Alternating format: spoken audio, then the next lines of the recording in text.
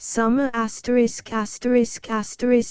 by Edith Wharton 1917 Contents I234V678911112131415161718 A girl came out of Lawyer Royal's house, at the end of the one street of North Dormer, and stood on the doorstep. It was the beginning of a June afternoon. The spring-like transparent sky shed a rain of silver sunshine on the roofs of the village, and on the pastures and larch woods surrounding it. A little wind moved among the round white clouds on the shoulders of the hills, driving their shadows across the fields and down the grassy road that takes the name of street when it passes through North Dormer. The place lies high and in the open, and lacks the lavish shade of the more protected New England villages.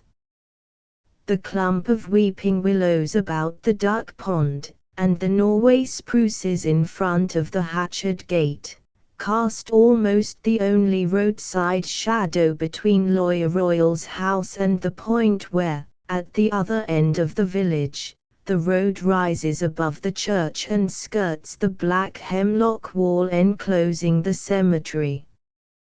The little June wind, frisking down the street, shook the doleful fringes of the hatched spruces, caught the straw hat of a young man just passing under them, and spun it clean across the road into the duck pond.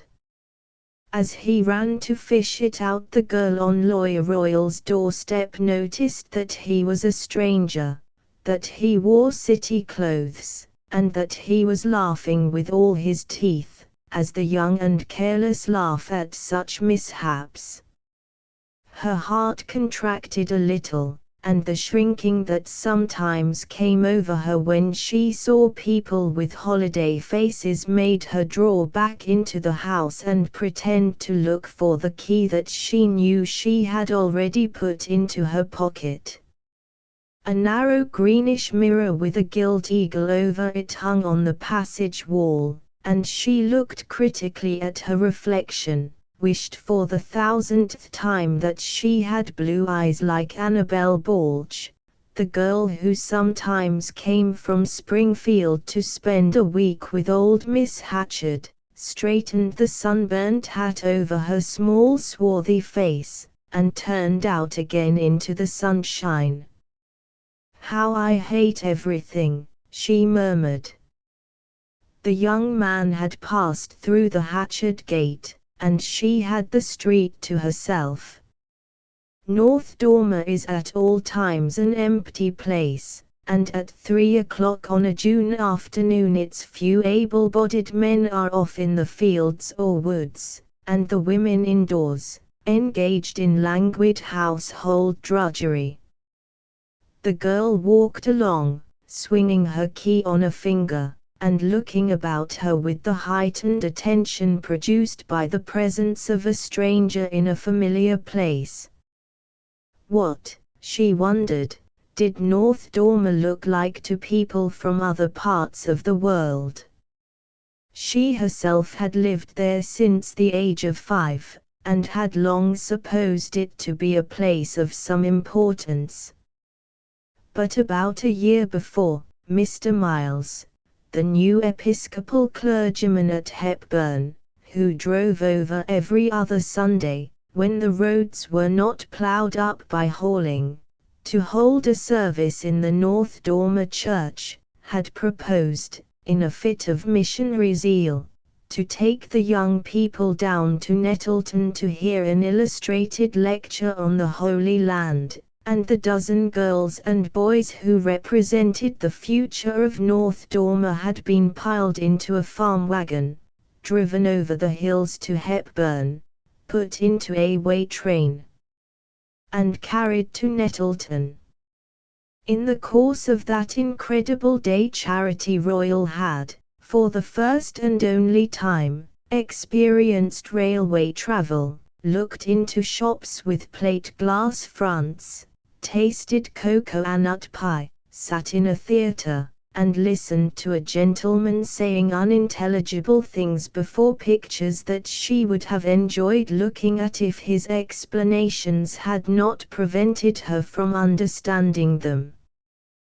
This initiation had shown her that North Dormer was a small place, and developed in her a thirst for information that her position as custodian of the village library had previously failed to excite. For a month or two she dipped feverishly and disconnectedly into the dusty volumes of the Hatchard Memorial Library. Then the impression of Nettleton began to fade, and she found it easier to take North Dormer as the norm of the universe than to go on reading. The sight of the stranger once more revived memories of Nettleton, and North Dormer shrank to its real size. As she looked up and down it, from Loy Royal's faded red house at one end to the white church at the other, she pitilessly took its measure. There it lay, a weather-beaten sunburnt village of the hills, abandoned of men, left apart by railway, trolley, telegraph, and all the forces that link life to life in modern communities. It had no shops, no theatres, no lectures, no business block, only a church that was opened every other Sunday if the state of the roads permitted, and a library for which no new books had been bought for 20 years, and where the old ones mouldered undisturbed on the damp shelves. Yet Charity Royal had always been told that she ought to consider it a privilege that her lot had been cast in North Dormer. She knew that, compared to the place she had come from, North Dormer represented all the blessings of the most refined civilization.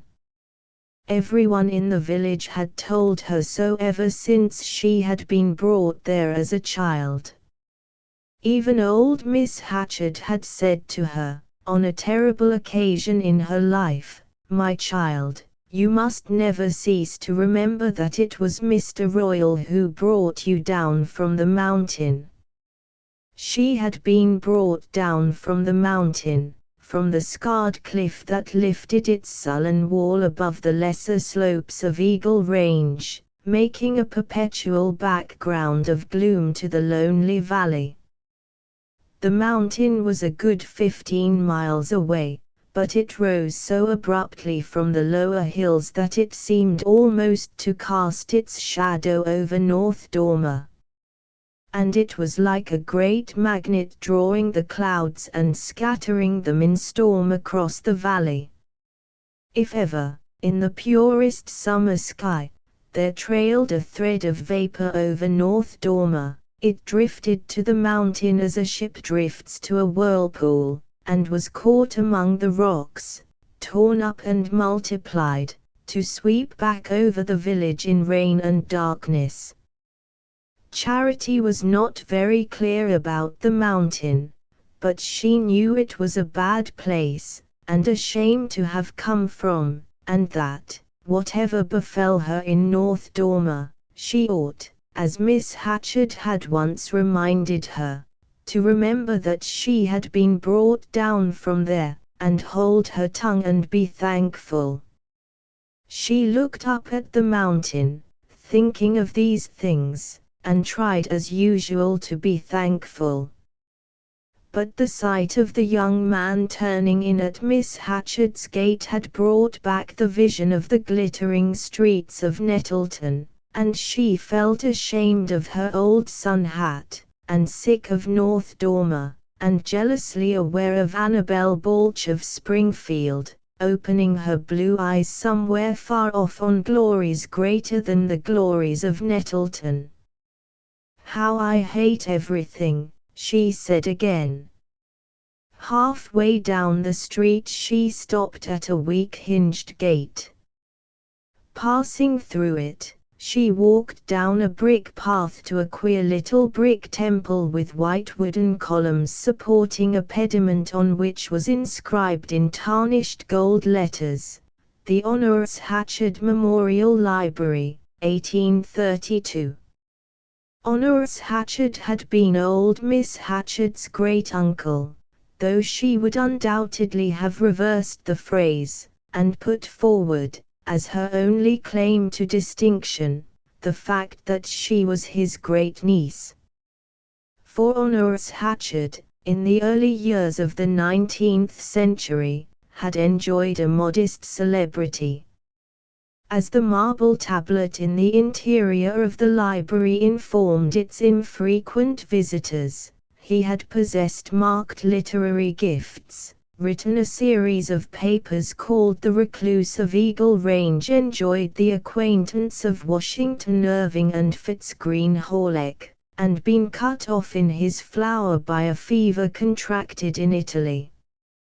Such had been the sole link between North Dormer and literature, a link piously commemorated by the erection of the monument where Charity Royal, every Tuesday and Thursday afternoon, sat at her desk under a freckled steel engraving of the deceased author, and wondered if he felt any deader in his grave than she did in his library. Entering her prison house with a listless step, she took off her hat, hung it on a plaster bust of Minerva, opened the shutters, leaned out to see if there were any eggs in the swallow's nest above one of the windows, and finally, seating herself behind the desk, drew out a roll of cotton lace and a steel crochet hook. She was not an expert workwoman, and it had taken her many weeks to make the half-yard of narrow lace which she kept wound about the buckram back of a disintegrated copy of the Lamplighter.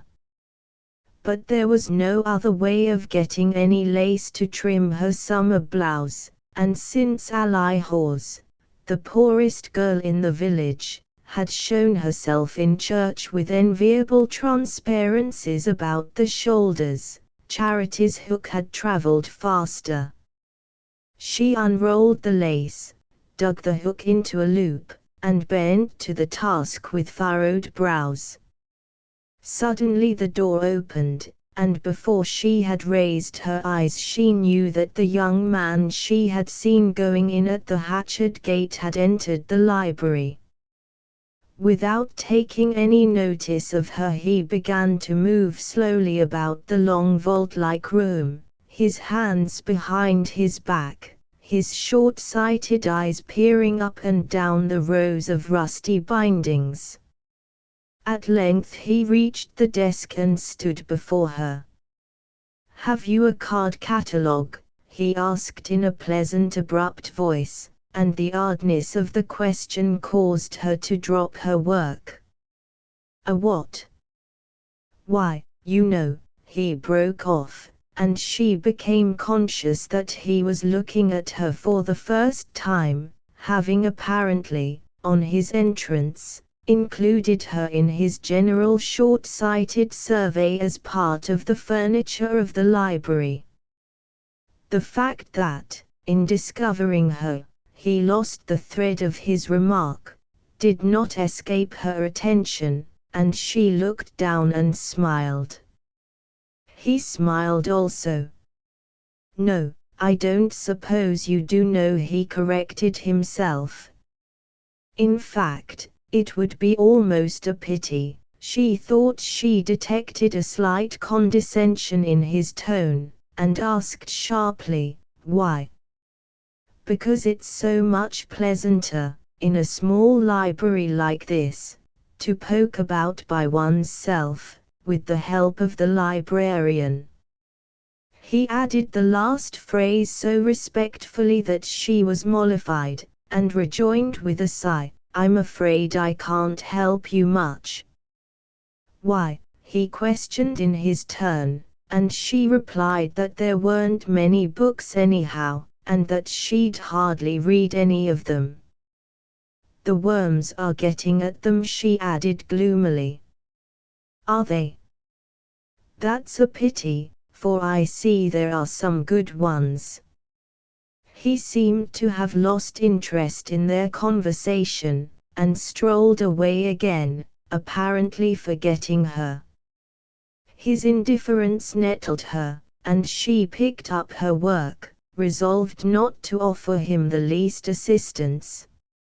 Apparently he did not need it, for he spent a long time with his back to her, lifting down, one after another, the tall cobwebby volumes from a distant shelf. "Oh, I say," he exclaimed, and looking up she saw that he had drawn out his handkerchief and was carefully wiping the edges of the book in his hand. The action struck her as an unwarranted criticism on her care of the books, and she said irritably, "It's not my fault if they are dirty." He turned around and looked at her with reviving interest. "Ah, then you're not the librarian." "Of course I am, but I can't dust all these books. Besides, nobody ever looks at them, now Miss Hatchard's too lame to come round." "No, I suppose not." He laid down the book he had been wiping, and stood considering her in silence. She wondered if Miss Hatchard had sent him round to pry into the way the library was looked after, and the suspicion increased her resentment. "I saw you going into her house just now, didn't I?" she asked, with the New England avoidance of the proper name. She was determined to find out why he was poking about among her books. "Miss Hatchard's house?" "Yes, she's my cousin and I'm staying there," the young man answered, adding, as if to disarm a visible distrust, "My name is Harney, Lucius Harney." "She may have spoken of me."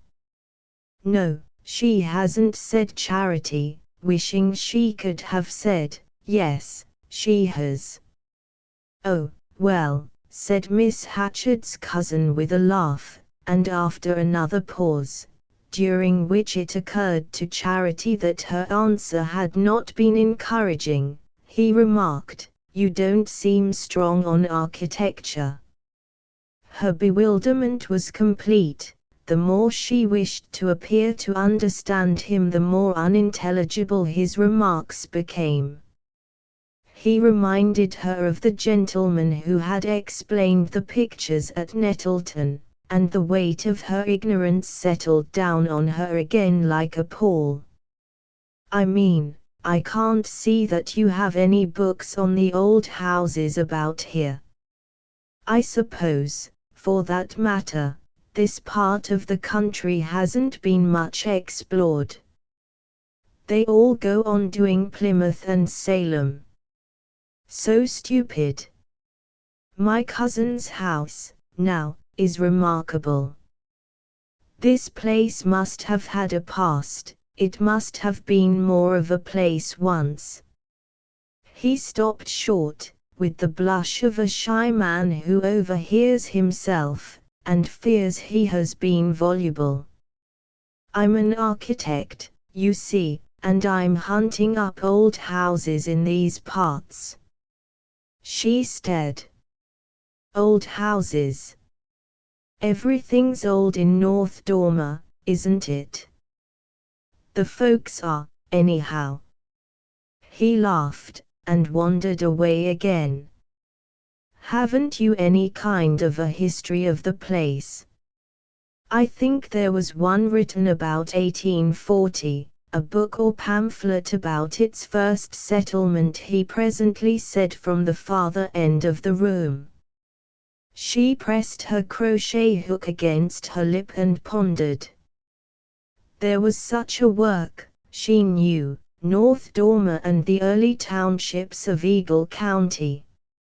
She had a special grudge against it because it was a limp weekly book that was always either falling off the shelf or slipping back and disappearing if one squeezed it in between sustaining volumes. She remembered the last time she had picked it up, wondering how anyone could have taken the trouble to write a book about North Dormer and its neighbors, Dormer, Hamblin, Creston and Creston River. She knew them all, mere lost clusters of houses in the folds of the desolate ridges, Dormer, where North Dormer went for its apples, Creston River, where there used to be a paper mill, and its grey walls stood decaying by the stream, and Hamblin, where the first snow always fell. Such were their titles to fame. She got up and began to move about vaguely before the shelves. But she had no idea where she had last put the book, and something told her that it was going to play her its usual trick and remain invisible. It was not one of her lucky days. "I guess it's somewhere," she said, to prove her zeal, but she spoke without conviction, and felt that her words conveyed none. "Oh, well," he said again. She knew he was going, and wished more than ever to find the book. "It will be for next time," he added, and picking up the volume he had laid on the desk he handed it to her. "By the way, a little air and sun would do this good, it's rather valuable." He gave her a nod and smile, and passed out. The hours of the Hatchard Memorial Librarian were from 3 to 5, and Charity Royal's sense of duty usually kept her at her desk until nearly 4:30. But she had never perceived that any practical advantage thereby accrued either to North Dormer or to herself, and she had no scruple in decreeing, when it suited her, that the library should close an hour earlier. A few minutes after Mr. Harney's departure she formed this decision, put away her lace, fastened the shutters, and turned the key in the door of the Temple of Knowledge. The street upon which she emerged was still empty, and after glancing up and down it she began to walk toward her house. But instead of entering she passed on, turned into a field path and mounted to a pasture on the hillside. She let down the bars of the gate, followed a trail along the crumbling wall of the pasture, and walked on till she reached a knoll where a clump of larches shook out their fresh tassels to the wind. There she lay down on the slope, tossed off her hat and hid her face in the grass. She was blind and insensible to many things, and dimly knew it, but to all that was light and air, perfume and color, every drop of blood in her responded. She loved the roughness of the dry mountain grass under her palms, the smell of the thyme into which she crushed her face, the fingering of the wind in her hair and through her cotton blouse, and the creak of the larches as they swayed to it. She often climbed up the hill and lay there alone for the mere pleasure of feeling the wind and of rubbing her cheeks in the grass. Generally at such times she did not think of anything, but lay immersed in an inarticulate well-being. Today the sense of well-being was intensified by her joy at escaping from the library. She liked well enough to have a friend drop in and talk to her when she was on duty, but she hated to be bothered about books. How could she remember where they were, when they were so seldom asked for? Orma Fry occasionally took out a novel, and her brother Ben was fond of what he called geography and of books relating to trade and bookkeeping, but no one else asked for anything except, at intervals, Uncle Tom's Cabin or opening of a chestnut burr or Longfellow. She had these under her hand, and could have found them in the dark, but unexpected demands came so rarely that they exasperated her like an injustice. She had liked the young man's looks, and his short-sighted eyes, and his odd way of speaking, that was abrupt yet soft, just as his hands were sunburnt and sinewy, yet with smooth nails like a woman's. His hair was sunburnt looking too, or rather the color of bracken after frost, his eyes gray, with the appealing look of the short-sighted, his smile shy yet confident, as if he knew lots of things she had never dreamed of, and yet wouldn't for the world have had her feel his superiority. But she did feel it, and liked the feeling, for it was new to her. Poor and ignorant as she was, and knew herself to be, humblest of the humble even in North Dormer, where to come from the mountain was the worst disgrace, yet in her narrow world she had always ruled. It was partly, of course, owing to the fact that Lawyer Royal was the biggest man in North Dormer, so much too big for it, in fact, that outsiders, who didn't know, always wondered how it held him. In spite of everything, and in spite even of Miss Hatchard, Lawyer Royal ruled in North Dormer, and Charity ruled in Lawyer Royal's house. She had never put it to herself in those terms, but she knew her power, knew what it was made of, and hated it.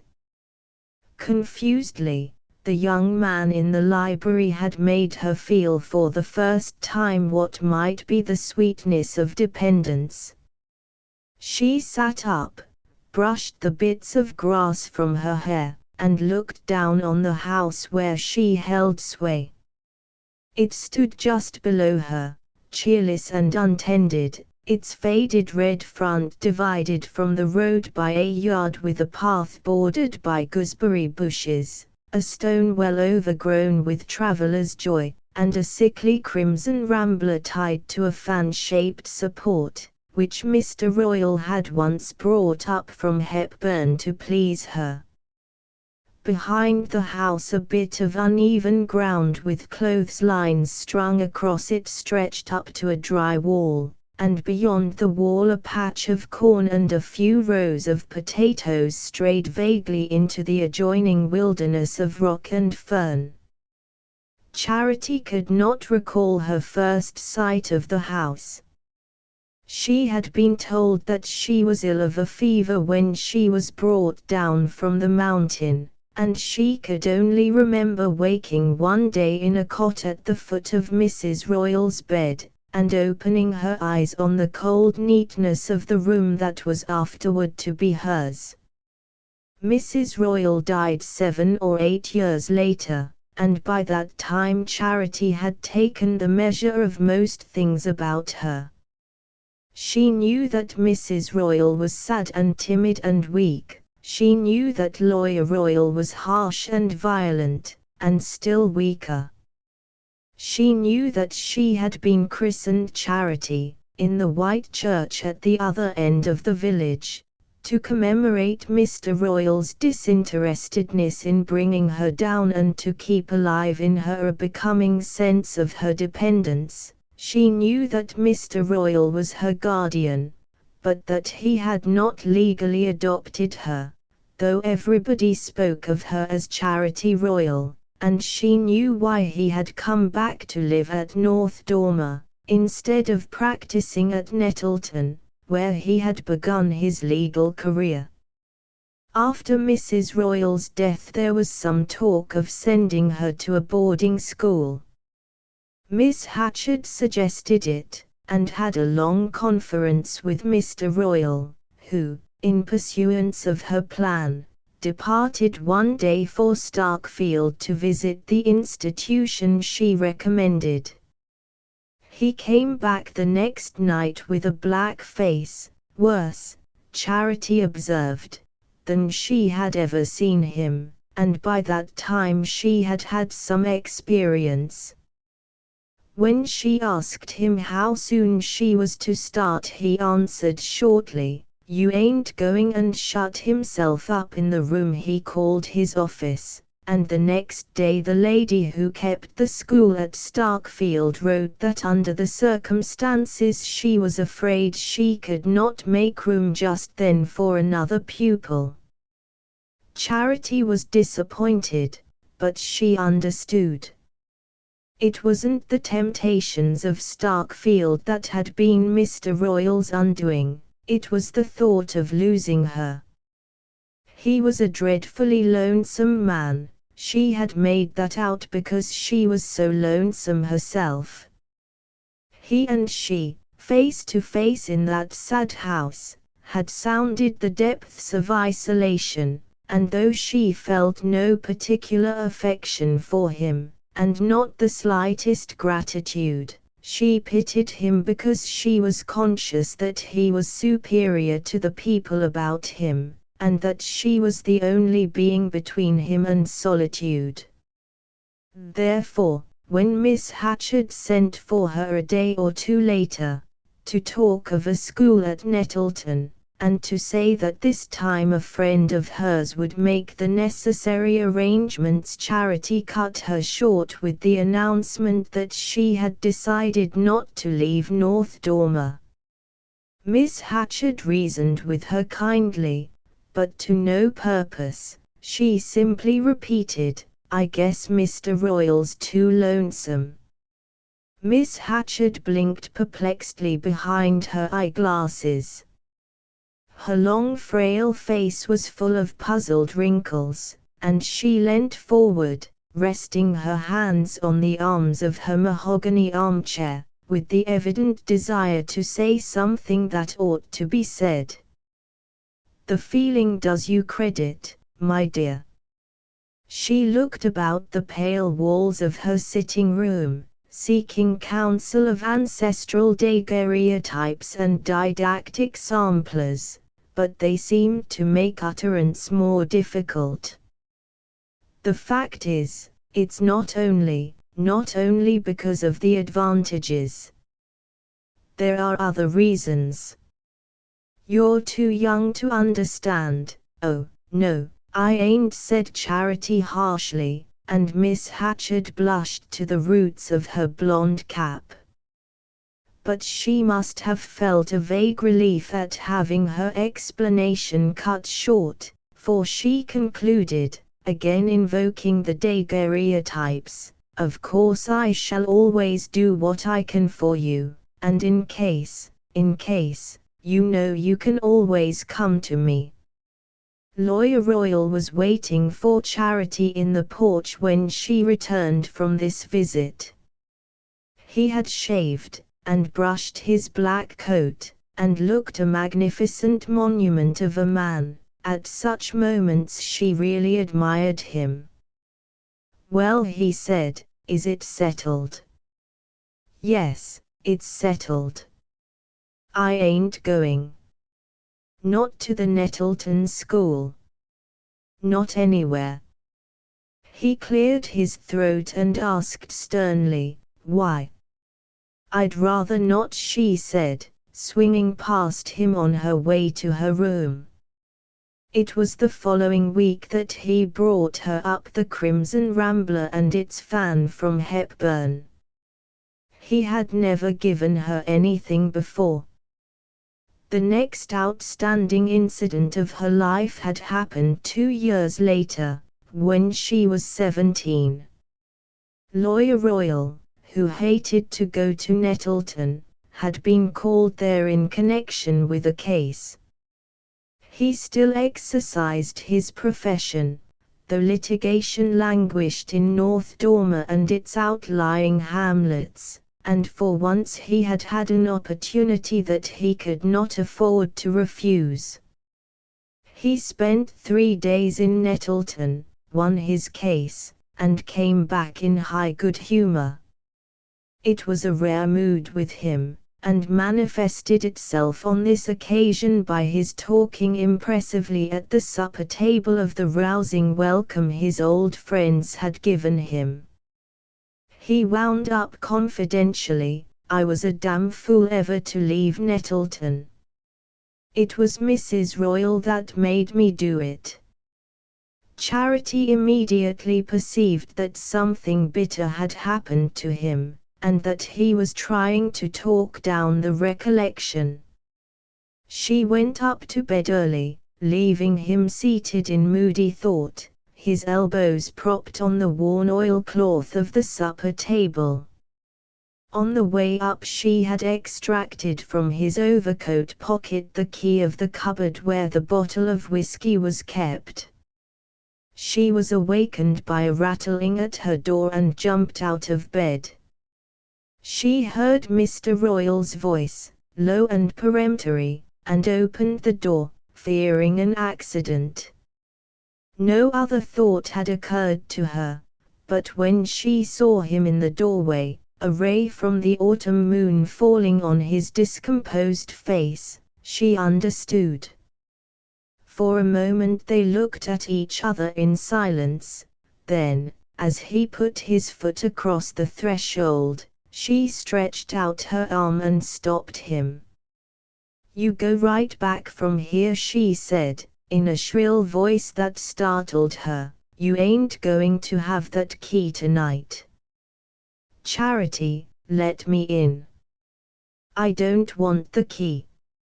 I'm a lonesome man," he began, in the deep voice that sometimes moved her. Her heart gave a startled plunge, but she continued to hold him back contemptuously. "Well, I guess you made a mistake, then. This ain't your wife's room any longer." She was not frightened, she simply felt a deep disgust, and perhaps he divined it or read it in her face, for after staring at her a moment he drew back and turned slowly away from the door. With her ear to her keyhole she heard him feel his way down the dark stairs, and toward the kitchen, and she listened for the crash of the cupboard panel, but instead she heard him, after an interval, unlock the door of the house, and his heavy steps came to her through the silence as he walked down the path. She crept to the window and saw his bent figure striding up the road in the moonlight. Then a belated sense of fear came to her with the consciousness of victory, and she slipped into bed, cold to the bone. A day or two later poor Eudora Skeff, who for 20 years had been the custodian of the Hatchard Library, died suddenly of pneumonia, and the day after the funeral Charity went to see Miss Hatchard, and asked to be appointed librarian. The request seemed to surprise Miss Hatchard. She evidently questioned the new candidate's qualifications. "Why, I don't know, my dear. Aren't you rather too young?" she hesitated. "I want to earn some money," Charity merely answered. "Doesn't Mr. Royal give you all you require?" "No one is rich in North Dormer. I want to earn money enough to get away." "To get away?" Miss Hatchard's puzzled wrinkles deepened, and there was a distressful pause. "You want to leave Mr. Royal?" "Yes, or I want another woman in the house with me," said Charity resolutely. Miss Hatchard clasped her nervous hands about the arms of her chair.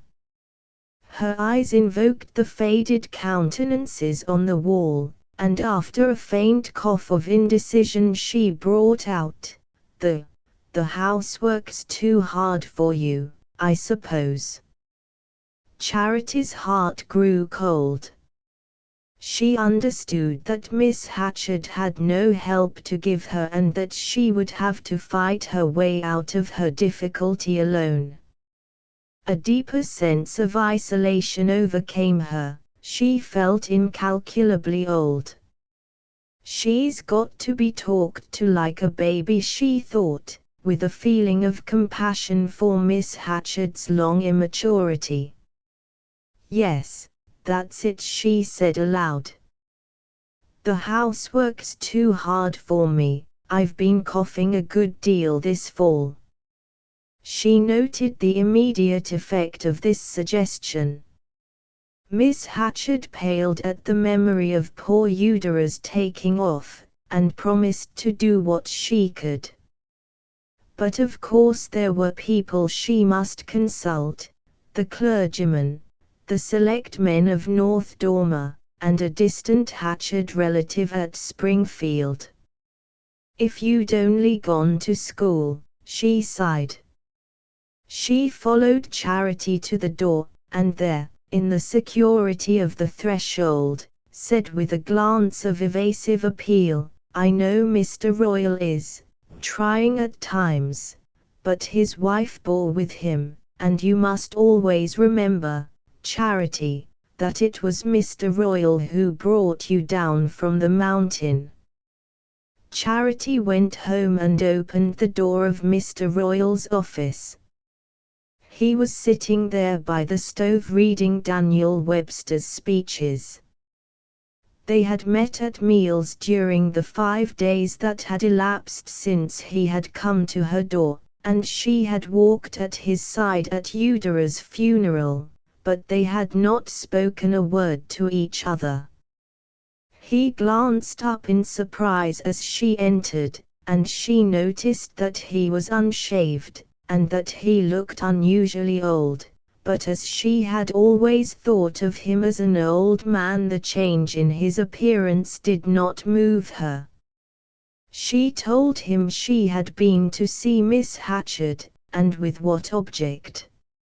She saw that he was astonished, but he made no comment. "I told her the housework was too hard for me, and I wanted to earn the money to pay for a hired girl. But I ain't going to pay for her, you've got to. I want to have some money of my own." Mr. Royal's bushy black eyebrows were drawn together in a frown, and he sat drumming with ink-stained nails on the edge of his desk. "What do you want to earn money for?" he asked. "So's to get away when I want to." "Why do you want to get away?" Her contempt flashed out. "Do you suppose anybody'd stay at North Dormer if they could help it?" "You wouldn't, folks say." With lowered head he asked, "Where'd you go to?" "Anywhere where I can earn my living. I'll try here first, and if I can't do it here I'll go somewhere else. I'll go up the mountain if I have to." She paused on this threat, and saw that it had taken effect. "I want you should get Miss Hatchard and the select men to take me at the library, and I want a woman here in the house with me," she repeated. Mr. Royal had grown exceedingly pale. When she ended he stood up ponderously, leaning against the desk, and for a second or two they looked at each other. "See here," he said at length as though utterance were difficult, "there's something I've been wanting to say to you. I'd ought to have said it before. I want you to marry me." The girl still stared at him without moving. "I want you to marry me," he repeated, clearing his throat. "The minister'll be up here next Sunday and we can fix it up then. Or I'll drive you down to Hepburn to the justice, and get it done there. I'll do whatever you say."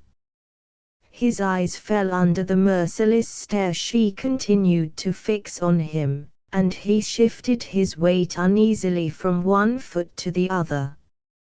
As he stood there before her, unwieldy, shabby, disordered, the purple veins distorting the hands he pressed against the desk, and his long orator's jaw trembling with the effort of his avowal. He seemed like a hideous parody of the fatherly old man she had always known. "Marry you? Me?" she burst out with a scornful laugh. "Was that what you came to ask me the other night? What's come over you, I wonder? How long is it since you've looked at yourself in the glass?" She straightened herself, insolently conscious of her youth and strength. "I suppose you think it would be cheaper to marry me than to keep a hired girl.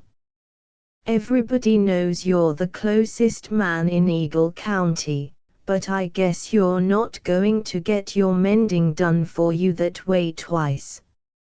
Mr. Royal did not move while she spoke. His face was ash-colored and his black eyebrows quivered as though the blaze of her scorn had blinded him. When she ceased, he held up his hand. "That'll do, that'll about do," he said. He turned to the door and took his hat from the hat peg. On the threshold he paused.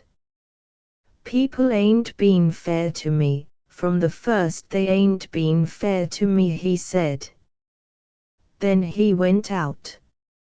A few days later North Dormer learned with surprise that Charity had been appointed librarian of the Hatchard Memorial at a salary of $8 a month, and that old Vienna Marsh, from the Creston Arms House, was coming to live at Lawyer Royal's and do the cooking.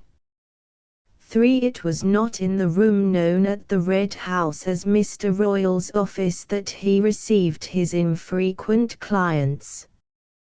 Professional dignity and masculine independence made it necessary that he should have a real office, under a different roof, and his standing as the only lawyer of North Dormer required that the roof should be the same as that which sheltered the town hall and the post office.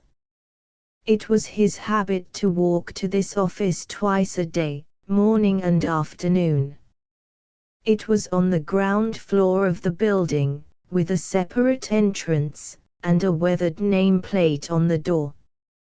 Before going in he stepped into the post office for his mail, usually an empty ceremony, said a word or two to the town clerk, who sat across the passage in idle state, and then went over to the store on the opposite corner, where Carrick Fry, the storekeeper, always kept a chair for him, and where he was sure to find one or two select men leaning on the long counter, in an atmosphere of rope, leather, tar and coffee beans. Mr. Royal, though monosyllabic at home, was not averse, in certain moods, to imparting his views to his fellow townsmen. Perhaps, also, he was unwilling that his rare clients should surprise him sitting, clerkless and unoccupied, in his dusty office.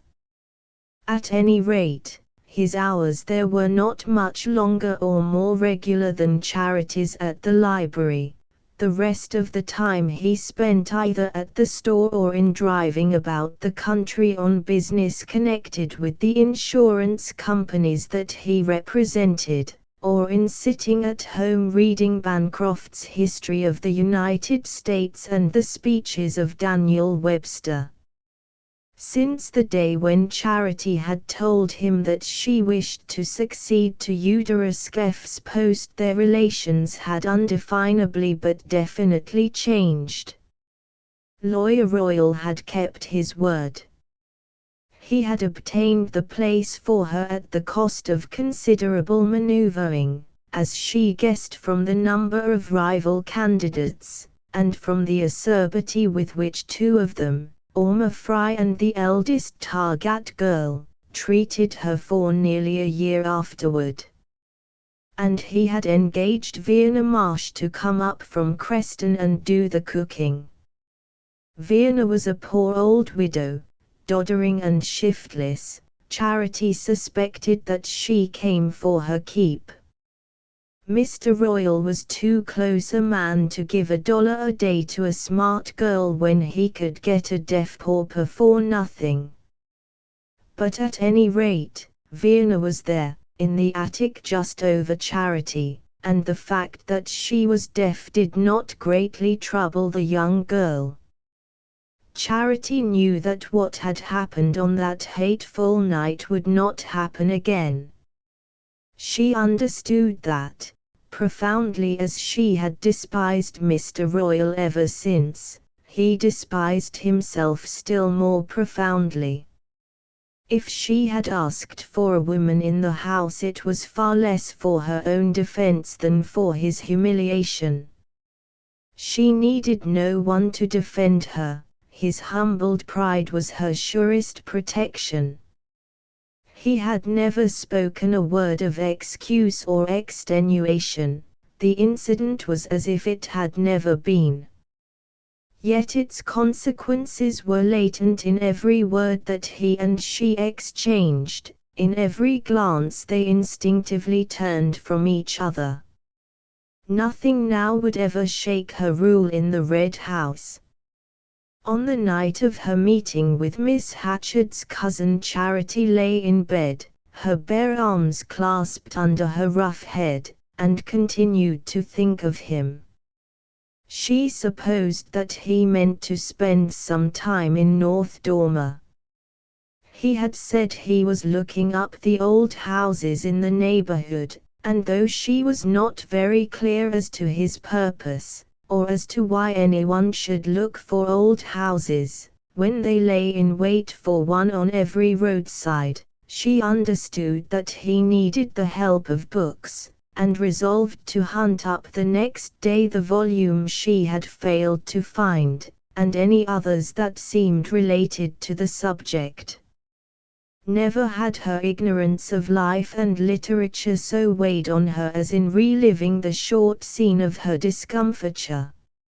"It's no use trying to be anything in this place," she muttered to her pillow, and she shriveled at the vision of vague metropolises, shining Supernettletons, where girls in better clothes than Belle Balch's talked fluently of architecture to young men with hands like Lucius Harney's.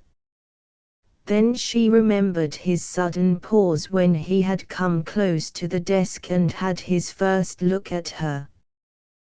The sight had made him forget what he was going to say. She recalled the change in his face, and jumping up she ran over the bare boards to her washstand, found the matches, lit a candle, and lifted it to the square of looking-glass on the whitewashed wall.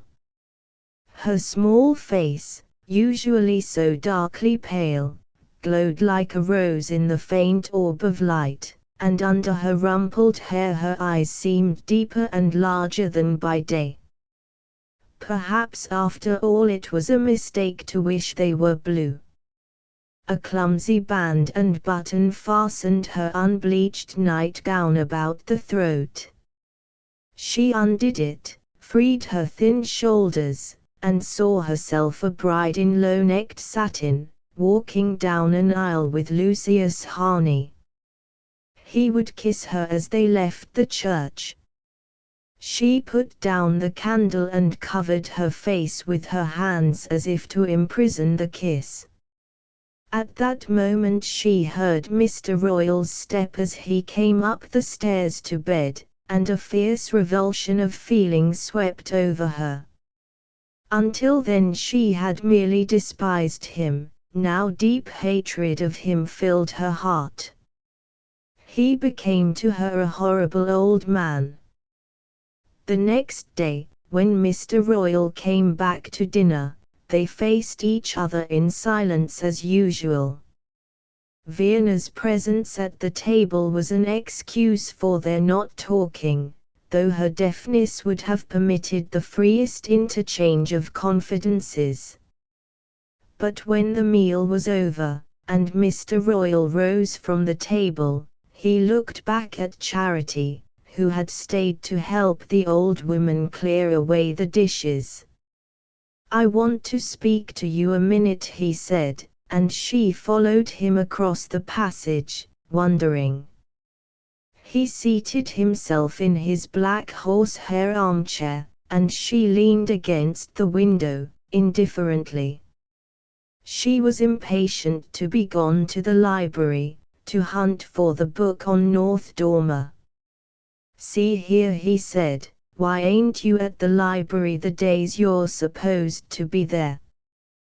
The question, breaking in on her mood of blissful abstraction, deprived her of speech, and she stared at him for a moment without answering. "Who says I ain't? There's been some complaints made, it appears. Miss Hatchard sent for me this morning." Charity's smouldering resentment broke into a blaze. "I know. Orma Fry, and that toad of a Targat girl, and Ben Fry, like as not.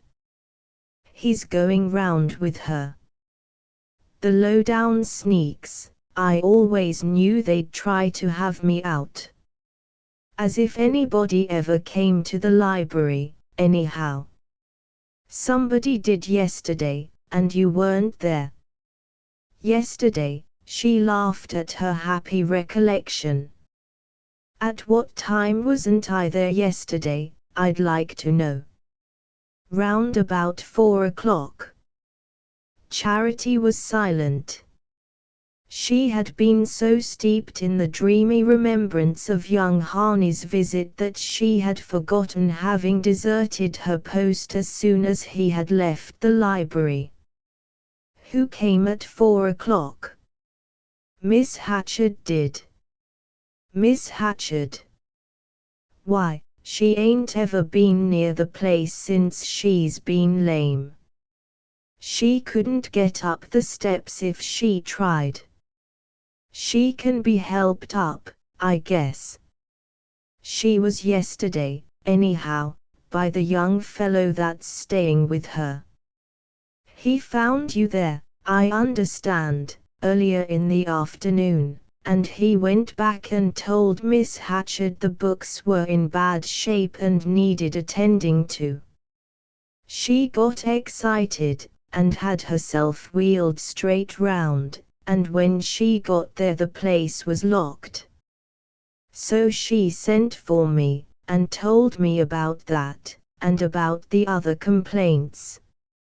She claims you've neglected things, and that she's going to get a trained librarian."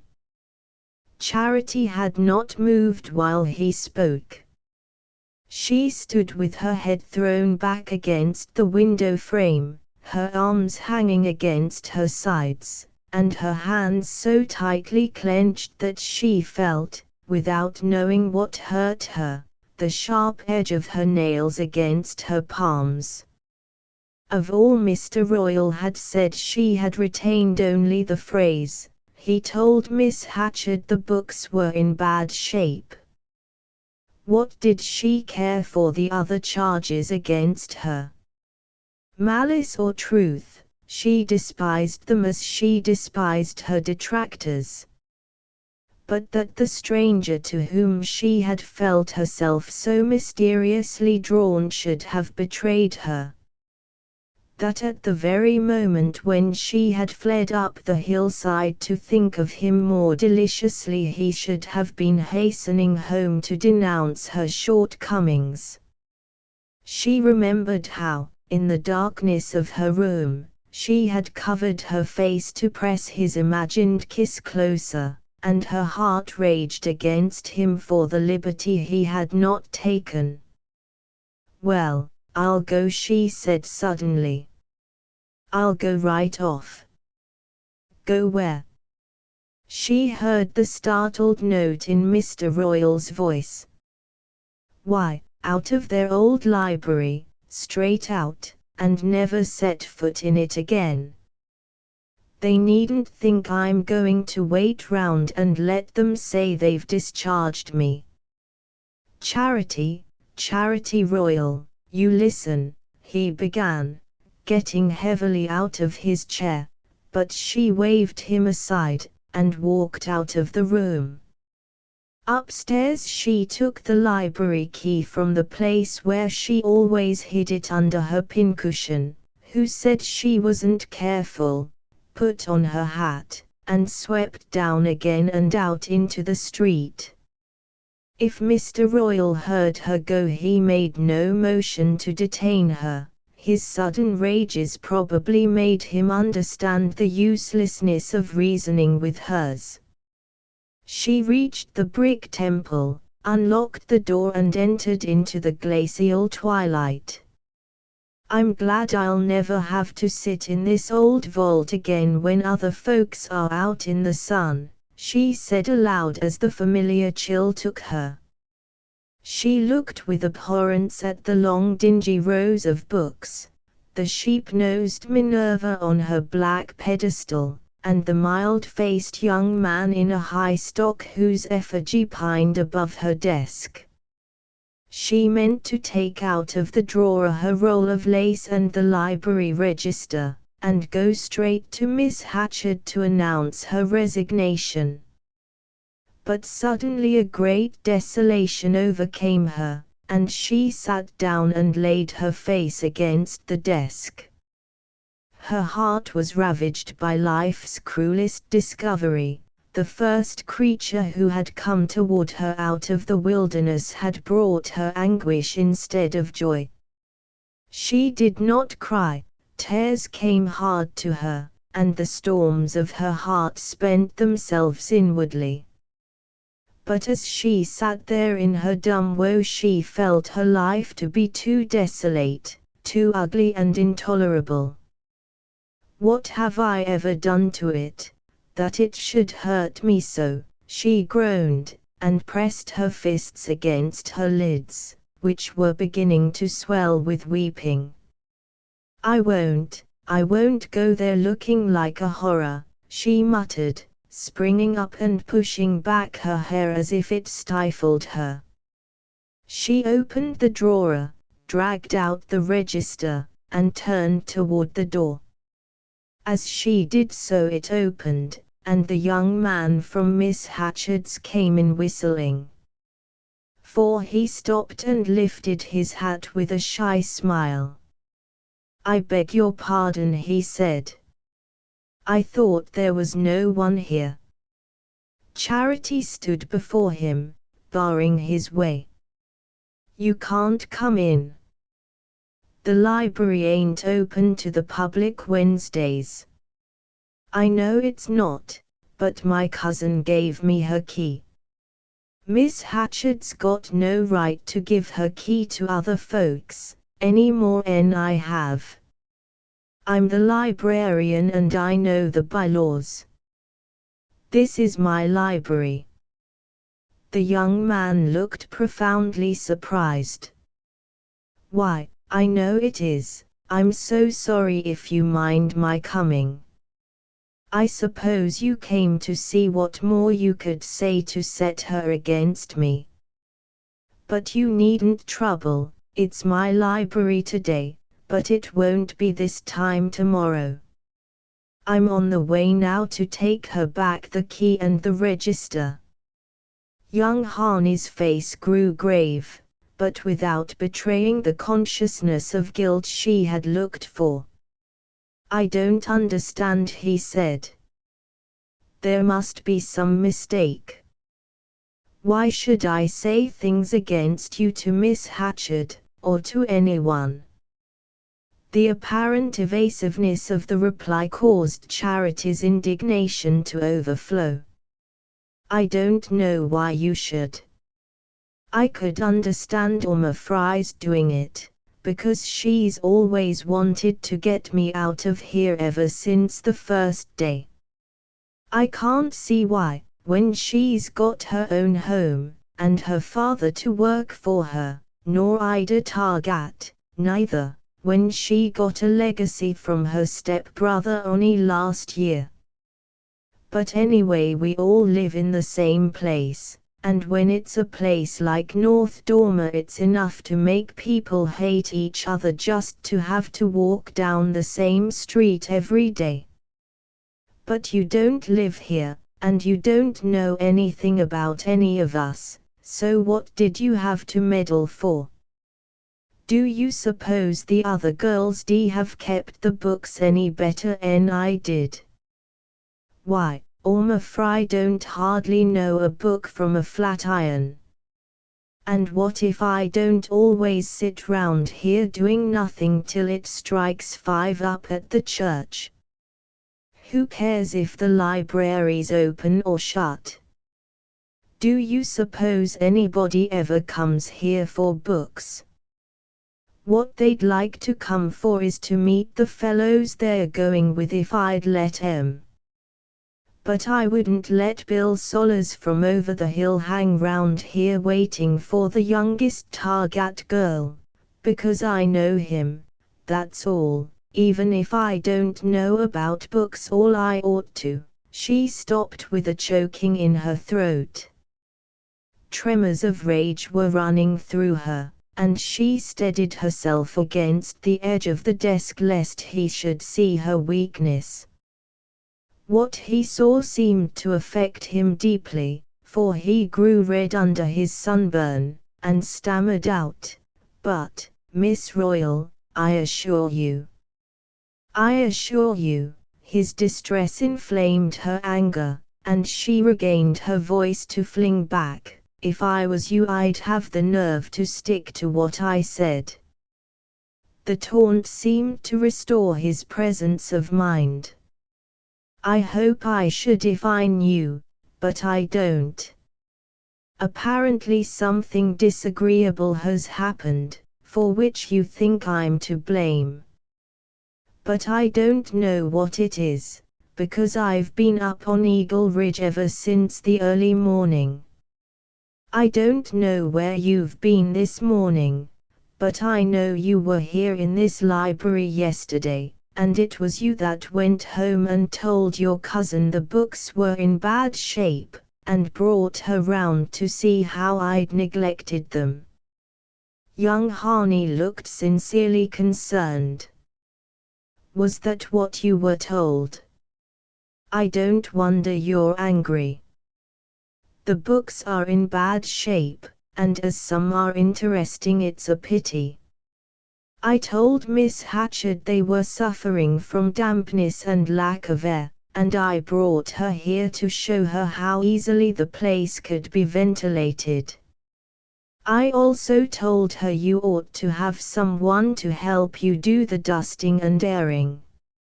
If you were given a wrong version of what I said, I'm sorry. But I'm so fond of old books that I'd rather see them made into a bonfire than left to moulder away like these." Charity felt her sobs rising and tried to stifle them in words. "I don't care what you say you told her. All I know is she thinks it's all my fault, and I'm going to lose my job, and I wanted it more than anyone in the village. Because I haven't got anybody belonging to me, the way other folks have. All I wanted was to put aside money enough to get away from here sometime. D'you suppose if it hadn't been for that I'd have kept on sitting day after day in this old vault?" Of this appeal her hearer took up only the last question. "It is an old vault, but need it be? That's the point. And it's my putting the question to my cousin that seems to have been the cause of the trouble." His glance explored the melancholy penumbra of the long narrow room, resting on the blotched walls, the discolored rows of books, and the stern rosewood desk surmounted by the portrait of the young honoress. "Of course it's a bad job to do anything with a building jammed against a hill like this ridiculous mausoleum. You couldn't get a good draft through it without blowing a hole in the mountain. But it can be ventilated after a fashion, and the sun can be let in. I'll show you how if you like." The architect's passion for improvement had already made him lose sight of her grievance, and he lifted his stick instructively toward the cornice. But her silence seemed to tell him that she took no interest in the ventilation of the library, and turning back to her abruptly he held out both hands. "Look here, you don't mean what you said. You don't really think I'd do anything to hurt you?" A new note in his voice disarmed her. No one had ever spoken to her in that tone. "Oh, what did you do it for then?" she wailed. He had her hands in his, and she was feeling the smooth touch that she had imagined the day before on the hillside. He pressed her hands lightly and let them go. "Why, to make things pleasanter for you here, and better for the books. I'm sorry if my cousin twisted around what I said. She's excitable, and she lives on trifles. I ought to have remembered that. Don't punish me by letting her think you take her seriously." It was wonderful to hear him speak of Miss Hatchett as if she were a querulous baby. In spite of his shyness, he had the air of power that the experience of cities probably gave. It was the fact of having lived in Nettleton that made Lawyer Royal, in spite of his infirmities, the strongest man in North Dormer, and Charity was sure that this young man had lived in bigger places than Nettleton. She felt that if she kept up her denunciatory tone he would secretly class her with Miss Hatchett, and the thought made her suddenly simple. "It don't matter to Miss Hatchett how I take her. Mr. Royal says she's going to get a trained librarian, and I'd sooner resign than have the village say she sent me away." "Naturally you would. But I'm sure she doesn't mean to send you away. At any rate, won't you give me the chance to find out first and let you know? It will be time enough to resign if I'm mistaken." Her pride flamed into her cheeks at the suggestion of his intervening. "I don't want anybody should coax her to keep me if I don't suit." He colored too. "I give you my word I won't do that. Only wait till tomorrow, will you?" He looked straight into her eyes with his shy gray glance.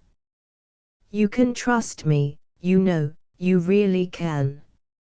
All the old frozen woes seemed to melt in her, and she murmured awkwardly, looking away from him, "Oh, I'll wait." There had never been such a June in Eagle County. Usually it was a month of moods, with abrupt alternations of belated frost and midsummer heat. This year, day followed day in a sequence of temperate beauty. Every morning a breeze blew steadily from the hills. Toward noon it built up great canopies of white cloud that threw a cool shadow over fields and woods. Then before sunset the clouds dissolved again, and the western light rained its unobstructed brightness on the valley. On such an afternoon Charity Royal lay on a ridge above a sunlit hollow, her face pressed to the earth and the warm currents of the grass running through her. Directly in her line of vision a blackberry branch laid its frail white flowers and blue-green leaves against the sky. Just beyond, a tuft of sweet fern uncurled between the beaded shoots of the grass, and a small yellow butterfly vibrated over them like a fleck of sunshine. This was all she saw, but she felt, above her and about her, the strong growth of the beeches clothing the ridge, the rounding of pale green cones on countless spruce branches, the push of myriads of sweet fern fronds in the cracks of the stony slope below the wood, and the crowding shoots of meadowsweet and yellow flags in the pasture beyond. All this bubbling of sap and slipping of sheaths and bursting of calyxes was carried to her on mingled currents of fragrance. Every leaf and bud and blade seemed to contribute its exhalation to the pervading sweetness in which the pungency of pine sap prevailed over the spice of thyme and the subtle perfume of fern, and all were merged in a moist earth smell that was like the breath of some huge sun-warmed animal. Charity had lain there a long time, passive and sun-warmed as the slope on which she lay, when there came between her eyes and the dancing butterfly the sight of a man's foot in a large worn boot covered with red mud. "Oh, don't!" she exclaimed, raising herself on her elbow and stretching out a warning hand. "Don't what?" a hoarse voice asked above her head. "Don't stamp on those bramble flowers, you dolt," she retorted, springing to her knees. The foot paused and then descended clumsily on the frail branch, and raising her eyes she saw above her the bewildered face of a slouching man with a thin sunburnt beard, and white arms showing through his ragged shirt. "Don't you ever see anything, Liv Hyatt?" she assailed him, as he stood before her with the look of a man who has stirred up a wasp's nest. He grinned. "I seen you. That's what I come down for." "Down from where?" she questioned, stooping to gather up the petals his foot had scattered. He jerked his thumb toward the heights. "Been cutting down trees for Dan Targat." Charity sank back on her heels and looked at him musingly. She was not in the least afraid of poor Liv Hyatt, though he came from the mountain and some of the girls ran when they saw him. Among the more reasonable he passed for a harmless creature, a sort of link between the mountain and civilized folk, who occasionally came down and did a little wood cutting for a farmer when hands were short. Besides, she knew the mountain people would never hurt her. Liv himself had told her so once when she was a little girl, and had met him one day at the edge of Lawyer Royal's pasture. "They won't any of them touch you up there, if ever you was to come up. But I don't suppose you will," he had added philosophically, looking at her new shoes, and at the red ribbon that Mrs. Royal had tied in her hair. Charity had, in truth, never felt any desire to visit her birthplace. She did not care to have it known that she was of the mountain, and was shy of being seen in talk with Liv Hyatt. But today she was not sorry to have him appear. A great many things had happened to her since the day when young Lucius Harney had entered the doors of the Hatchard Memorial, but none, perhaps, so unforeseen as the fact of her suddenly finding it a convenience to be on good terms with Liv Hyatt. She continued to look up curiously at his freckled weather-beaten face, with feverish hollows below the cheekbones and the pale yellow eyes of a harmless animal. "I wonder if he's related to me," she thought, with a shiver of disdain. "Is there any folks living in the brown house by the swamp, up under Porcupine?" she presently asked in an indifferent tone. Liv Hyatt, for a while, considered her with surprise, then he scratched his head and shifted his weight from one tattered sole to the other. "There's always the same folks in the brown house," he said with his vague grin. "They're from up your way, ain't they?" "Their name's the same as mine," he rejoined uncertainly. Charity still held him with resolute eyes. "See here, I want to go there some day and take a gentleman with me that's boarding with us. He's up in these parts drawing pictures." She did not offer to explain this statement. It was too far beyond Liv Hyatt's limitations for the attempt to be worth making. "He wants to see the brown house, and go all over it," she pursued. Liv was still running his fingers perplexedly through his shock of straw-colored hair. "Is it a fellow from the city?" he asked. "Yes. He draws pictures of things. He's down there now drawing the Borner house." She pointed to a chimney just visible over the dip of the pasture below the wood. "The Borner house?" Liv echoed incredulously. "Yes. You won't understand, and it don't matter. All I say is, he's going to the Hyatts in a day or two." Liv looked more and more perplexed. "Bash is ugly sometimes in the afternoons." She threw her head back, her eyes full on Hyatt's.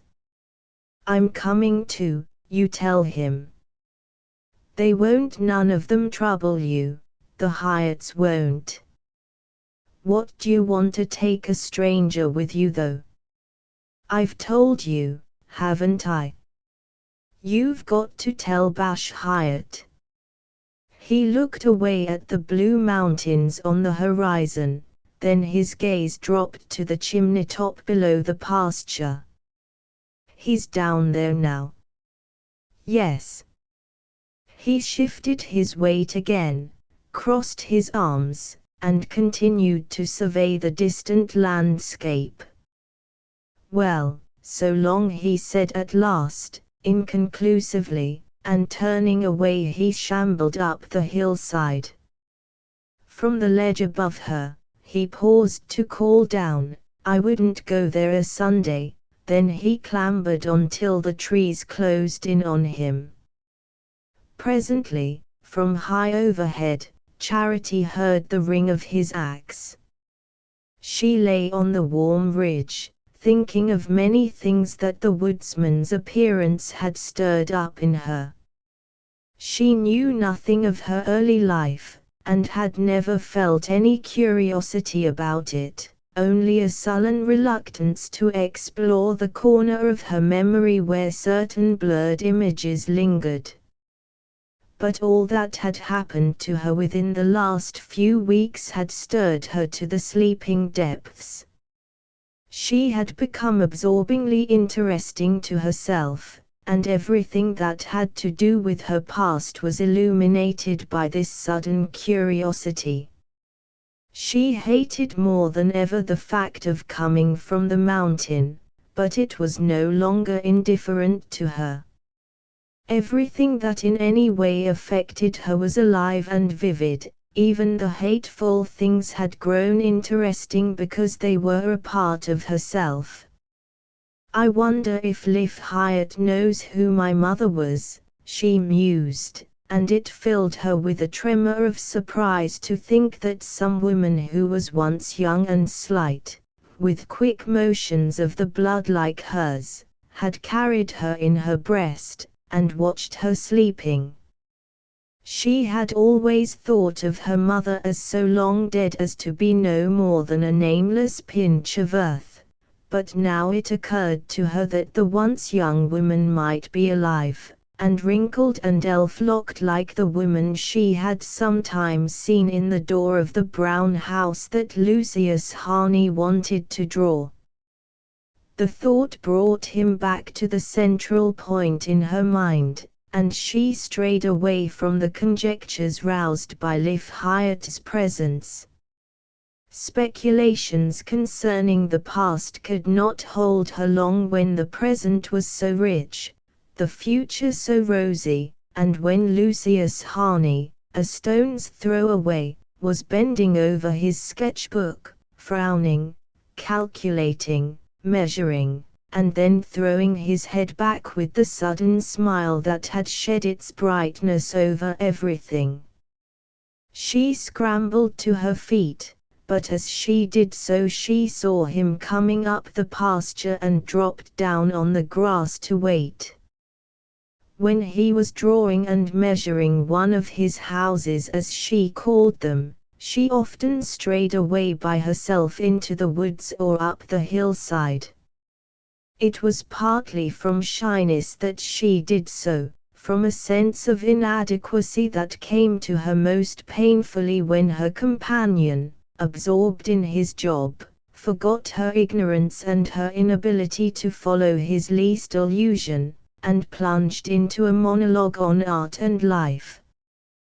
To avoid the awkwardness of listening with a blank face, and also to escape the surprised stare of the inhabitants of the houses before which he would abruptly pull up their horse and open his sketchbook, she slipped away to some spot from which, without being seen, she could watch him at work, or at least look down on the house he was drawing. She had not been displeased, at first, to have it known to North Dormer and the neighborhood that she was driving Miss Hatchard's cousin about the country in the buggy he had hired of Lawyer Royal. She had always kept to herself, contemptuously aloof from village love-making, without exactly knowing whether her fierce pride was due to the sense of her tainted origin, or whether she was reserving herself for a more brilliant fate. Sometimes she envied the other girls their sentimental preoccupations, their long hours of inarticulate philandering with one of the few youths who still lingered in the village. But when she pictured herself curling her hair or putting a new ribbon on her hat for Ben Fry or one of the Solers boys, the fever dropped and she relapsed into indifference. Now she knew the meaning of her disdains and reluctances.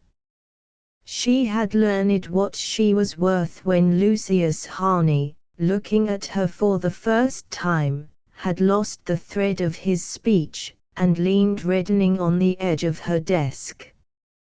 But another kind of shyness had been born in her, a terror of exposing to vulgar perils the sacred treasure of her happiness. She was not sorry to have the neighbors suspect her of going with a young man from the city, but she did not want it known to all the countryside how many hours of the long June days she spent with him. What she most feared was that the inevitable comments should reach Mr. Royal. Charity was instinctively aware that few things concerning her escaped the eyes of the silent man under whose roof she lived, and in spite of the latitude which North Dormer accorded to courting couples, she had always felt that, on the day when she showed too open a preference, Mr. Royal might, as she phrased it, make her pay for it. How, she did not know, and her fear was the greater because it was undefinable. If she had been accepting the attentions of one of the village youths she would have been less apprehensive. Mr. Royal could not prevent her marrying when she chose to. But everybody knew that going with a city fellow was a different and less straightforward affair. Almost every village could show a victim of the perilous venture.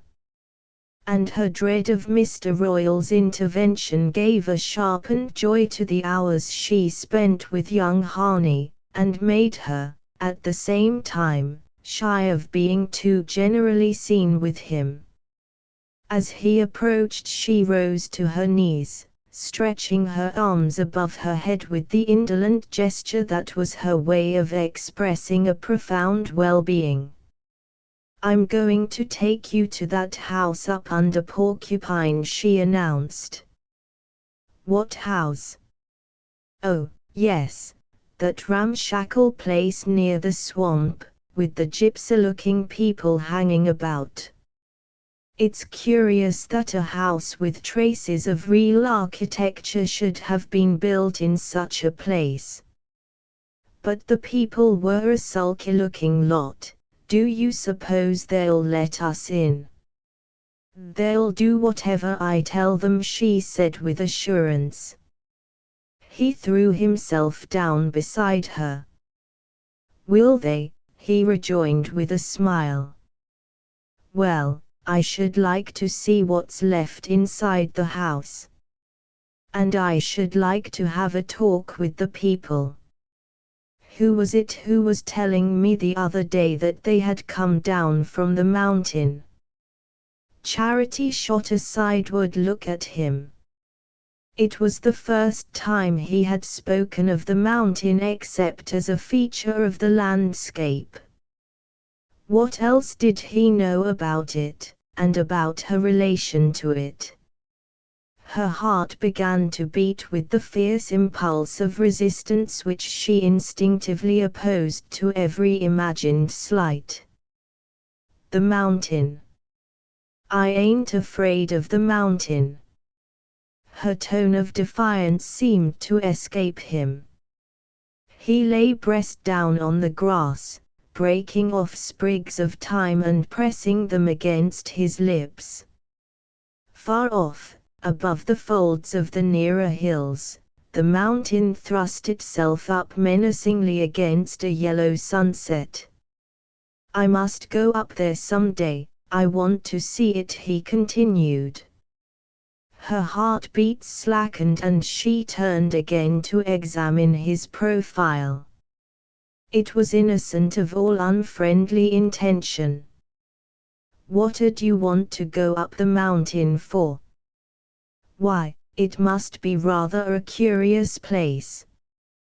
There's a queer colony up there, you know, sort of outlaws, a little independent kingdom.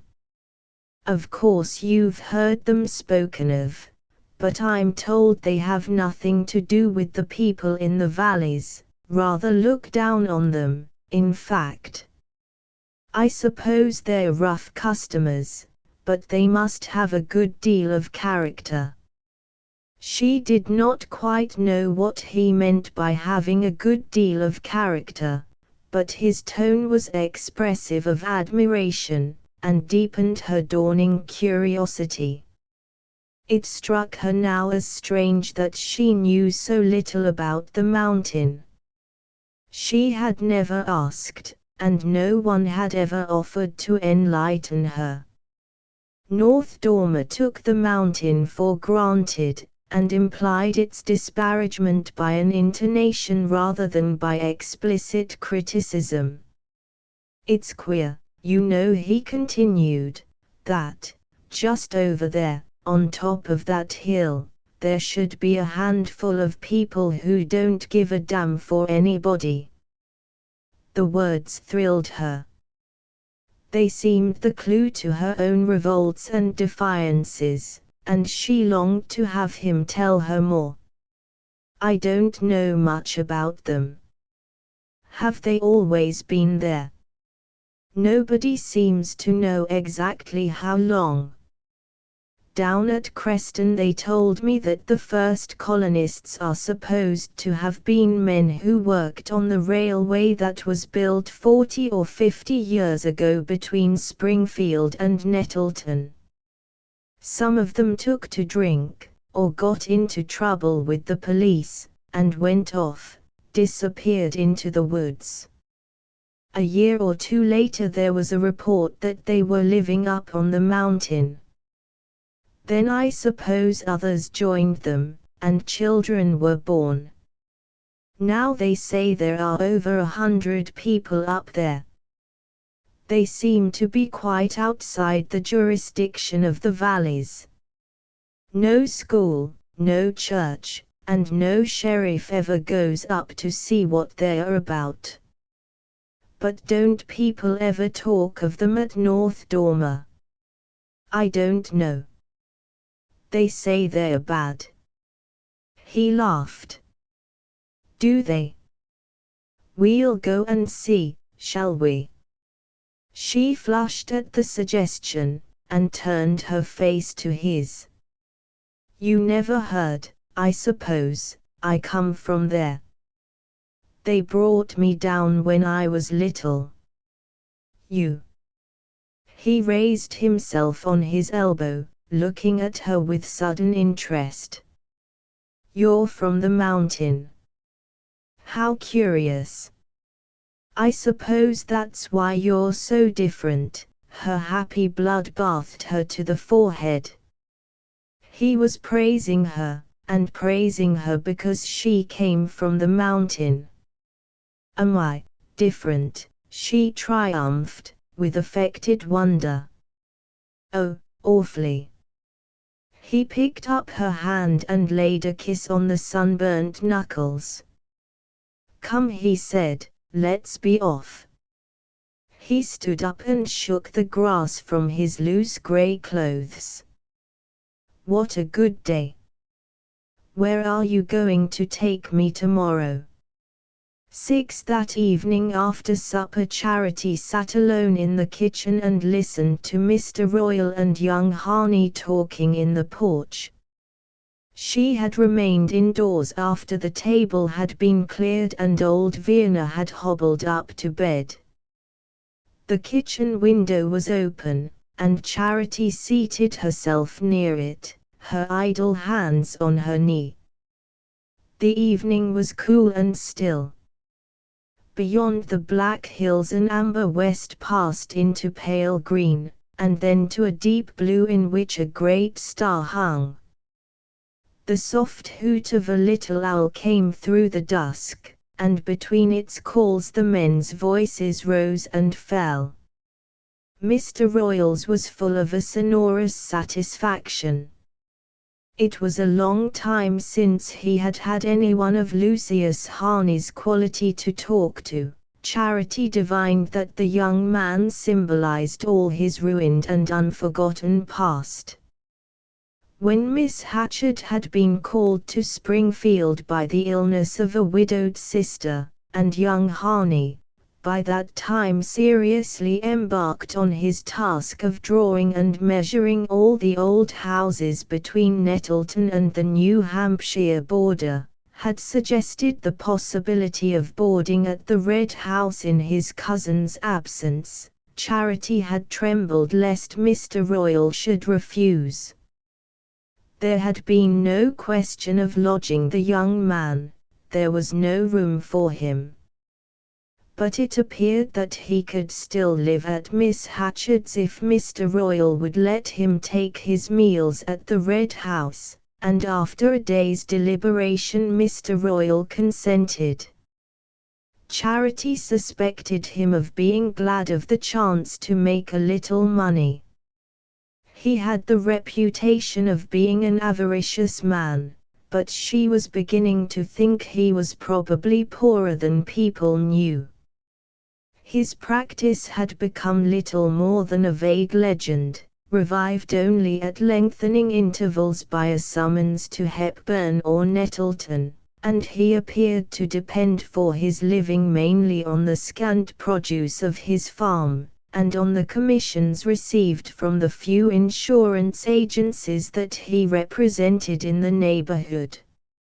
At any rate, he had been prompt in accepting Harney's offer to hire the buggy at $1.50 a day, and his satisfaction with the bargain had manifested itself, unexpectedly enough, at the end of the first week, by his tossing a $10 bill into Charity's lap as she sat one day retrimming her old hat. "Here, go get yourself a Sunday bonnet, that'll make all the other girls mad," he said, looking at her with a sheepish twinkle in his deep-set eyes, and she immediately guessed that the unwanted present, the only gift of money she had ever received from him, represented Harney's first payment. But the young man's coming had brought Mr. Royal other than pecuniary benefit. It gave him, for the first time in years, a man's companionship. Charity had only a dim understanding of her guardian's needs, but she knew he felt himself above the people among whom he lived, and she saw that Lucius Harney thought him so. She was surprised to find how well he seemed to talk now that he had a listener who understood him, and she was equally struck by young Harney's friendly deference. Their conversation was mostly about politics, and beyond her range, but tonight it had a peculiar interest for her, for they had begun to speak of the mountain. She drew back a little, lest they should see she was in hearing. The mountain. The mountain, she heard Mr. Royal say. Why, the mountain's a blot. That's what it is, sir, a blot. That scum up there ought to have been run in long ago, and would have, if the people down here hadn't been clean scared of them. The mountain belongs to this township, and it's North Dormer's fault if there's a gang of thieves and outlaws living over there, in sight of us, defying the laws of their country. Why, there ain't a sheriff or a tax collector or a coroner durst go up there. When they hear of trouble on the mountain, the select men look the other way, and pass an appropriation to beautify the town pump. The only man that ever goes up is the minister, and he goes because they send down and get him whenever there's any of them dies. They think a lot of Christian burial on the mountain, but I never heard of their having the minister up to marry them. And they never trouble the justice of the peace either. They just herd together like the heathen. He went on, explaining in somewhat technical language how the little colony of squatters had contrived to keep the law at bay, and Charity, with burning eagerness, awaited young Harney's comment, but the young man seemed more concerned to hear Mr. Royal's views than to express his own. "I suppose you've never been up there yourself?" he presently asked. "Yes, I have," said Mr. Royal with a contemptuous laugh. "The wiseacres down here told me I'd be done for before I got back, but nobody lifted a finger to hurt me. And I'd just had one of their gangs sent up for 7 years too." "You went up after that?" "Yes, sir, right after it. The fellow came down to Nettleton and ran amok, the way they sometimes do. After they've done a wood-cutting job they come down and blow the money in, and this man ended up with manslaughter. I got him convicted, though they were scared of the mountain even at Nettleton, and then a queer thing happened. The fellow sent for me to go and see him in gaol. I went, and this is what he says: 'The fool that defended me is a chicken-livered son of a,' and all the rest of it he says. I've got a job to be done for me up on the mountain, and you're the only man I seen in court that looks as if he'd do it. He told me he had a child up there, or thought he had, a little girl, and he wanted her brought down and reared like a Christian. I was sorry for the fellow, so I went up and got the child." He paused, and Charity listened with a throbbing heart. "That's the only time I ever went up the mountain," he concluded. There was a moment's silence, then Harney spoke. "And the child, had she no mother?" "Oh, yes, there was a mother. But she was glad enough to have her go. She'd have given her to anybody. They ain't half human up there. I guess the mother's dead by now, with the life she was leading. Anyhow, I've never heard of her from that day to this. My God, how ghastly, Harney murmured, and Charity, choking with humiliation, sprang to her feet and ran upstairs. She knew at last, knew that she was the child of a drunken convict and of a mother who wasn't half human and was glad to have her go, and she had heard this history of her origin related to the one being in whose eyes she longed to appear superior to the people about her. She had noticed that Mr. Royal had not named her, had even avoided any allusion that might identify her with the child he had brought down from the mountain, and she knew it was out of regard for her that he had kept silent. But of what use was his discretion, since only that afternoon, misled by Harney's interest in the outlaw colony, she had boasted to him of coming from the mountain. Now every word that had been spoken showed her how such an origin must widen the distance between them. During his 10 days' sojourn at North Dormer, Lucius Harney had not spoken a word of love to her. He had intervened in her behalf with his cousin, and had convinced Miss Hatchard of her merits as a librarian, but that was a simple act of justice, since it was by his own fault that those merits had been questioned. He had asked her to drive him about the country when he hired Lawyer Royal's buggy to go on his sketching expeditions, but that too was natural enough, since he was unfamiliar with the region. Lastly, when his cousin was called to Springfield, he had begged Mr. Royal to receive him as a boarder, but where else in North Dormer could he have boarded? Not with Carrick Fry, whose wife was paralyzed, and whose large family crowded his table to overflowing, not with the Targats, who lived a mile up the road, nor with poor old Mrs. Hawes, who, since her eldest daughter had deserted her, barely had the strength to cook her own meals while Ally picked up her living as a seamstress. Mr. Royal's was the only house where the young man could have been offered a decent hospitality. There had been nothing, therefore, in the outward course of events to raise in Charity's breast the hopes with which it trembled. But beneath the visible incidents resulting from Lucius Harney's arrival there ran an undercurrent as mysterious and potent as the influence that makes the forest break into leaf before the ice is off the pools.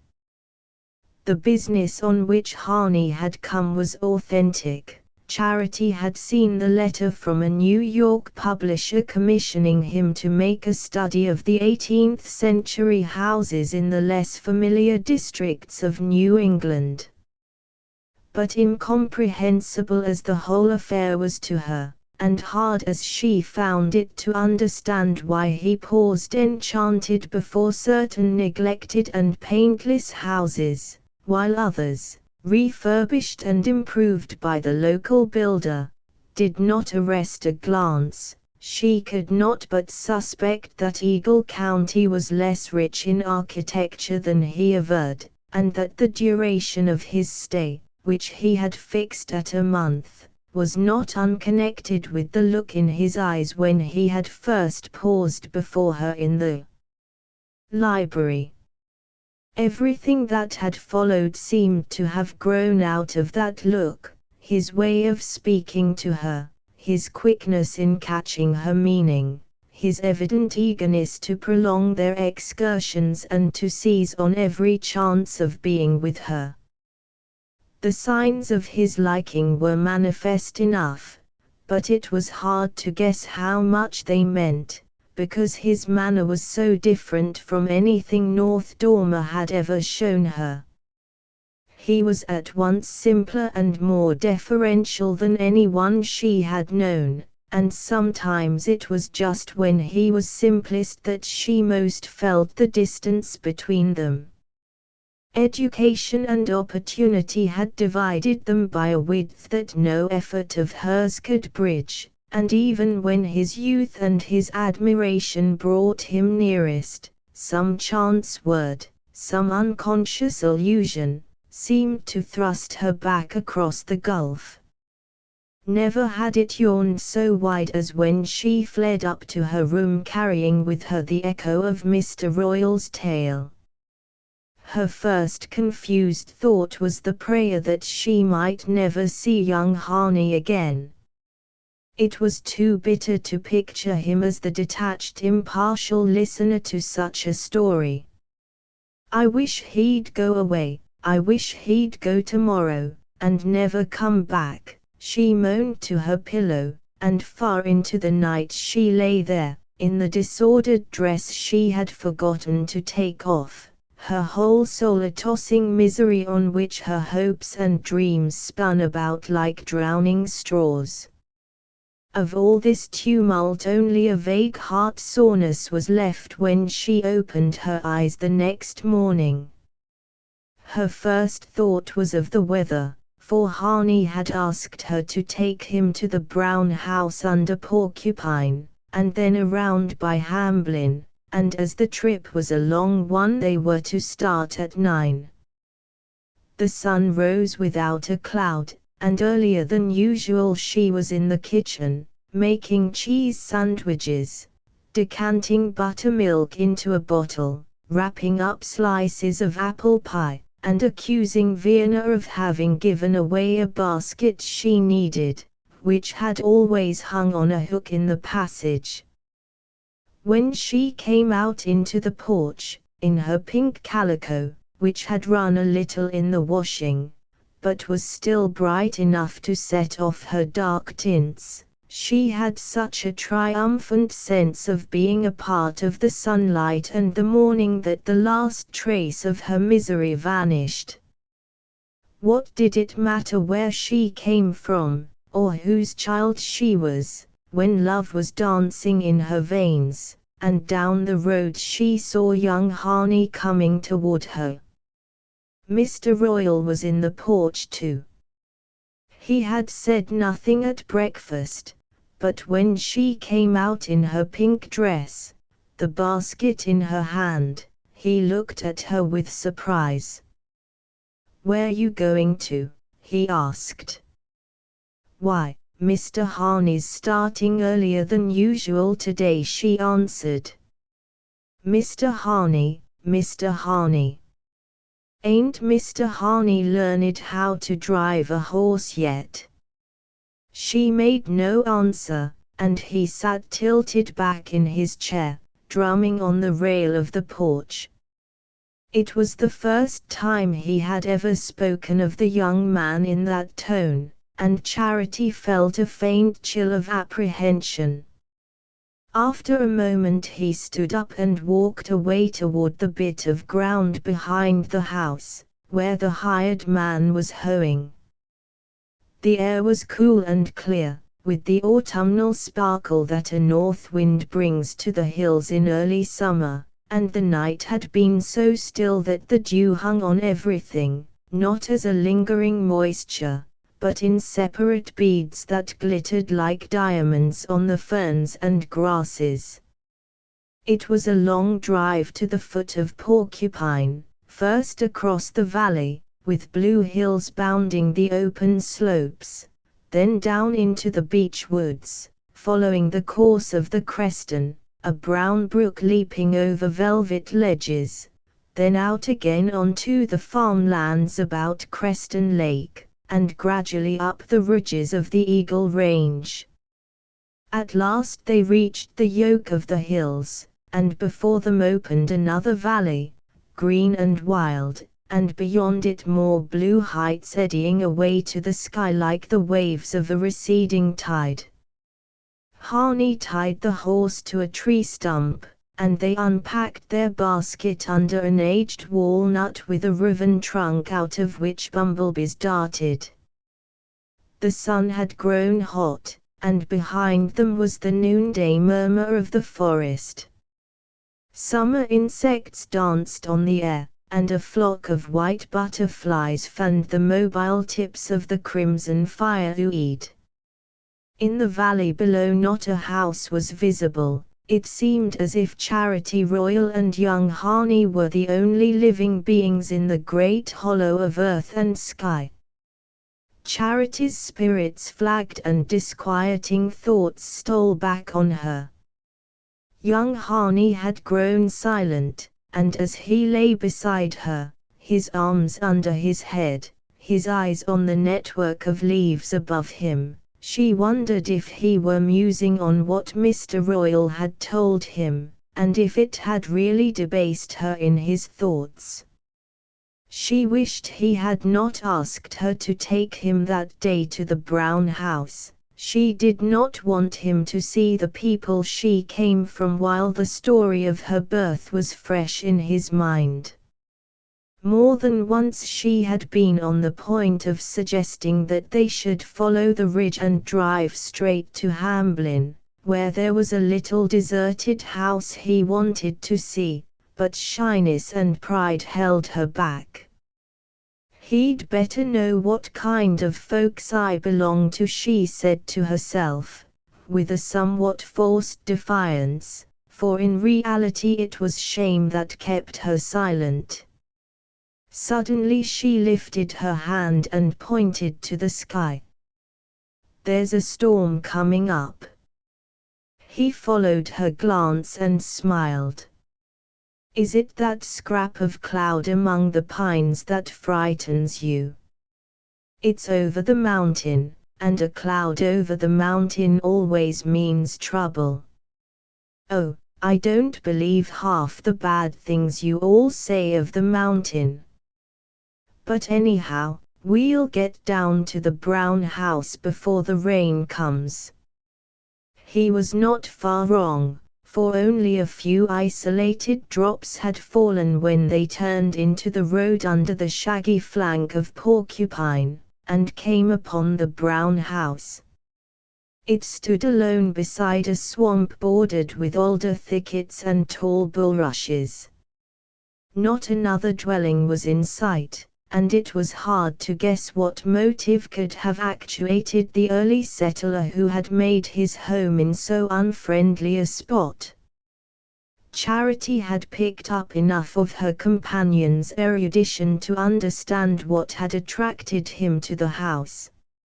She noticed the fan-shaped tracery of the broken light above the door, the flutings of the paintless pilasters at the corners, and the round window set in the gable, and she knew that, for reasons that still escaped her, these were things to be admired and recorded. Still, they had seen other houses far more typical.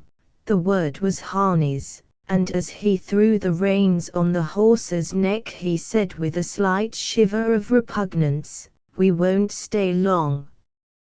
Against the restless alders turning their white lining to the storm the house looked singularly desolate.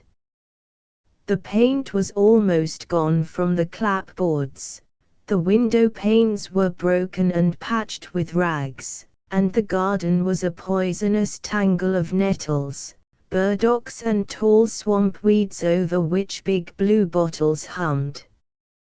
At the sound of wheels a child with a towhead and pale eyes like Liff Hyatt's peered over the fence and then slipped away behind an outhouse.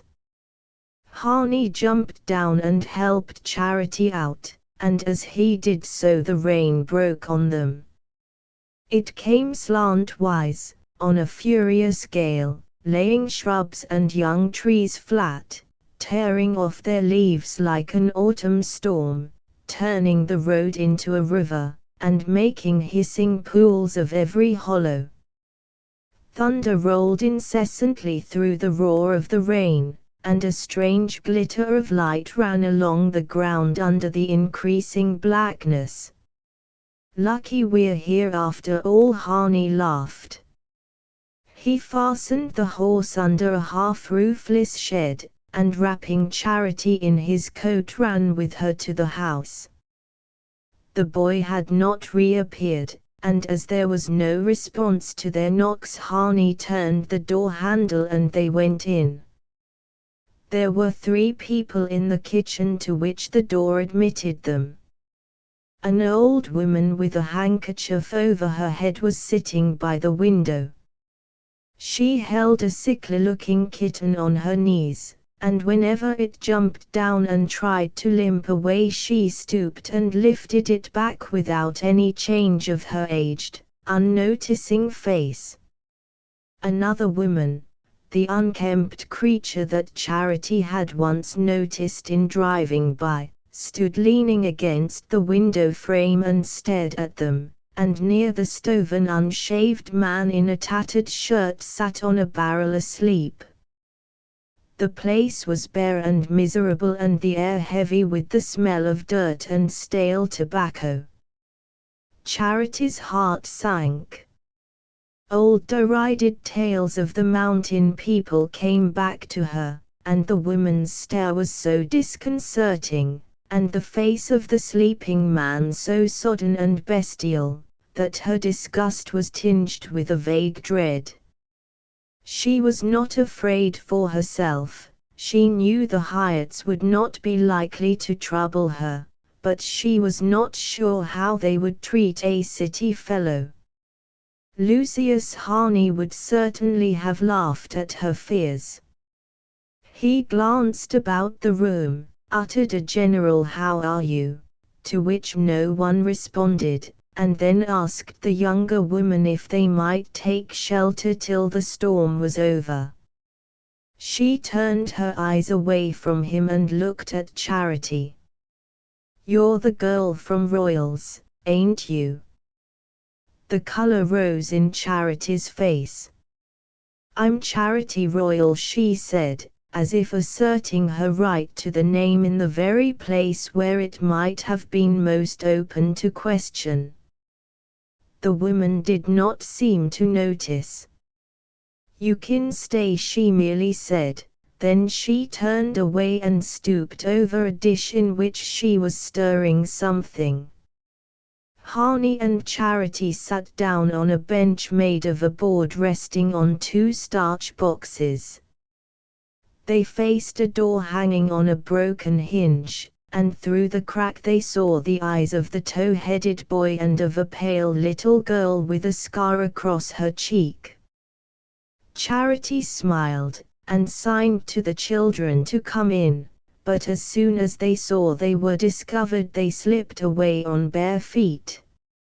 It occurred to her that they were afraid of rousing the sleeping man, and probably the woman shared their fear, for she moved about as noiselessly and avoided going near the stove. The rain continued to beat against the house, and in 1 or 2 places it sent a stream through the patched panes and ran into pools on the floor. Every now and then the kitten mewed and struggled down, and the old woman stooped and caught it, holding it tight in her bony hands, and once or twice the man on the barrel half woke, changed his position and dozed again, his head falling forward on his hairy breast. As the minutes passed, and the rain still streamed against the windows, a loathing of the place and the people came over Charity. The sight of the weak-minded old woman, of the cowed children, and the ragged man sleeping off his liquor, made the setting of her own life seem a vision of peace and plenty. She thought of the kitchen at Mr. Royal's, with its scrubbed floor and dresser full of china, and the peculiar smell of yeast and coffee and soft soap that she had always hated, but that now seemed the very symbol of household order. She saw Mr. Royal's room, with the high-backed horsehair chair, the faded rag carpet, the row of books on a shelf, the engraving of the surrender of Burgoyne over the stove, and the mat with a brown and white spaniel on a moss-green border. and then her mind travelled to Miss Hatchard's house, where all was freshness, purity and fragrance, and compared to which the red house had always seemed so poor and plain. "This is where I belong. This is where I belong," she kept repeating to herself, but the words had no meaning for her. Every instinct and habit made her a stranger among these poor swamp people living like vermin in their lair. With all her soul she wished she had not yielded to Harney's curiosity, and brought him there. The rain had drenched her, and she began to shiver under the thin folds of her dress.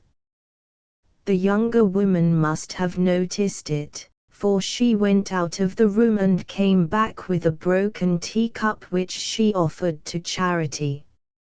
It was half full of whiskey, and Charity shook her head, but Harney took the cup and put his lips to it. When he had set it down, Charity saw him feel in his pocket and draw out $1. He hesitated a moment, and then put it back, and she guessed that he did not wish her to see him offering money to people she had spoken of as being her kin. The sleeping man stirred, lifted his head and opened his eyes. They rested vacantly for a moment on Charity and Harney, and then closed again, and his head drooped, but a look of anxiety came into the woman's face. She glanced out of the window and then came up to Harney. "I guess you better go along now," she said. The young man understood and got to his feet. "Thank you," he said, holding out his hand. She seemed not to notice the gesture, and turned away as they opened the door. The rain was still coming down, but they hardly noticed it. The pure air was like balm in their faces. The clouds were rising and breaking, and between their edges the light streamed down from remote blue hollows. Harney untied the horse, and they drove off through the diminishing rain, which was already beaded with sunlight. For a while Charity was silent, and her companion did not speak. She looked timidly at his profile. It was graver than usual, as though he too were oppressed by what they had seen. Then she broke out abruptly, "Those people back there are the kind of folks I come from.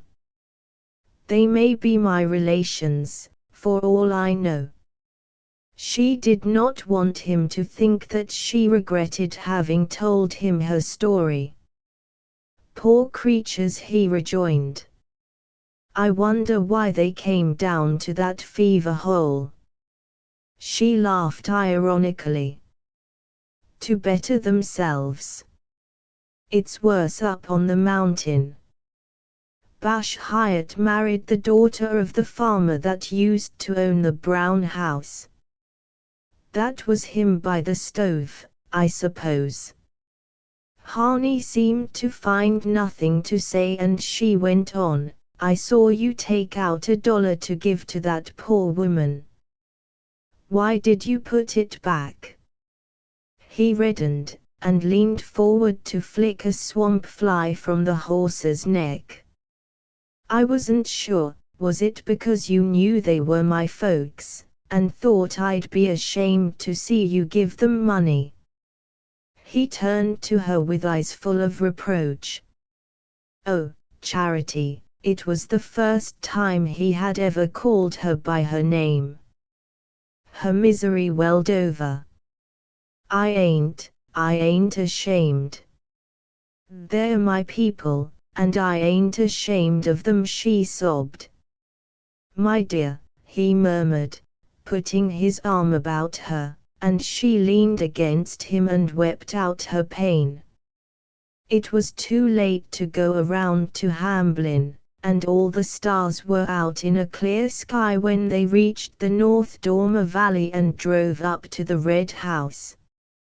7 Since her reinstatement in Miss Hatchard's favor, Charity had not dared to curtail by a moment her hours of attendance at the library.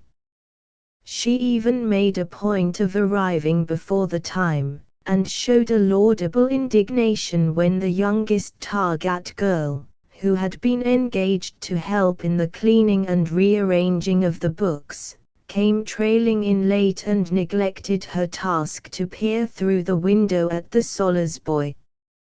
Nevertheless, library days seemed more than ever irksome to Charity after her vivid hours of liberty, and she would have found it hard to set a good example to her subordinate if Lucius Harney had not been commissioned, before Miss Hatchard's departure, to examine with the local carpenter the best means of ventilating the memorial. He was careful to prosecute this inquiry on the days when the library was open to the public, and Charity was therefore sure of spending part of the afternoon in his company.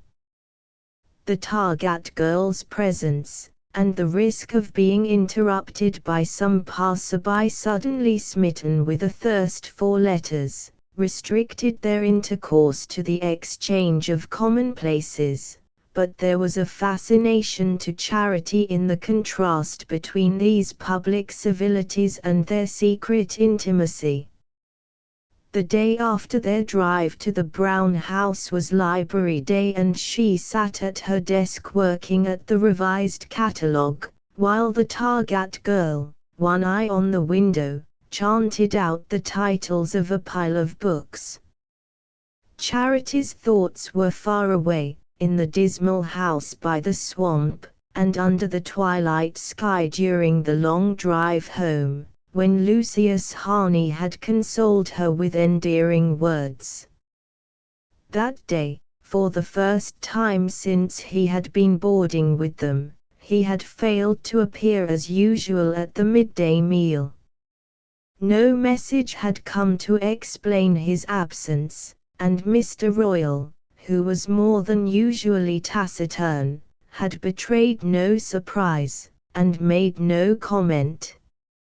In itself this indifference was not particularly significant, for Mr. Royal, in common with most of his fellow citizens, had a way of accepting events passively, as if he had long since come to the conclusion that no one who lived in North Dormer could hope to modify them. But to Charity, in the reaction from her mood of passionate exaltation, there was something disquieting in his silence. It was almost as if Lucius Harney had never had a part in their lives. Mr. Royal's imperturbable indifference seemed to relegate him to the domain of unreality. As she sat at work, she tried to shake off her disappointment at Harney's non-appearing. Some trifling incident had probably kept him from joining them at midday, but she was sure he must be eager to see her again, and that he would not want to wait till they met at supper, between Mr. Royal and Vienna. She was wondering what his first words would be, and trying to devise a way of getting rid of the Targat girl before he came, when she heard steps outside, and he walked up the path with Mr. Miles. The clergyman from Hepburn seldom came to North Dormer except when he drove over to officiate at the old white church which, by an unusual chance, happened to belong to the Episcopal Communion. He was a brisk, affable man, eager to make the most of the fact that a little nucleus of church people had survived in the sectarian wilderness, and resolved to undermine the influence of the gingerbread-colored Baptist chapel at the other end of the village. But he was kept busy by parochial work at Hepburn, where there were paper mills and saloons, and it was not often that he could spare time for North Dormer. Charity, who went to the White Church, like all the best people in North Dormer, admired Mr. Miles, and had even, during the memorable trip to Nettleton, imagined herself married to a man who had such a straight nose and such a beautiful way of speaking, and who lived in a brownstone rectory covered with Virginia creeper. It had been a shock to discover that the privilege was already enjoyed by a lady with crimped hair and a large baby, but the arrival of Lucius Harney had long since banished Mr. Miles from Charity's dreams, and as he walked up the path at Harney's side she saw him as he really was, a fat middle-aged man with a baldness showing under his clerical hat, and spectacles on his Grecian nose. She wondered what had called him to North Dormer on a weekday, and felt a little hurt that Harney should have brought him to the library. It presently appeared that his presence there was due to Miss Hatchard. He had been spending a few days at Springfield, to fill a friend's pulpit, and had been consulted by Miss Hatchard as to young Harney's plan for ventilating the memorial. To lay hands on the Hatchard ark was a grave matter, and Miss Hatchard, always full of scruples about her scruples, it was Harney's phrase, wished to have Mr. Miles's opinion before deciding. "I couldn't," Mr. Miles explained, "quite make out from your cousin what changes you wanted to make, and as the other trustees did not understand either I thought I had better drive over and take a look, though I'm sure," he added, turning his friendly spectacles on the young man, "that no one could be more competent, but of course this spot has its peculiar sanctity." "I hope a little fresh air won't desecrate it," Harney laughingly rejoined, and they walked to the other end of the library while he set forth his idea to the rector. Mr. Miles had greeted the two girls with his usual friendliness, but Charity saw that he was occupied with other things, and she presently became aware, by the scraps of conversation drifting over to her, that he was still under the charm of his visit to Springfield, which appeared to have been full of agreeable incidents. "Ah, the Coopersons, yes, you know them, of course," she heard. "That's a fine old house. And Ned Cooperson has collected some really remarkable impressionist pictures." The names he cited were unknown to Charity. "Yes, yes. The Skifer Quartet played at Lyric Hall on Saturday evening, and on Monday I had the privilege of hearing them again at the Towers. Beautifully done. Bach and Beethoven, a lawn party first. I saw Miss Balch several times, by the way, looking extremely handsome." Charity dropped her pencil and forgot to listen to the Targat girls sing song. Why had Mr. Miles suddenly brought up Annabel Balch's name? "Oh, really," she heard Harney rejoin, and, raising his stick, he pursued, "you see, my plan is to move these shelves away, and open a round window in this wall, on the axis of the one under the pediment. I suppose she'll be coming up here later to stay with Miss Hatchard." Mr. Miles went on, following on his train of thought, then, spinning about and tilting his head back, "Yes, yes, I see, I understand. That will give a draft without materially altering the look of things. I can see no objection." The discussion went on for some minutes, and gradually the two men moved back toward the desk. Mr. Miles stopped again and looked thoughtfully at Charity. "Aren't you a little pale, my dear? Not overworking? Mr. Harney tells me you and Mamie are giving the library a thorough overhauling. He was always careful to remember his parishioners' Christian names, and at the right moment he bent his benignant spectacles on the Targat girl. Then he turned to Charity. Don't take things hard, my dear, don't take things hard. Come down and see Mrs. Miles and me some day at Hepburn," he said, pressing her hand and waving a farewell to Mamie Targat. He went out of the library, and Harney followed him.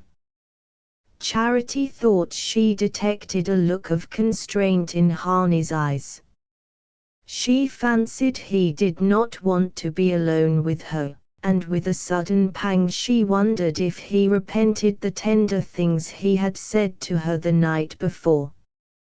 His words had been more fraternal than lover-like, but she had lost their exact sense in the caressing warmth of his voice. He had made her feel that the fact of her being away from the mountain was only another reason for holding her close and soothing her with consolatory murmurs, and when the drive was over, and she got out of the buggy, tired, cold, and aching with emotion, she stepped as if the ground were a sunlit wave and she the spray on its crest. Why, then, had his manner suddenly changed, and why did he leave the library with Mr. Miles? Her restless imagination fastened on the name of Annabel Balch. From the moment it had been mentioned she fancied that Harney's expression had altered. Annabel Balch at a garden party at Springfield, looking extremely handsome. Perhaps Mr. Miles had seen her there at the very moment when Charity and Harney were sitting in the Hyatt's hovel, between a drunkard and a half-witted old woman. Charity did not know exactly what a garden party was, but her glimpse of the flower-edged lawns of Nettleton helped her to visualize the scene, and envious recollections of the old things which Miss Balch avowedly wore out when she came to North Dormer made it only too easy to picture her in her splendor. Charity understood what associations the name must have called up, and felt the uselessness of struggling against the unseen influences in Harney's life. When she came down from her room for supper he was not there, and while she waited in the porch she recalled the tone in which Mr. Royal had commented the day before on their early start. Mr. Royal sat at her side, his chair tilted back, his broad black boots with side elastics resting against the lower bar of the railings. His rumpled grey hair stood up above his forehead like the crest of an angry bird, and the leather brown of his veined cheeks was blotched with red. Charity knew that those red spots were the signs of a coming explosion. Suddenly he said, "Where's supper?" Her Vienna Marsch slipped up again on her soda biscuits. Charity threw a startled glance at him. "I presume she's waiting for Mr. Harney." "Mr. Harney, is she?" "She'd better dish up, then. He ain't coming." He stood up, walked to the door, and called out, in the pitch necessary to penetrate the old woman's tympanum, "Get along with the supper, Vienna." Charity was trembling with apprehension. Something had happened, she was sure of it now, and Mr. Royal knew what it was. But not for the world would she have gratified him by showing her anxiety.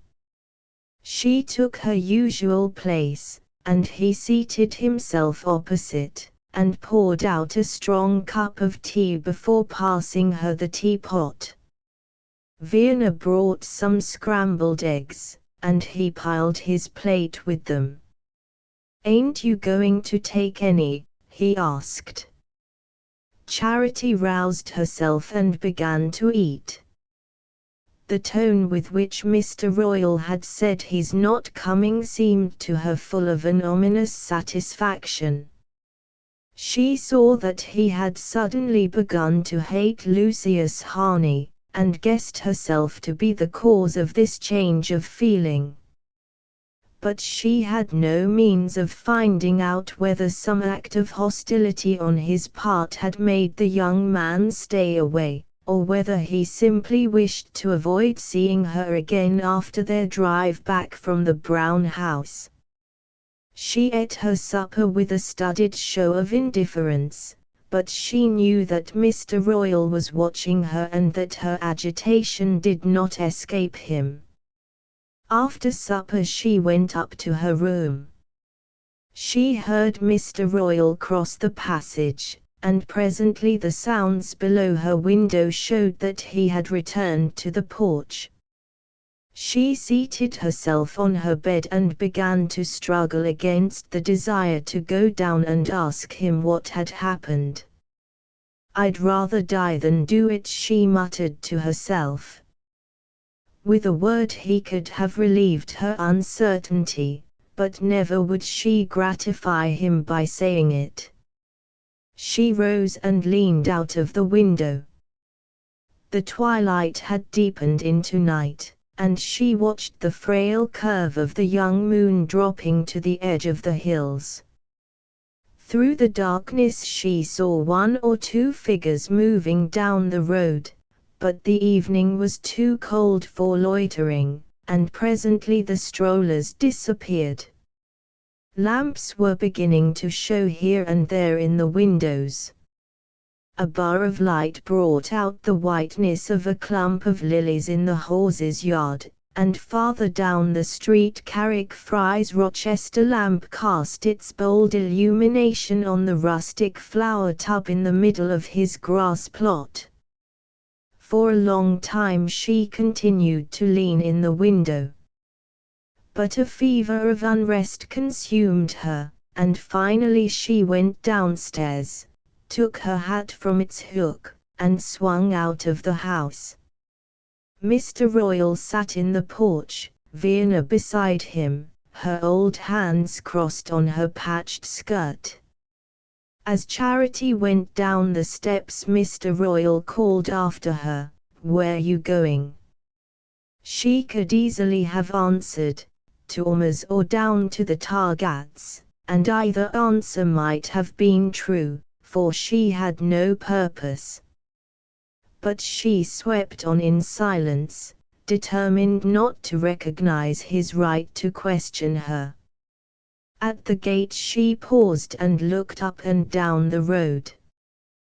The darkness drew her, and she thought of climbing the hill and plunging into the depths of the larchwood above the pasture.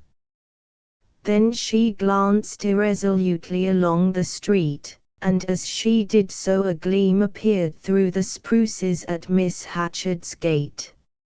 Lucius Harney was there, then. He had not gone down to Hepburn with Mr. Miles, as she had at first imagined. But where had he taken his evening meal, and what had caused him to stay away from Mr. Royal's? The light was positive proof of his presence, for Miss Hatchard's servants were away on a holiday, and her farmer's wife came only in the mornings, to make the young man's bed and prepare his coffee. Beside that lamp he was doubtless sitting at this moment. To know the truth, Charity had only to walk half the length of the village, and knock at the lighted window. She hesitated a minute or two longer, and then turned toward Miss Hatchard's. She walked quickly, straining her eyes to detect anyone who might be coming along the street, and before reaching the Frys she crossed over to avoid the light from their window. Whenever she was unhappy she felt herself at bay against a pitiless world, and a kind of animal secretiveness possessed her. But the street was empty, and she passed unnoticed through the gate and up the path to the house. Its white front glimmered indistinctly through the trees, showing only one oblong of light on the lower floor. She had supposed that the lamp was in Miss Hatchard's sitting room, but she now saw that it shone through a window at the farther corner of the house. She did not know the room to which this window belonged, and she paused under the trees, checked by a sense of strangeness. Then she moved on, treading softly on the short grass, and keeping so close to the house that whoever was in the room, even if roused by her approach, would not be able to see her. The window opened on a narrow veranda with a trellised arch. She leaned close to the trellis, and parting the sprays of clematis that covered it looked into a corner of the room.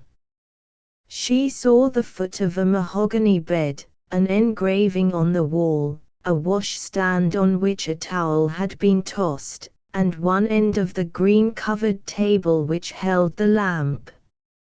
Half of the lampshade projected into her field of vision, and just under it two smooth sunburnt hands, one holding a pencil and the other a ruler, were moving to and fro over a drawing board. Her heart jumped and then stood still. He was there, a few feet away, and while her soul was tossing on seas of woe he had been quietly sitting at his drawing board. The sight of those two hands, moving with their usual skill and precision, woke her out of her dream. Her eyes were opened to the disproportion between what she had felt and the cause of her agitation, and she was turning away from the window when one hand abruptly pushed aside the drawing board and the other flung down the pencil. Charity had often noticed Harney's loving care of his drawings, and the neatness and method with which he carried on and concluded each task. The impatient sweeping aside of the drawing board seemed to reveal a new mood. The gesture suggested sudden discouragement, or distaste for his work, and she wondered if he too were agitated by secret perplexities. Her impulse of flight was checked. She stepped up on the veranda and looked into the room. Harney had put his elbows on the table and was resting his chin on his locked hands. He had taken off his coat and waistcoat, and unbuttoned the low collar of his flannel shirt. She saw the vigorous lines of his young throat, and the root of the muscles where they joined the chest. He sat staring straight ahead of him, a look of weariness and self-disgust on his face. It was almost as if he had been gazing at a distorted reflection of his own features. For a moment Charity looked at him with a kind of terror, as if he had been a stranger under familiar lineaments. Then she glanced past him and saw on the floor an open portmanteau half full of clothes. She understood that he was preparing to leave, and that he had probably decided to go without seeing her. She saw that the decision, from whatever cause it was taken, had disturbed him deeply, and she immediately concluded that his change of plan was due to some surreptitious interference of Mr. Royal's. All her old resentments and rebellions flamed up, confusedly mingled with the yearning roused by Harney's nearness. Only a few hours earlier she had felt secure in his comprehending pity, now she was flung back on herself, doubly alone after that moment of communion. Harney was still unaware of her presence. He sat without moving, moodily staring before him at the same spot in the wallpaper. He had not even had the energy to finish his packing, and his clothes and papers lay on the floor about the portmanteau. Presently he unlocked his clasped hands and stood up, and Charity, drawing back hastily, sank down on the step of the veranda. The night was so dark that there was not much chance of his seeing her unless he opened the window, and before that she would have time to slip away and be lost in the shadow of the trees. He stood for a minute or two looking around the room with the same expression of self-disgust, as if he hated himself and everything about him.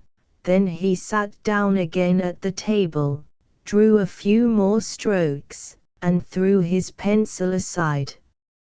Finally he walked across the floor, kicking the portmanteau out of his way, and lay down on the bed, folding his arms under his head, and staring up morosely at the ceiling.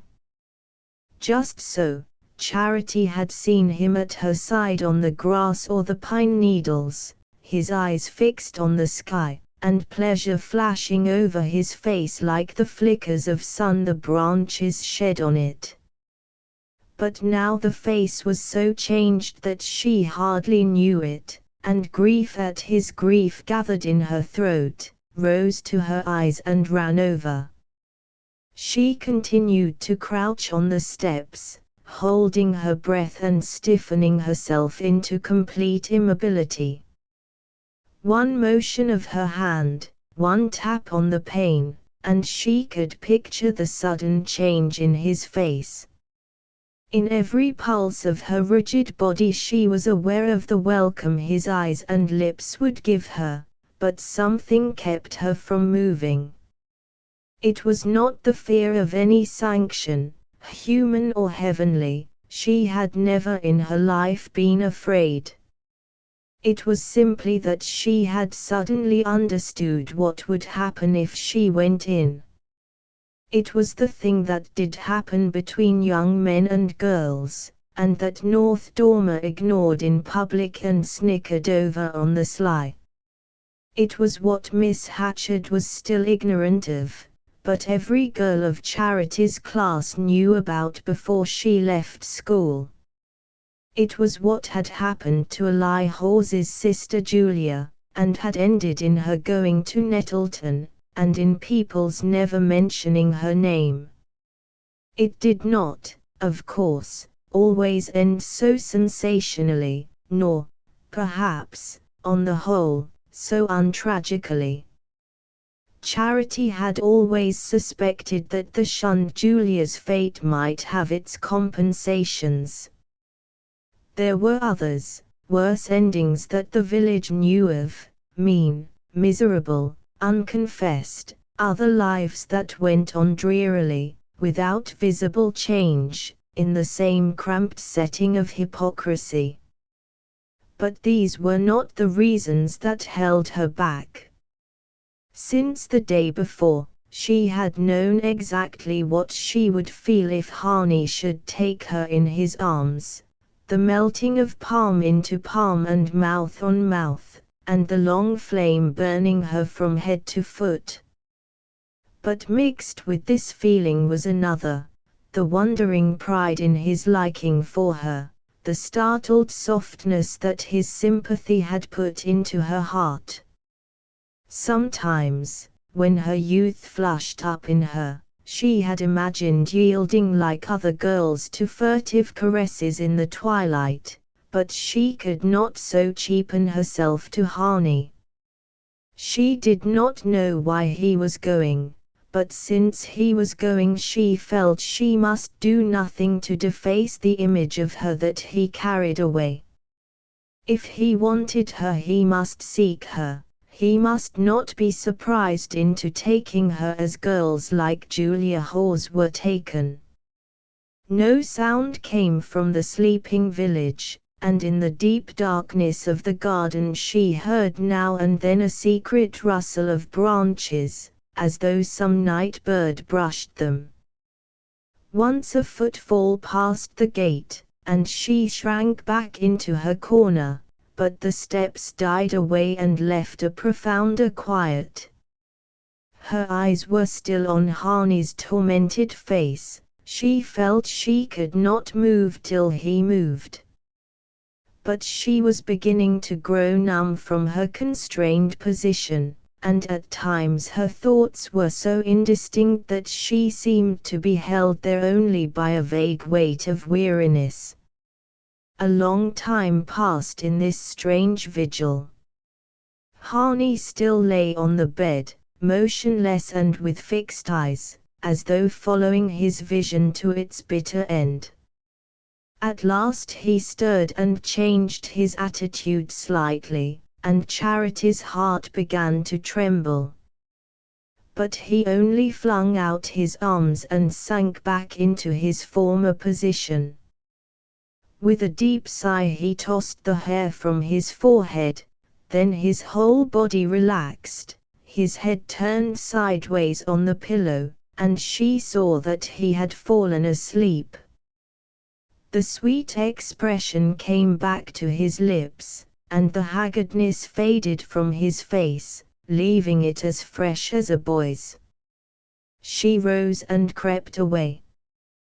She had lost the sense of time, and did not know how late it was till she came out into the street and saw that all the windows were dark between Miss Hatchard's and the royal house. As she passed from under the black pall of the Norway spruces she fancied she saw two figures in the shade about the duck pond. She drew back and watched, but nothing moved, and she had stared so long into the lamplit room that the darkness confused her, and she thought she must have been mistaken. She walked on, wondering whether Mr. Royal was still in the porch. In her exalted mood she did not greatly care whether he was waiting for her or not. She seemed to be floating high over life, on a great cloud of misery beneath which everyday realities had dwindled to mere specks in space. But the porch was empty, Mr. Royal's hat hung on its peg in the passage, and the kitchen lamp had been left to light her to bed. She took it and went up. The morning hours of the next day dragged by without incident. Charity had imagined that, in some way or other, she would learn whether Harney had already left, but Vienna's deafness prevented her being a source of news, and no one came to the house who could bring enlightenment. Mr. Royal went out early, and did not return till Vienna had set the table for the midday meal. When he came in he went straight to the kitchen and shouted to the old woman, "Ready for dinner." Then he turned into the dining room, where Charity was already seated. Harney's plate was in its usual place, but Mr. Royal offered no explanation of his absence, and Charity asked none. The feverish exaltation of the night before had dropped, and she said to herself that he had gone away, indifferently, almost callously, and that now her life would lapse again into the narrow rut out of which he had lifted it. For a moment she was inclined to sneer at herself for not having used the arts that might have kept him. She sat at table till the meal was over, lest Mr. Royal should remark on her leaving. But when he stood up she rose also, without waiting to help Vienna. She had her foot on the stairs when he called to her to come back. "I've got a headache." I'm going up to lie down. I want you should come in here first, I've got something to say to you." She was sure from his tone that in a moment she would learn what every nerve in her ached to know, but as she turned back she made a last effort of indifference. Mr. Royal stood in the middle of the office, his thick eyebrows beetling, his lower jaw trembling a little. At first she thought he had been drinking, then she saw that he was sober, but stirred by a deep and stern emotion totally unlike his usual transient angers. And suddenly she understood that, until then, she had never really noticed him or thought about him.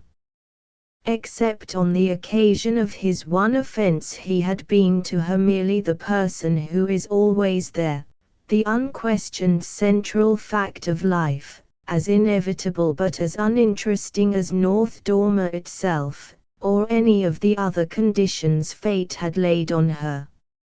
Even then she had regarded him only in relation to herself, and had never speculated as to his own feelings, beyond instinctively concluding that he would not trouble her again in the same way.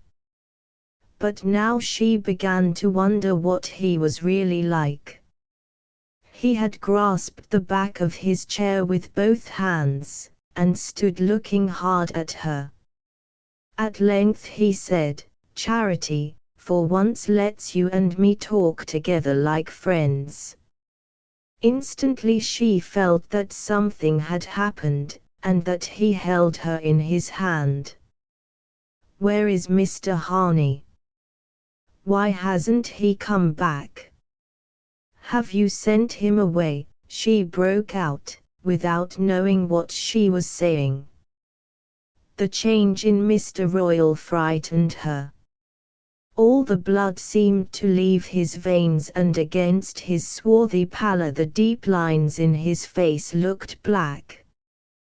Didn't he have time to answer some of those questions last night? "You was with him long enough," he said. Charity stood speechless. The taunt was so unrelated to what had been happening in her soul that she hardly understood it. But the instinct of self-defense awoke in her. "Who says I was with him last night? The whole place is saying it by now." "Then it was you that put the lie into their mouths. Oh, how I've always hated you," she cried. She had expected a retort in kind, and it startled her to hear her exclamation sounding on through silence. "Yes, I know," Mr. Royal said slowly. "But that ain't going to help us much now. It helps me not to care a straw what lies you tell about me. If they're lies, they're not my lies, my Bible oath on that, Charity. I didn't know where you were, I wasn't out of this house last night." She made no answer, and he went on, "Is it a lie that you were seen coming out of Miss Hatchard's nigh on to midnight?" She straightened herself with a laugh, all her reckless insolence recovered. "I didn't look to see what time it was."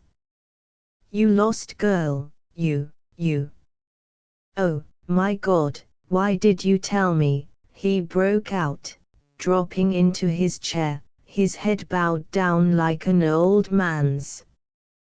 Charity's self-possession had returned with the sense of her danger. "Do you suppose I'd take the trouble to lie to you? Who are you, anyhow, to ask me where I go to when I go out at night?"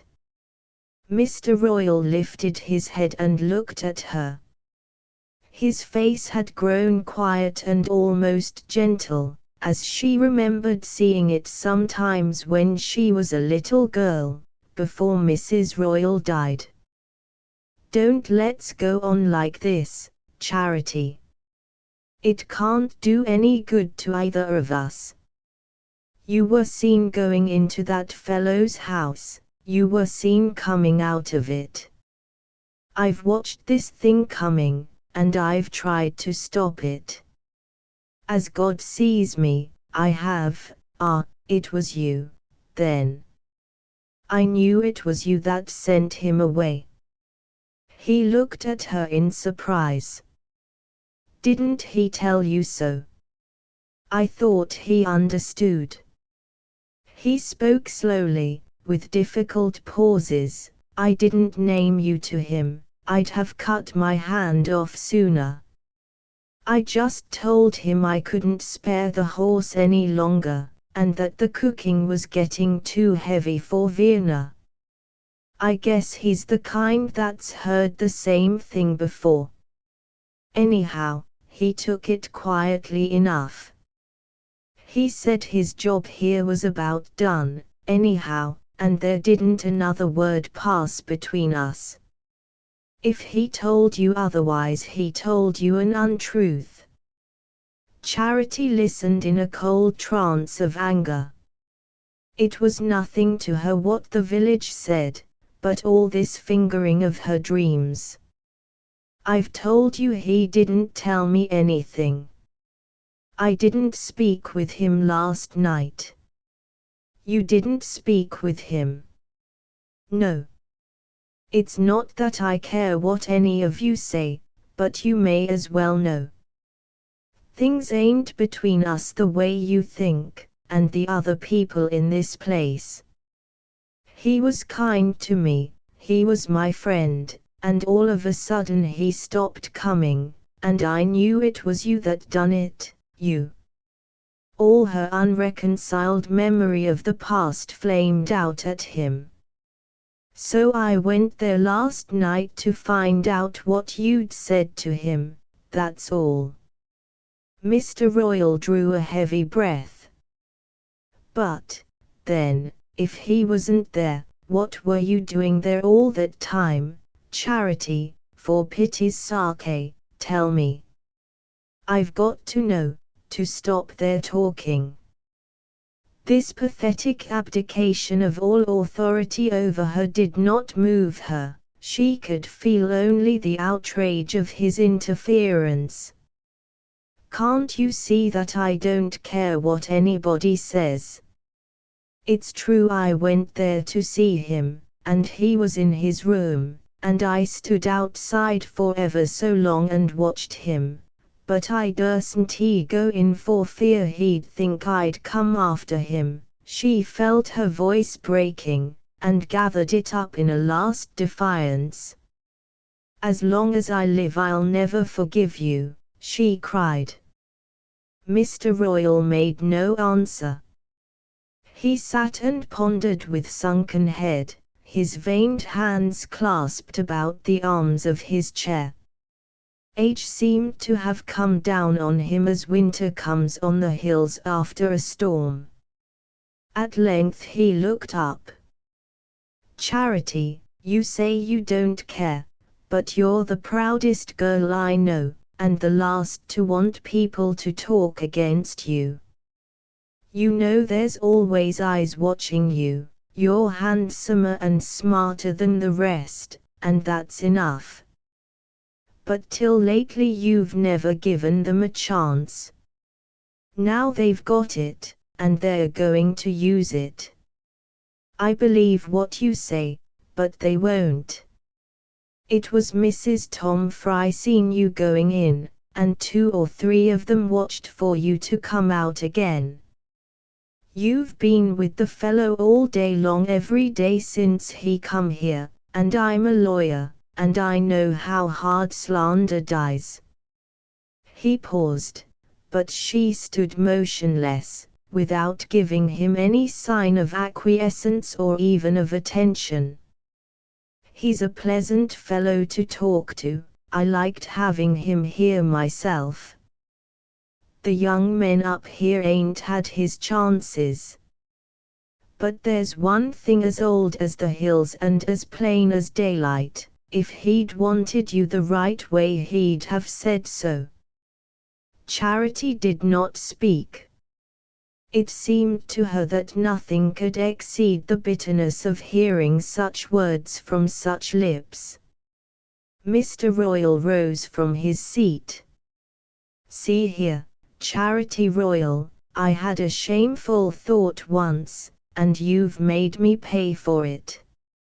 Isn't that score pretty near wiped out? There's a streak in me I ain't always master of, but I've always acted straight to you but that once. And you've known I would, you've trusted me. For all your sneers and your mockery you've always known I loved you the way a man loves a decent woman. I'm a good many years older than you, but I'm head and shoulders above this place and everybody in it, and you know that too. I slipped up once, but that's no reason for not starting again. If you'll come with me I'll do it. If you'll marry me we'll leave here and settle in some big town, where there's men, and business, and things doing. It's not too late for me to find an opening. I can see it by the way folks treat me when I go down to Hepburn or Nettleton." Charity made no movement. Nothing in his appeal reached her heart, and she thought only of words to wound and wither. But a growing lassitude restrained her. What did anything matter that he was saying? She saw the old life closing in on her, and hardly heeded his fanciful picture of renewal. "Charity, Charity, say you'll do it," she heard him urge, all his lost years and wasted passion in his voice. "Oh, what's the use of all this? When I leave here it won't be with you." She moved toward the door as she spoke, and he stood up and placed himself between her and the threshold.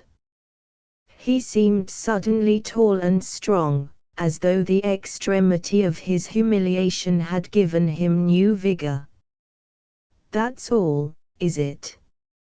It's not much." He leaned against the door, so towering and powerful that he seemed to fill the narrow room. "Well, then look here. You're right, I've no claim on you. Why should you look at a broken man like me? You want the other fellow, and I don't blame you. You picked out the best when you seen it. Well, that was always my way." He fixed his stern eyes on her, and she had the sense that the struggle within him was at its highest. "Do you want him to marry you?" he asked. They stood and looked at each other for a long moment, eye to eye, with the terrible equality of courage that sometimes made her feel as if she had his blood in her veins. "Do you want him to say? I'll have him here in an hour if you do. I ain't been in the law 30 years for nothing. He's hired Carrick Fry's team to take him to Hepburn, but he ain't going to start for another hour.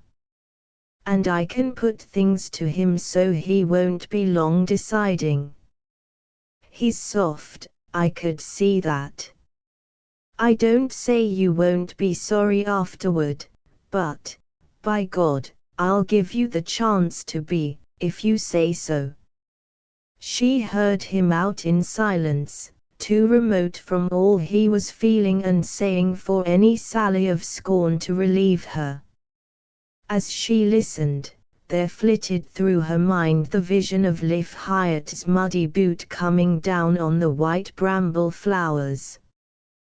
The same thing had happened now, something transient and exquisite had flowered in her, and she had stood by and seen it trampled to earth.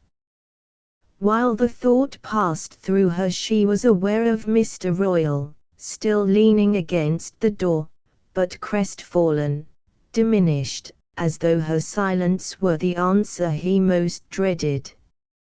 "I don't want any chance you can give me, I'm glad he's going away," she said. He kept his place a moment longer, his hand on the doorknob. "Charity," he pleaded.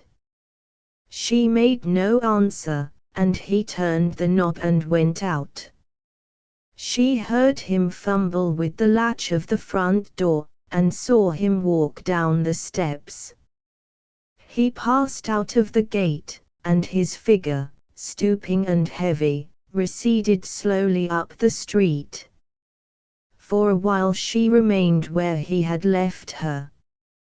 She was still trembling with the humiliation of his last words, which rang so loud in her ears that it seemed as though they must echo through the village, proclaiming her a creature to lend herself to such vile suggestions.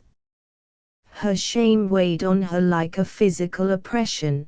The roof and walls seemed to be closing in on her, and she was seized by the impulse to get away, under the open sky, where there would be room to breathe.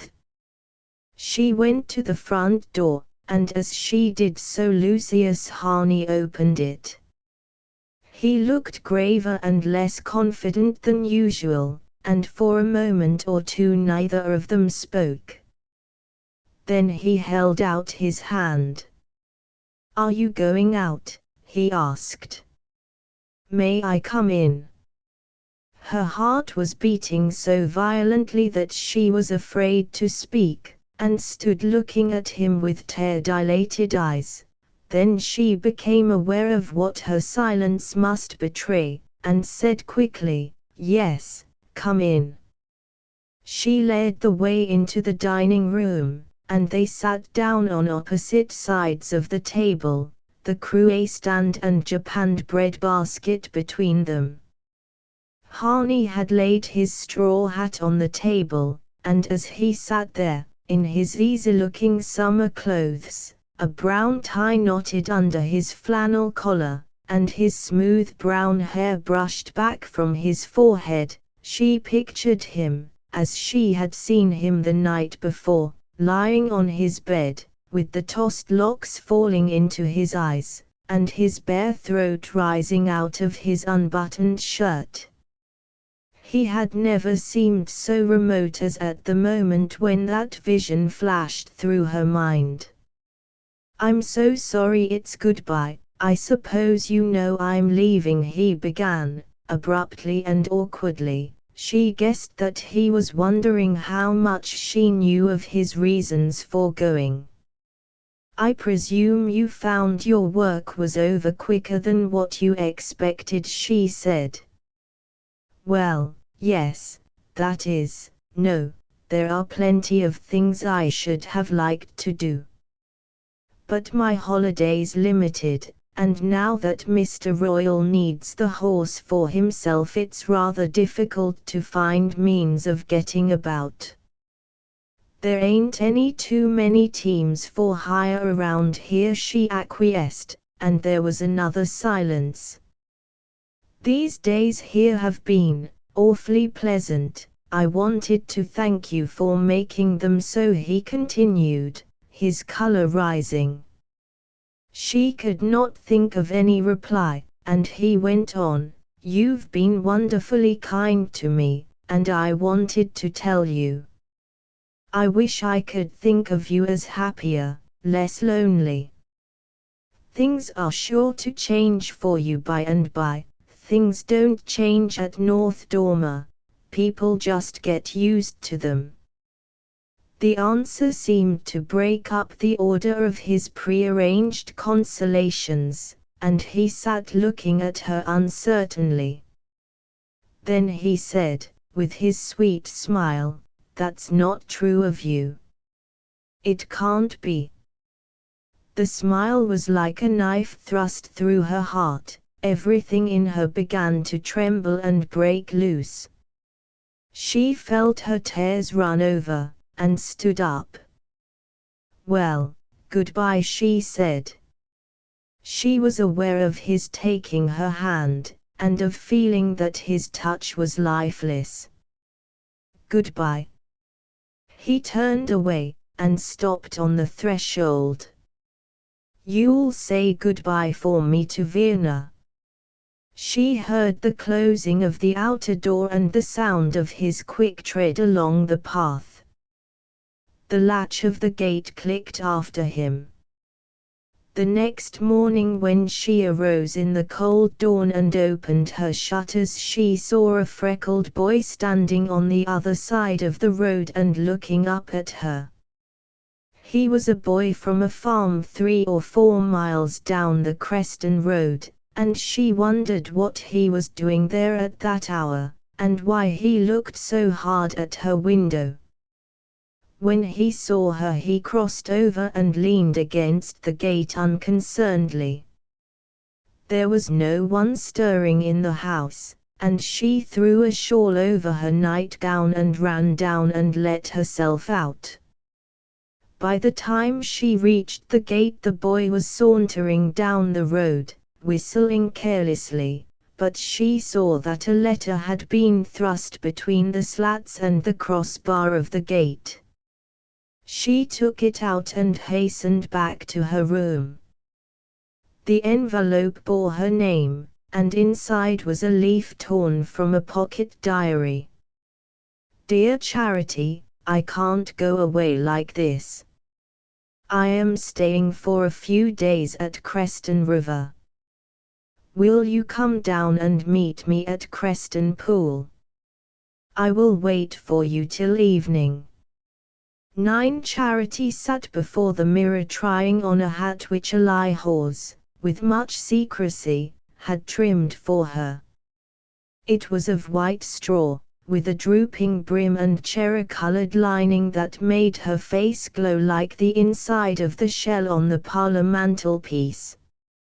She propped the square of looking-glass against Mr. Royal's black leather Bible, steadying it in front with a white stone on which a view of the Brooklyn Bridge was painted, and she sat before her reflection, bending the brim this way and that, while Eli Hawes's pale face looked over her shoulder like the ghost of wasted opportunities. "I look awful, don't I?" she said at last with a happy sigh. Eli smiled and took back the hat. "I'll stitch the roses on right here, so's you can put it away at once." Charity laughed, and ran her fingers through her rough dark hair. She knew that Harney liked to see its reddish edges ruffled about her forehead and breaking into little rings at the nape. She sat down on her bed and watched Eli stoop over the hat with a careful frown. "Don't you ever feel like going down to Nettleton for a day?" she asked. Eli shook her head without looking up. "No, I always remember that awful time I went down with Julia, to that doctor's." "Oh, Eli, I can't help it. The house is on the corner of Wing Street and Lake Avenue.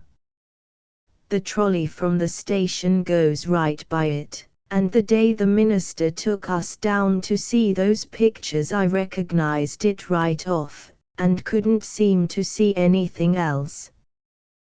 There's a big black sign with gold letters all across the front, 'Private Consultations.' She came as near as anything to dying, poor Julia." Charity sighed from the height of her purity and her security. She had a friend whom she trusted and who respected her. She was going with him to spend the next day, the 4th of July, at Nettleton. Whose business was it but hers, and what was the harm? The pity of it was that girls like Julia did not know how to choose, and to keep bad fellows at a distance. Charity slipped down from the bed, and stretched out her hands. "Is it sewed?" Let me try it on again." She put the hat on, and smiled at her image. The thought of Julia had vanished. The next morning she was up before dawn, and saw the yellow sunrise broaden behind the hills, and the silvery luster preceding a hot day tremble across the sleeping fields. Her plans had been made with great care. She had announced that she was going down to the Band of Hope picnic at Hepburn, and as no one else from North Dormer intended to venture so far, it was not likely that her absence from the festivity would be reported. Besides, if it were, she would not greatly care. She was determined to assert her independence, and if she stooped to fib about the Hepburn picnic, it was chiefly from the secretive instinct that made her dread the profanation of her happiness. Whenever she was with Lucius Harney, she would have liked some impenetrable mountain mist to hide her. It was arranged that she should walk to a point of the Creston Road where Harney was to pick her up and drive her across the hills to Hepburn in time for the 9:30 train to Nettleton. Harney at first had been rather lukewarm about the trip. He declared himself ready to take her to Nettleton, but urged her not to go on the 4th of July, on account of the crowds, the probable lateness of the trains, the difficulty of her getting back before night, but her evident disappointment caused him to give way, and even to affect a faint enthusiasm for the adventure. She understood why he was not more eager. He must have seen sights beside which even a 4th of July at Nettleton would seem tame. But she had never seen anything, and a great longing possessed her to walk the streets of a big town on a holiday, clinging to his arm and jostled by idle crowds in their best clothes. The only cloud on the prospect was the fact that the shops would be closed, but she hoped he would take her back another day, when they were open. She started out unnoticed in the early sunlight, slipping through the kitchen while Verna bent above the stove. To avoid attracting notice, she carried her new hat carefully wrapped up, and had thrown a long grey veil of Mrs. Royal's over the new white muslin dress which Ally's clever fingers had made for her. All of the $10 Mr. Royal had given her, and a part of her own savings as well, had been spent on renewing her wardrobe, and when Harney jumped out of the buggy to meet her, she read her reward in his eyes. The freckled boy who had brought her the note 2 weeks earlier was to wait with the buggy at Hepburn till their return. He perched at Charity's feet, his legs dangling between the wheels, and they could not say much because of his presence. But it did not greatly matter, for their past was now rich enough to have given them a private language, and with the long day stretching before them like the blue distance beyond the hills, there was a delicate pleasure in postponement. When Charity, in response to Harney's message, had gone to meet him at the Creston pool, her heart had been so full of mortification and anger that his first words might easily have estranged her. But it happened that he had found the right word, which was one of simple friendship. His tone had instantly justified her, and put her guardian in the wrong. He had made no allusion to what had passed between Mr. Royal and himself, but had simply let it appear that he had left because means of conveyance were hard to find at North Dormer, and because Creston River was a more convenient centre. He told her that he had hired by the week the buggy of the freckled boy's father, who served as livery stable keeper to one or two melancholy summer boarding houses on Creston Lake, and had discovered, within driving distance, a number of houses worthy of his pencil, and he said that he could not, while he was in the neighborhood, give up the pleasure of seeing her as often as possible. When they took leave of each other, she promised to continue to be his guide, and during the fortnight which followed they roamed the hills in happy comradeship. In most of the village friendships between youths and maidens, lack of conversation was made up for by tentative fondling, but Harney, except when he had tried to comfort her in her trouble on their way back from the Hyatts, had never put his arm about her, or sought to betray her into any sudden caress. It seemed to be enough for him to breathe her nearness like a flower's, and since his pleasure at being with her, and his sense of her youth and her grace, perpetually shone in his eyes and softened the inflection of his voice, his reserve did not suggest coldness, but the deference due to a girl of his own class. The buggy was drawn by an old trotter who whirled them along so briskly that the pace created a little breeze, but when they reached Hepburn the full heat of the airless morning descended on them. At the railway station the platform was packed with a sweltering throng, and they took refuge in the waiting room, where there was another throng, already dejected by the heat and the long waiting for retarded trains. Pale mothers were struggling with fretful babies, or trying to keep their older offspring from the fascination of the track. Girls and their fellows were giggling and shoving, and passing about candy in sticky bags, and older men, collarless and perspiring, were shifting heavy children from one arm to the other, and keeping a haggard eye on the scattered members of their families. At last the train rumbled in, and engulfed the waiting multitude.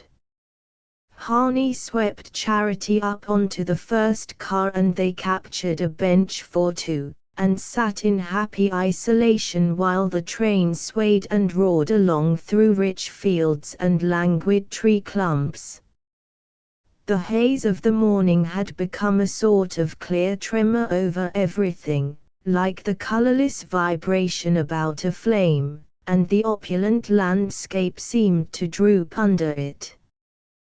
But to Charity the heat was a stimulant. It enveloped the whole world in the same glow that burned at her heart. Now and then a lurch of the train flung her against Harney, and through her thin muslin she felt the touch of his sleeve. She steadied herself, their eyes met, and the flaming breath of the day seemed to enclose them. The train roared into the Nettleton station. The descending mob caught them on its tide, and they were swept out into a vague dusty square thronged with seedy hacks and long-curtained omnibuses drawn by horses with tasselled fly-nets over their withers, who stood swinging their depressed heads drearily from side to side. A mob of bus and hack drivers were shouting to the Eagle House, to the Washington House, this way to the lake just starting for Great Harp, and through their yells came the popping of firecrackers, the explosion of torpedoes, the banging of toy guns, and the crash of a fireman's band trying to play the Merry Widow while they were being packed into a wagonette streaming with bunting.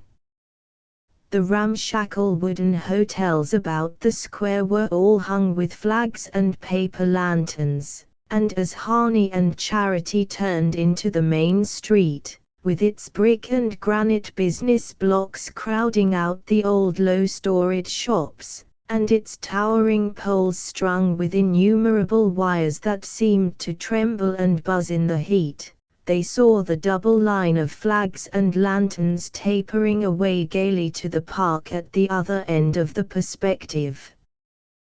The noise and color of this holiday vision seemed to transform Nettleton into a metropolis. Charity could not believe that Springfield or even Boston had anything grander to show, and she wondered if, at this very moment, Annabel Balch, on the arm of as brilliant a young man, were threading her way through scenes as resplendent. "Where shall we go first?" Harney asked, but as she turned her happy eyes on him he guessed the answer and said, "We'll take a look round, shall we?" The street swarmed with their fellow travelers, with other excursionists arriving from other directions, with Nettleton's own population, and with the mill hands trooping in from the factories on the Creston. The shops were closed, but one would scarcely have noticed it, so numerous were the glass doors swinging open on saloons, on restaurants, on drug stores gushing from every soda-water tap, on fruit and confectionery shops stacked with strawberry cake, cocoa-nut drops, trays of glistening molasses candy, boxes of caramels and chewing gum, baskets of sodden strawberries, and dangling branches of bananas. Outside of some of the doors were trestles with banked-up oranges and apples, spotted pears and dusty raspberries, and the air reeked with the smell of fruit and stale coffee, beer and sarsaparilla and fried potatoes. Even the shops that were closed offered, through wide expanses of plate glass, hints of hidden riches. In some, waves of silk and ribbon broke over shores of imitation moss from which ravishing hats rose like tropical orchids. In others, the pink throats of gramophones opened their giant convolutions in a soundless chorus, or bicycles shining in neat ranks seemed to await the signal of an invisible starter, or tiers of fancy goods in leatherette and paste and celluloid dangled their insidious graces, and, in one vast bay that seemed to project them into exciting contact with the public, wax ladies in daring dresses chatted elegantly, or, with gestures intimate yet blameless, pointed to their pink corsets and transparent hosiery. Presently Harney found that his watch had stopped, and turned in at a small jeweller's shop which chanced to still be open. While the watch was being examined, Charity leaned over the glass counter where, on a background of dark blue velvet, pins, rings, and brooches glittered like the moon and stars. She had never seen jewelry so nearby, and she longed to lift the glass lid and plunge her hand among the shining treasures. But already Harney's watch was repaired, and he laid his hand on her arm and drew her from her dream. "Which do you like best?" he asked, leaning over the counter at her side. "I don't know." She pointed to a gold lily of the valley with white flowers. "Don't you think the blue pin's better?" he suggested, and immediately she saw that the lily of the valley was mere trumpery compared to the small round stone, blue as a mountain lake, with little sparks of light all round it. She colored at her want of discrimination. "It's so lovely, I guess I was afraid to look at it," she said. He laughed, and they went out of the shop, but a few steps away he exclaimed, "Oh, by Jove, I forgot something," and turned back and left her in the crowd. She stood staring down a row of pink gramophone throats till he rejoined her and slipped his arm through hers. "You mustn't be afraid of looking at the blue pin any longer, because it belongs to you," he said, and she felt a little box being pressed into her hand. Her heart gave a leap of joy, but it reached her lips only in a shy stammer. She remembered other girls whom she had heard planning to extract presents from their fellows, and was seized with a sudden dread lest Harney should have imagined that she had leaned over the pretty things in the glass case in the hope of having one given to her. A little farther down the street they turned in at a glass doorway opening on a shining hall with a mahogany staircase, and brass cages in its corners.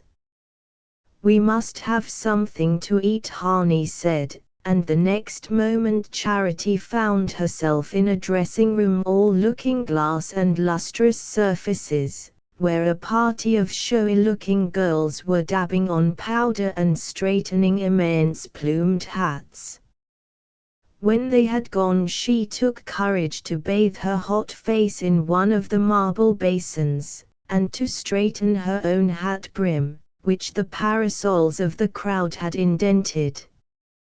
The dresses in the shops had so impressed her that she scarcely dared look at her reflection, but when she did so, the glow of her face under her cherry-colored hat, and the curve of her young shoulders through the transparent muslin, restored her courage, and when she had taken the blue brooch from its box and pinned it on her bosom she walked toward the restaurant with her head high, as if she had always strolled through tessellated halls beside young men in flannels. Her spirit sank a little at the sight of the slim-waisted waitresses in black, with bewitching mob caps on their haughty heads, who were moving disdainfully between the tables. Not for another hour one of them dropped to Harney in passing, and he stood doubtfully glancing about him. "Oh, well, we can't stay sweltering here," he decided, "let's try somewhere else," and with a sense of relief Charity followed him from that scene of inhospitable splendor. That somewhere else turned out, after more hot tramping, and several failures, to be, of all things, a little open-air place in a back street that called itself a French restaurant, and consisted in 2 or 3 rickety tables under a scarlet runner, between a patch of zinnias and petunias and a big elm bending over from the next yard. Here they lunched on queerly flavored things, while Harney, leaning back in a crippled rocking chair, smoked cigarettes between the courses and poured into Charity's glass a pale yellow wine which he said was the very same one drank in just such jolly places in France. Charity did not think the wine as good as sarsaparilla, but she sipped a mouthful for the pleasure of doing what he did, and of fancying herself alone with him in foreign countries. The illusion was increased by their being served by a deep-bosomed woman with smooth hair and a pleasant laugh, who talked to Harney in unintelligible words, and seemed amazed and overjoyed at his answering her in kind. At the other tables other people sat, mill hands probably, homely but pleasant-looking, who spoke the same shrill jargon, and looked at Harney and Charity with friendly eyes, and between the table legs a poodle with bald patches and pink eyes nosed about for scraps, and sat up on his hind legs absurdly. Harney showed no inclination to move, for hot as their corner was, it was at least shaded and quiet, and, from the main thoroughfares came the clanging of trolleys, the incessant popping of torpedoes, the jingle of street organs, the bawling of megaphone men and the loud murmur of increasing crowds. He leaned back, smoking his cigar, patting the dog, and stirring the coffee that steamed in their chipped cups.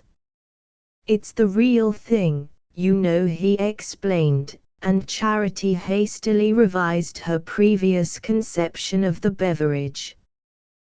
They had made no plans for the rest of the day, and when Harney asked her what she wanted to do next, she was too bewildered by rich possibilities to find an answer.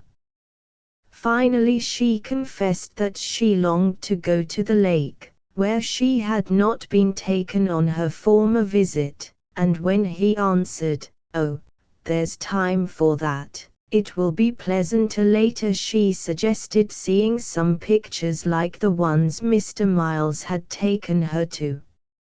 She thought Harney looked a little disconcerted, but he passed his fine handkerchief over his warm brow, said gaily, "Come along," then and rose with a last pat for the pink-eyed dog. Mr. Miles's pictures had been shown in an austere YMCA hall, with white walls and an organ, but Harney led Charity to a glittering place. Everything she saw seemed to glitter, where they passed, between immense pictures of yellow-haired beauties stabbing villains in evening dress, into a velvet-curtained auditorium packed with spectators to the last limit of compression. After that, for a while, everything was merged in her brain in swimming circles of heat and blinding alternations of light and darkness.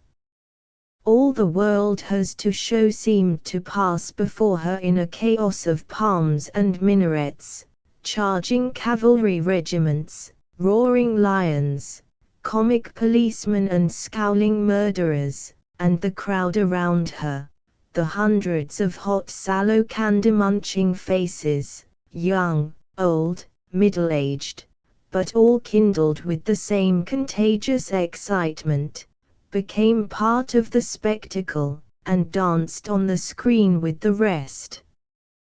Presently the thought of the cool trolley run to the lake grew irresistible, and they struggled out of the theater. As they stood on the pavement, Harney pale with the heat, and even Charity a little confused by it, a young man drove by in an electric runabout with a calico band bearing the words, $10 to take you round the lake. Before Charity knew what was happening, Harney had waved a hand, and they were climbing in. "Say, for 25 I'll run you out to see the ball game and back," the driver proposed with an insinuating grin, but Charity said quickly, "Oh, I'd rather go rowing on the lake." The street was so thronged that progress was slow, but the glory of sitting in the little carriage while it wriggled its way between laden omnibuses and trolleys made the moments seem too short. "Next turn is Lake Avenue," the young man called out over his shoulder, and as they paused in the wake of a big omnibus groaning with knights of Pythias in cocked hats and swords, Charity looked up and saw on the corner a brick house with a conspicuous black and gold sign across its front. "Dr. Merkel, private consultations at all hours. Lady attendants," she read, and suddenly she remembered Ali Hawes's words. The house was at the corner of Wing Street and Lake Avenue. "There's a big black sign across the front." Through all the heat and the rapture a shiver of cold ran over her. The lake at last, a sheet of shining metal brooded over by drooping trees. Charity and Harney had secured a boat and, getting away from the wharves and the refreshment booths, they drifted idly along, hugging the shadow of the shore. Where the sun struck the water its shafts flamed back blindingly at the heat-veiled sky, and the least shade was black by contrast. The lake was so smooth that the reflection of the trees on its edge seemed enameled on a solid surface, but gradually, as the sun declined, the water grew transparent, and Charity, leaning over, plunged her fascinated gaze into depths so clear that she saw the inverted treetops interwoven with the green growths of the bottom.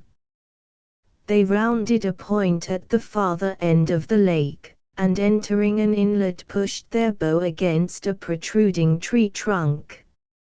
A green veil of willows overhung them. Beyond the trees, wheat fields sparkled in the sun, and all along the horizon the clear hills throbbed with light.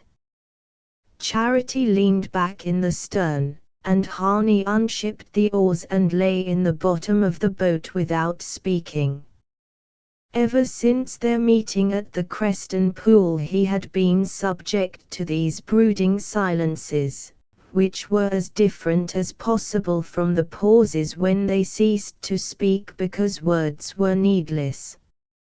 At such times his face wore the expression she had seen on it when she had looked in at him from the darkness, and again there came over her a sense of the mysterious distance between them, but usually his fits of abstraction were followed by bursts of gaiety that chased away the shadow before it chilled her. She was still thinking of the $10 he had handed to the driver of the runabout. It had given them 20 minutes of pleasure, and it seemed unimaginable that anyone should be able to buy amusement at that rate.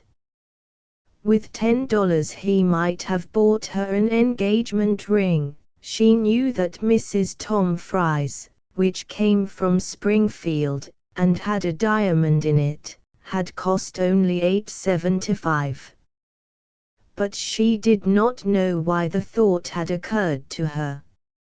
Harney would never buy her an engagement ring. They were friends and comrades, but no more. He had been perfectly fair to her. He had never said a word to mislead her. She wondered what the girl was like whose hand was waiting for his ring. Boats were beginning to thicken on the lake, and the clang of incessantly arriving trolleys announced the return of the crowds from the ball field. The shadows lengthened across the pearl-grey water, and two white clouds near the sun were turning golden. On the opposite shore men were hammering hastily at a wooden scaffolding in a field. Charity asked what it was for. "Why, the fireworks. I suppose there'll be a big show." Harney looked at her and a smile crept into his moody eyes. "Have you never seen any good fireworks?" "Miss Hatchard always sends up lovely rockets on the 4th," she answered doubtfully. Oh, his contempt was unbounded. "I mean a big performance like this, illuminated boats, and all the rest." She flushed at the picture. "Do they send them up from the lake, too?" "Rather. Didn't you notice that big raft we passed?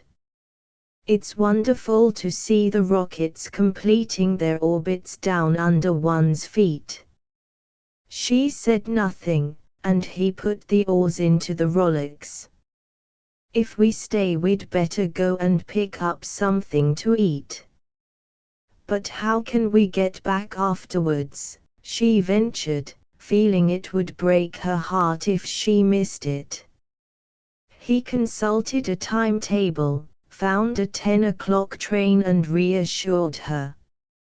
"The moon rises so late that it will be dark by 8. And we'll have over an hour of it." Twilight fell, and lights began to show along the shore. The trolleys roaring out from Nettleton became great luminous serpents coiling in and out among the trees. The wooden eating houses at the lake's edge danced with lanterns, and the dusk echoed with laughter and shouts and the clumsy splashing of oars. Harney and Charity had found a table in the corner of a balcony built over the lake, and were patiently awaiting an unattainable chowder. Close under them the water lapped the piles, agitated by the evolutions of a little white steamboat trellised with colored globes which was to run passengers up and down the lake. It was already black with them as it sheered off on its first trip. Suddenly Charity heard a woman's laugh behind her. The sound was familiar, and she turned to look. A band of showily dressed girls and dapper young men wearing badges of secret societies, with new straw hats tilted far back on their square-clipped hair, had invaded the balcony and were loudly clamoring for a table. The girl in the lead was the one who had laughed. She wore a large hat with a long white feather, and from under its brim her painted eyes looked at Charity with amused recognition. "Say, if this ain't like old home week," she remarked to the girl at her elbow, and giggles and glances passed between them. Charity knew at once that the girl with the white feather was Julia Hawes. She had lost her freshness, and the paint under her eyes made her face seem thinner, but her lips had the same lovely curve, and the same cold mocking smile, as if there were some secret absurdity in the person she was looking at, and she had instantly detected it. Charity flushed to the forehead and looked away. She felt herself humiliated by Julia's sneer, and vexed that the mockery of such a creature should affect her. She trembled lest Harney should notice that the noisy troupe had recognized her, but they found no table free, and passed on tumultuously. Presently there was a soft rush through the air and a shower of silver fell from the blue evening sky. In another direction, pale Roman candles shot up singly through the trees, and a fire-haired rocket swept the horizon like a portent. Between these intermittent flashes the velvet curtains of the darkness were descending, and in the intervals of eclipse the voices of the crowd seemed to sink to smothered murmurs. Charity and Harney, dispossessed by newcomers, were at length obliged to give up their table and struggle through the throng about the boat landings. For a while there seemed no escape from the tide of late arrivals, but finally Harney secured the last two places on the stand from which the more privileged were to see the fireworks. The seats were at the end of a row, one above the other. Charity had taken off her hat to have an uninterrupted view, and whenever she leaned back to follow the curve of some disheveled rocket she could feel Harney's knees against her head. After a while the scattered fireworks ceased. A longer interval of darkness followed, and then the whole night broke into flower. From every point of the horizon, gold and silver arches sprang up and crossed each other, sky orchards broke into blossom, shed their flaming petals and hung their branches with golden fruit, and all the while the air was filled with a soft supernatural hum, as though great birds were building their nests in those invisible tree-tops. Now and then there came a lull, and a wave of moonlight swept the lake. In a flash it revealed hundreds of boats, steel dark against lustrous ripples, then it withdrew as if with a furling of vast translucent wings. Charity's heart throbbed with delight. It was as if all the latent beauty of things had been unveiled to her. She could not imagine that the world held anything more wonderful, but near her she heard someone say, "You wait till you see the set piece," and instantly her hopes took a fresh flight.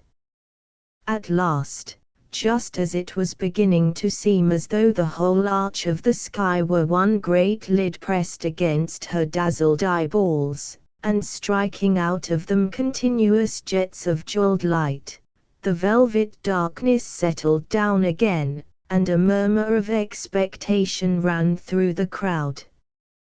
"Now, now," the same voice said excitedly, and Charity, grasping the hat on her knee, crushed it tight in the effort to restrain her rapture. For a moment the night seemed to grow more impenetrably black, then a great picture stood out against it like a constellation. It was surmounted by a golden scroll bearing the inscription, "Washington crossing the Delaware," and across a flood of motionless golden ripples the national hero passed, erect, solemn and gigantic, standing with folded arms in the stern of a slowly moving golden boat. A long "oh" burst from the spectators. The stand creaked and shook with their blissful trepidations. "Oh!" Charity gasped. She had forgotten where she was, had at last forgotten even Harney's nearness. She seemed to have been caught up into the stars. The picture vanished and darkness came down. In the obscurity she felt her head clasped by two hands, her face was drawn backward, and Harney's lips were pressed on hers. With sudden vehemence he wound his arms about her, holding her head against his breast while she gave him back his kisses. An unknown Harney had revealed himself, a Harney who dominated her and yet over whom she felt herself possessed of a new mysterious power. But the crowd was beginning to move, and he had to release her. "Come," he said in a confused voice. He scrambled over the side of the stand, and holding up his arm caught her as she sprang to the ground.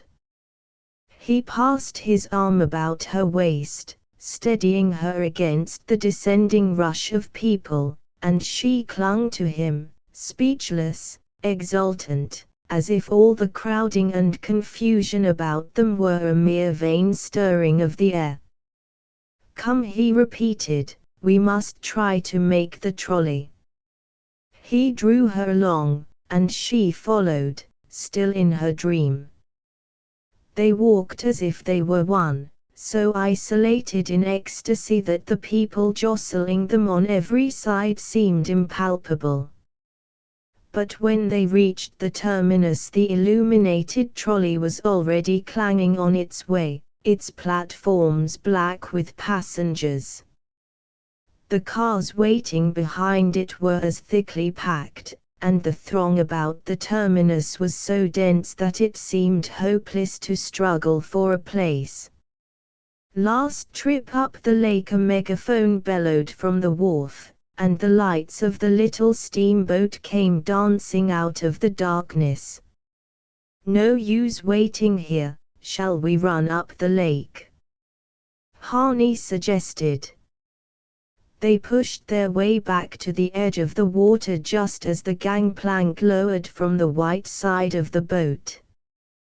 The electric light at the end of the wharf flashed full on the descending passengers, and among them Charity caught sight of Julia Hawes, her white feather askew, and the face under it flushed with coarse laughter. As she stepped from the gangplank she stopped short, her dark-ringed eyes darting malice. "Hello, Charity Royal," she called out, and then, looking back over her shoulder, "Didn't I tell you it was a family party? Here's Grandpa's little daughter come to take him home." A snigger ran through the group, and then, towering above them, and steadying himself by the handrail in a desperate effort at erectness, Mr. Royal stepped stiffly ashore. Like the young men of the party, he wore a secret society emblem in the buttonhole of his black frock coat. His head was covered by a new Panama hat, and his narrow black tie, half undone, dangled down on his rumpled shirt front. His face, a livid brown, with red blotches of anger and lips sunken in like an old man's, was a lamentable ruin in the searching glare. He was just behind Julia Hawes, and had one hand on her arm, but as he left the gangplank he freed himself, and moved a step or two away from his companions. He had seen Charity at once, and his glance passed slowly from her to Harney, whose arm was still about her. He stood staring at them, and trying to master the senile quiver of his lips. Then he drew himself up with the tremulous majesty of drunkenness, and stretched out his arm. "You whore, you damn, bare-headed whore, you," he enunciated slowly. There was a scream of tipsy laughter from the party, and Charity involuntarily put her hands to her head.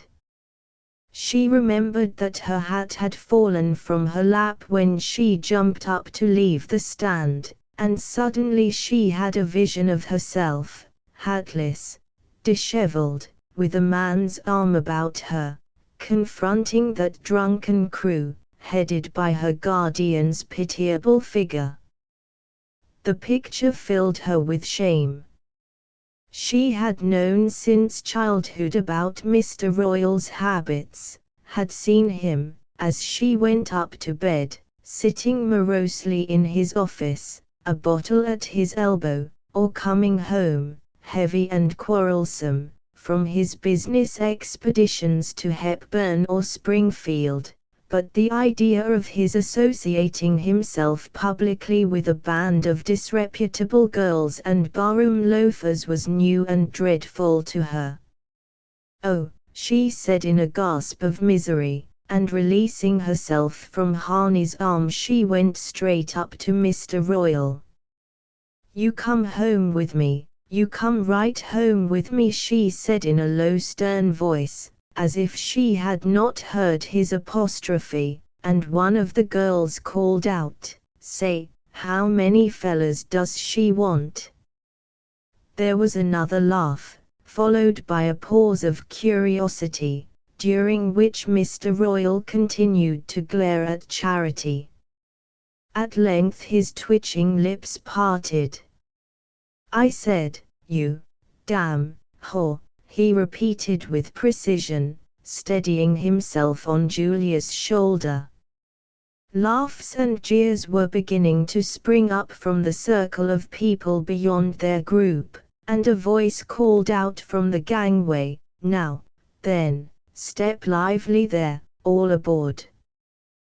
The pressure of approaching and departing passengers forced the actors in the rapid scene apart, and pushed them back into the throng. Charity found herself clinging to Harney's arm and sobbing desperately.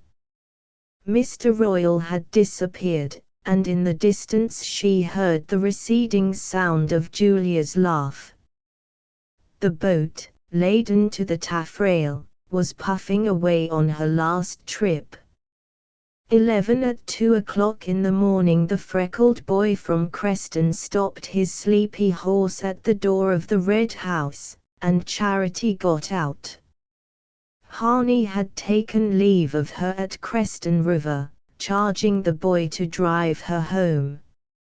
Her mind was still in a fog of misery, and she did not remember very clearly what had happened, or what they said to each other, during the interminable interval since their departure from Nettleton, but the secretive instinct of the animal in pain was so strong in her that she had a sense of relief when Hani got out and she drove on alone. The full moon hung over North Dormer, whitening the mist that filled the hollows between the hills and floated transparently above the fields. Charity stood a moment at the gate, looking out into the waning night. She watched the boy drive off, his horse's head wagging heavily to and fro. Then she went around to the kitchen door and felt under the mat for the key. She found it, unlocked the door and went in. The kitchen was dark, but she discovered a box of matches, lit a candle and went upstairs. Mr. Royal's door, opposite hers, stood open on his unlit room. Evidently he had not come back. She went into her room, bolted her door and began slowly to untie the ribbon about her waist, and to take off her dress. Under the bed she saw the paper bag in which she had hidden her new hat from inquisitive eyes. She lay for a long time sleepless on her bed, staring up at the moonlight on the low ceiling. Dawn was in the sky when she fell asleep, and when she woke the sun was on her face. She dressed and went down to the kitchen. Verna was there alone. She glanced at Charity tranquilly, with her old deaf-looking eyes. There was no sign of Mr. Royal about the house and the hours passed without his reappearing. Charity had gone up to her room, and sat there listlessly, her hands on her lap. Puffs of sultry air fanned her dimity window curtains and flies buzzed stiflingly against the bluish panes. At 1 o'clock Verna hobbled up to see if she were not coming down to dinner, but she shook her head, and the old woman went away, saying, "I'll cover up, then." The sun turned and left her room, and Charity seated herself in the window, gazing down the village street through the half-opened shutters. Not a thought was in her mind. It was just a dark whirlpool of crowding images, and she watched the people passing along the street, Dan Targat's team hauling a load of pine trunks down to Hepburn, the sexton's old white horse grazing on the bank across the way, as if she looked at these familiar sights from the other side of the grave.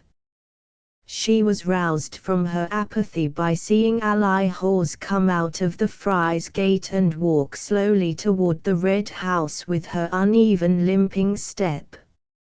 At the sight Charity recovered her severed contact with reality. She divined that Ally was coming to hear about her day. No one else was in the secret of the trip to Nettleton, and it had flattered Ally profoundly to be allowed to know of it. At the thought of having to see her, of having to meet her eyes and answer or evade her questions, the whole horror of the previous night's adventure rushed back upon Charity. What had been a feverish nightmare became a cold and unescapable fact. Poor Ally, at that moment, represented North Dormer, with all its mean curiosities, its furtive malice, its sham unconsciousness of evil. Charity knew that, although all relations with Julia were supposed to be severed, the tender-hearted Ally still secretly communicated with her, and no doubt Julia would exult in the chance of retailing the scandal of the wharf. The story, exaggerated and distorted, was probably already on its way to North Dormer. Ally's dragging pace had not carried her far from the Friars Gate when she was stopped by old Mrs. Sollers, who was a great talker, and spoke very slowly because she had never been able to get used to her new teeth from Hepburn. Still, even this respite would not last long. In another 10 minutes Ally would be at the door, and Charity would hear her greeting Verna in the kitchen, and then calling up from the foot of the stairs. Suddenly it became clear that flight, and instant flight, was the only thing conceivable. The longing to escape, to get away from familiar faces, from places where she was known, had always been strong in her in moments of distress. She had a childish belief in the miraculous power of strange scenes and new faces to transform her life and wipe out bitter memories. But such impulses were mere fleeting whims compared to the cold resolve which now possessed her. She felt she could not remain an hour longer under the roof of the man who had publicly dishonored her, and face to face with the people who would presently be gloating over all the details of her humiliation. Her passing pity for Mr. Royal had been swallowed up in loathing. Everything in her recoiled from the disgraceful spectacle of the drunken old man apostrophizing her in the presence of a band of loafers and street walkers.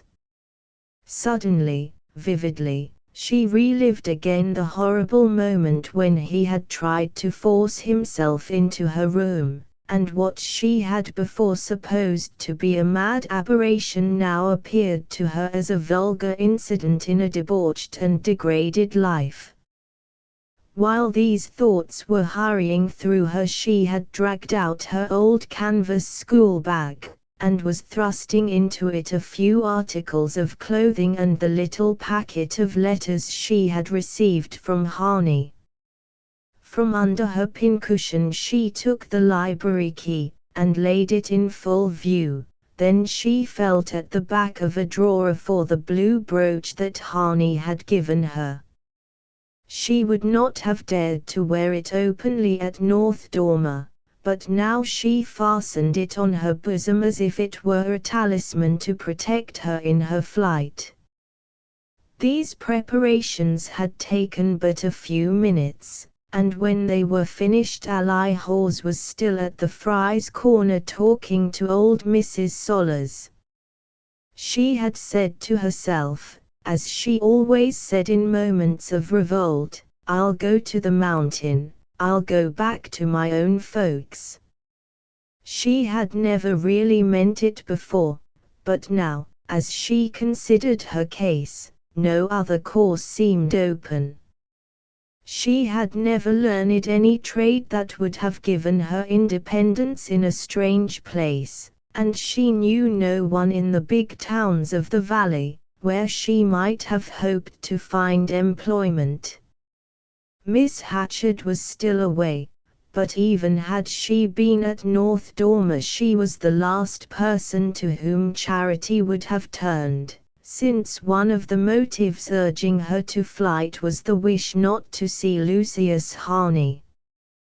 Travelling back from Nettleton, in the crowded brightly lit train, all exchange of confidence between them had been impossible, but during their drive from Hepburn to Creston River she had gathered from Harney's snatches of consolatory talk, again hampered by the freckled boy's presence, that he intended to see her the next day.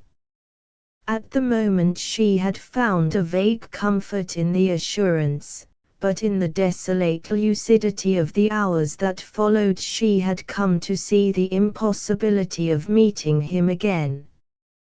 Her dream of comradeship was over, and the scene on the wharf, vile and disgraceful as it had been, had after all shed the light of truth on her minute of madness.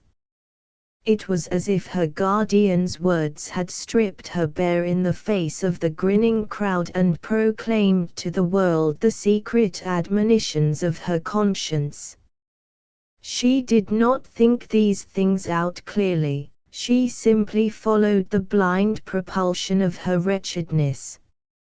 She did not want, ever again, to see anyone she had known. Above all, she did not want to see Harney. She climbed the hill path behind the house and struck through the woods by a shortcut leading to the Creston Road. A lead-colored sky hung heavily over the fields, and in the forest the motionless air was stifling, but she pushed on, impatient to reach the road which was the shortest way to the mountain. To do so, she had to follow the Creston Road for a mile or two, and go within half a mile of the village, and she walked quickly, fearing to meet Harney. But there was no sign of him, and she had almost reached the branch road when she saw the flanks of a large white tent projecting through the trees by the roadside. She supposed that it sheltered a traveling circus which had come there for the 4th, but as she drew nearer she saw, over the folded back flap, a large sign bearing the inscription, "Gospel Tent." The interior seemed to be empty, but a young man in a black alpaca coat, his lank hair parted over a round white face, stepped from under the flap and advanced toward her with a smile. "Sister, your Savior knows everything. Won't you come in and lay your guilt before him?" he asked insinuatingly, putting his hand on her arm. Charity started back and flushed. For a moment she thought the evangelist must have heard a report of the scene at Nettleton. Then she saw the absurdity of the supposition. "I only wished I had any to lay," she retorted, with one of her fierce flashes of self-derision, and the young man murmured, aghast, "Oh, sister, don't speak blasphemy." But she had jerked her arm out of his hold, and was running up the branch road, trembling with the fear of meeting a familiar face. Presently she was out of sight of the village, and climbing into the heart of the forest. She could not hope to do the 15 miles to the mountain that afternoon, but she knew of a place halfway to Hamblin where she could sleep, and where no one would think of looking for her. It was a little deserted house on a slope in one of the lonely rifts of the hills. She had seen it once, years before, when she had gone on a nutting expedition to the grove of walnuts below it. The party had taken refuge in the house from a sudden mountain storm, and she remembered that Ben Sollers, who liked frightening girls, had told them that it was said to be haunted. She was growing faint and tired, for she had eaten nothing since morning, and was not used to walking so far. Her head felt light and she sat down for a moment by the roadside. As she sat there she heard the click of a bicycle bell, and started up to plunge back into the forest. But before she could move the bicycle had swept around the curve of the road, and Harney, jumping off, was approaching her with outstretched arms. "Charity! What on earth are you doing here?" She stared as if he were a vision, so startled by the unexpectedness of his being there that no words came to her. "Where were you going? Had you forgotten that I was coming?" he continued, trying to draw her to him, but she shrank from his embrace. "I was going away. I don't want to see you. I want you should leave me alone," she broke out wildly. He looked at her and his face grew grave, as though the shadow of a premonition brushed it. "Going away, from me, Charity? from everybody. I want you should leave me."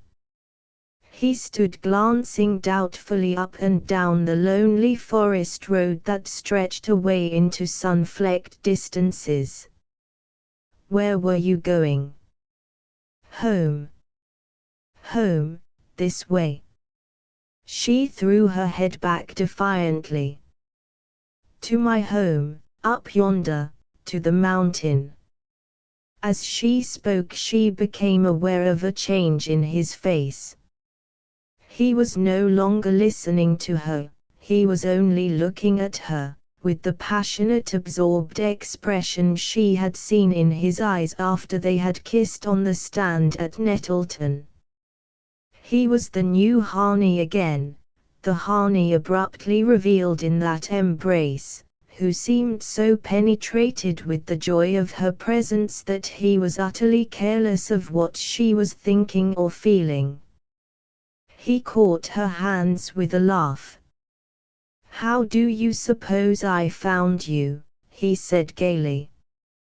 He drew out the little packet of his letters and flourished them before her bewildered eyes. "You dropped them, you imprudent young person, dropped them in the middle of the road, not far from here, and the young man who is running the gospel tent picked them up just as I was riding by." He drew back, holding her at arm's length, and scrutinizing her troubled face with the minute-searching gaze of his short-sighted eyes. "Did you really think you could run away from me?" "You see you weren't meant to," he said, and before she could answer he had kissed her again, not vehemently, but tenderly, almost fraternally, as if he had guessed her confused pain, and wanted her to know he understood it. He wound his fingers through hers. "Come, let's walk a little. I want to talk to you. There's so much to say." He spoke with a boy's gaiety, carelessly and confidently, as if nothing had happened that could shame or embarrass them, and for a moment, in the sudden relief of her release from lonely pain, she felt herself yielding to his mood. But he had turned, and was drawing her back along the road by which she had come. She stiffened herself and stopped short. "I won't go back," she said. They looked at each other a moment in silence, then he answered gently, "Very well, let's go the other way, then." She remained motionless, gazing silently at the ground, and he went on, "Isn't there a house up here somewhere, a little abandoned house, you meant to show me some day?" Still she made no answer, and he continued, in the same tone of tender reassurance, "Let us go there now and sit down and talk quietly." He took one of the hands that hung by her side and pressed his lips to the palm. "Do you suppose I'm going to let you send me away? Do you suppose I don't understand?" The little old house, its wooden walls sun-bleached to a ghostly grey, stood in an orchard above the road. The garden palings had fallen, but the broken gate dangled between its posts, and the path to the house was marked by rose bushes run wild and hanging their small pale blossoms above the crowding grasses. Slender pilasters and an intricate fanlight framed the opening where the door had hung, and the door itself lay rotting in the grass, with an old apple tree fallen across it. Inside, also, wind and weather had blanched everything to the same wan silvery tint. The house was as dry and pure as the interior of a long empty shell. But it must have been exceptionally well built, for the little rooms had kept something of their human aspect. The wooden mantels with their neat classic ornaments were in place, and the corners of one ceiling retained a light film of plaster tracery. Harney had found an old bench at the back door and dragged it into the house. Charity sat on it, leaning her head against the wall in a state of drowsy lassitude. He had guessed that she was hungry and thirsty, and had brought her some tablets of chocolate from his bicycle bag, and filled his drinking cup from a spring in the orchard, and now he sat at her feet, smoking a cigarette, and looking up at her without speaking. Outside, the afternoon shadows were lengthening across the grass, and through the empty window frame that faced her she saw the mountain thrusting its dark mass against a sultry sunset. It was time to go. She stood up, and he sprang to his feet also, and passed his arm through hers with an air of authority. "Now, Charity, you're coming back with me." She looked at him and shook her head. "I ain't ever going back." "You don't know." "What don't I know?" She was silent, and he continued, "What happened on the wharf was horrible. It's natural you should feel as you do. But it doesn't make any real difference. You can't be hurt by such things. You must try to forget. And you must try to understand that men sometimes, I know about men. That's why." He colored a little at the retort, as though it had touched him in a way she did not suspect. "Well, then, you must know one has to make allowances." He'd been drinking, "I know all that, too. I've seen him so before. But he wouldn't have dared speak to me that way if he hadn't what?" "What do you mean?" "Hadn't wanted me to be like those other girls." She lowered her voice and looked away from him. "So's he wouldn't have to go out." Harney stared at her. For a moment he did not seem to seize her meaning, then his face grew dark. "The damned hound. The villainous low hound." His wrath blazed up, crimsoning him to the temples. "I never dreamed, good God, it's too vile," he broke off, as if his thoughts recoiled from the discovery. "I won't never go back there," she repeated doggedly. "No," he assented. There was a long interval of silence, during which she imagined that he was searching her face for more light on what she had revealed to him, and a flush of shame swept over her. "I know the way you must feel about me," she broke out, "telling you such things." But once more, as she spoke, she became aware that he was no longer listening.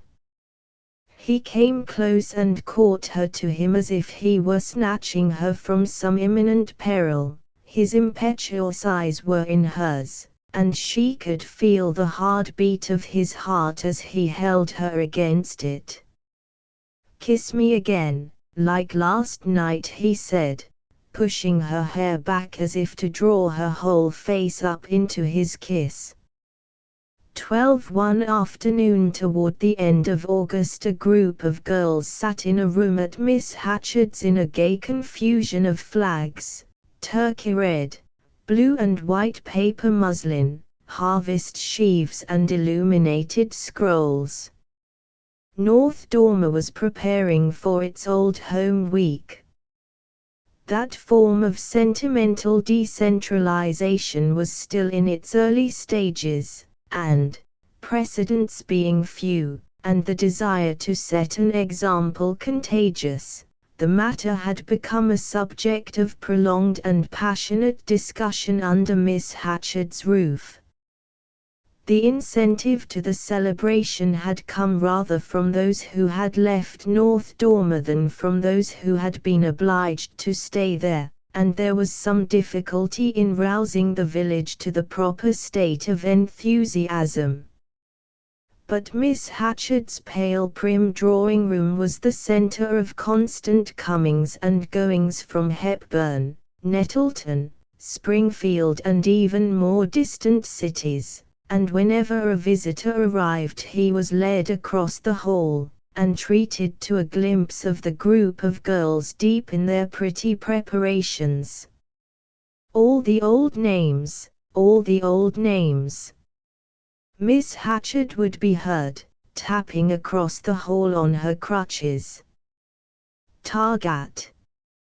Solers. Fry. This is Miss Orma Fry sewing the stars on the drapery for the organ loft. Don't move, girls, and this is Miss Ally Hawes, our cleverest needlewoman, and Miss Charity Royal making our garlands of evergreen. I like the idea of it's all being homemade, don't you? We haven't had to call in any foreign talent. My young cousin Lucius Harney, the architect, you know he's up here preparing a book on colonial houses. He's taken the whole thing in hand so cleverly, but you must come and see his sketch for the stage we're going to put up in the town hall. One of the first results of the Old Home Week agitation had, in fact, been the reappearance of Lucius Harney in the village street. He had been vaguely spoken of as being not far off, but for some weeks past no one had seen him at North Dormer, and there was a recent report of his having left Creston River, where he was said to have been staying, and gone away from the neighborhood for good. Soon after Miss Hatchard's return, however, he came back to his old quarters in her house, and began to take a leading part in the planning of the festivities. He threw himself into the idea with extraordinary good humor, and was so prodigal of sketches, and so inexhaustible in devices, that he gave an immediate impetus to the rather languid movement, and infected the whole village with his enthusiasm. Lucius has such a feeling for the past that he has roused us all to a sense of our privileges, Miss Hatchard would say, lingering on the last word, which was a favorite one. And before leading her visitor back to the drawing-room she would repeat, for the 100th time, that she supposed he thought it very bold of little North Dormer to start up and have a home week of its own, when so many bigger places hadn't thought of it yet, but that, after all, associations counted more than the size of the population, didn't they? And of course North Dormer was so full of associations, historic, literary, hierophilial for honoris, and ecclesiastical. He knew about the old pewter communion service imported from England in 1769, she supposed.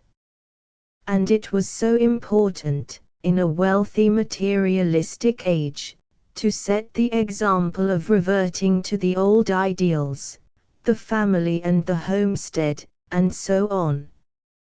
This peroration usually carried her halfway back across the hall, leaving the girls to return to their interrupted activities. The day on which Charity Royal was weaving hemlock garlands for the procession was the last before the celebration. When Miss Hatchard called upon the North Dormer maidenhood to collaborate in the festal preparations, Charity had at first held aloof, but it had been made clear to her that her non-appearance might excite conjecture, and, reluctantly, she had joined the other workers. The girls, at first shy and embarrassed, and puzzled as to the exact nature of the projected commemoration, had soon become interested in the amusing details of their task, and excited by the notice they received. They would not for the world have missed their afternoons at Miss Hatchard's, and, while they cut out and sewed and draped and pasted, their tongues kept up such an accompaniment to the sewing machine that Charity's silence sheltered itself unperceived under their chatter. In spirit she was still almost unconscious of the pleasant stir about her. Since her return to the Red House, on the evening of the day when Harney had overtaken her on her way to the mountain, she had lived at North Dormer as if she were suspended in the void. She had come back there because Harney, after appearing to agree to the impossibility of her doing so, had ended by persuading her that any other course would be madness. She had nothing further to fear from Mr. Royle. Of this she had declared herself sure, though she had failed to add, in his exoneration, that he had twice offered to make her his wife. Her hatred of him made it impossible, at the moment, for her to say anything that might partly excuse him in Harney's eyes. Harney, however, once satisfied of her security, had found plenty of reasons for urging her to return. The first, and the most unanswerable, was that she had nowhere else to go. But the one on which he laid the greatest stress was that flight would be equivalent to avowal. If, as was almost inevitable, rumors of the scandalous scene at Nettleton should reach North Dormer, how else would her disappearance be interpreted? Her guardian had publicly taken away her character, and she immediately vanished from his house. Seekers after motives could hardly fail to draw an unkind conclusion.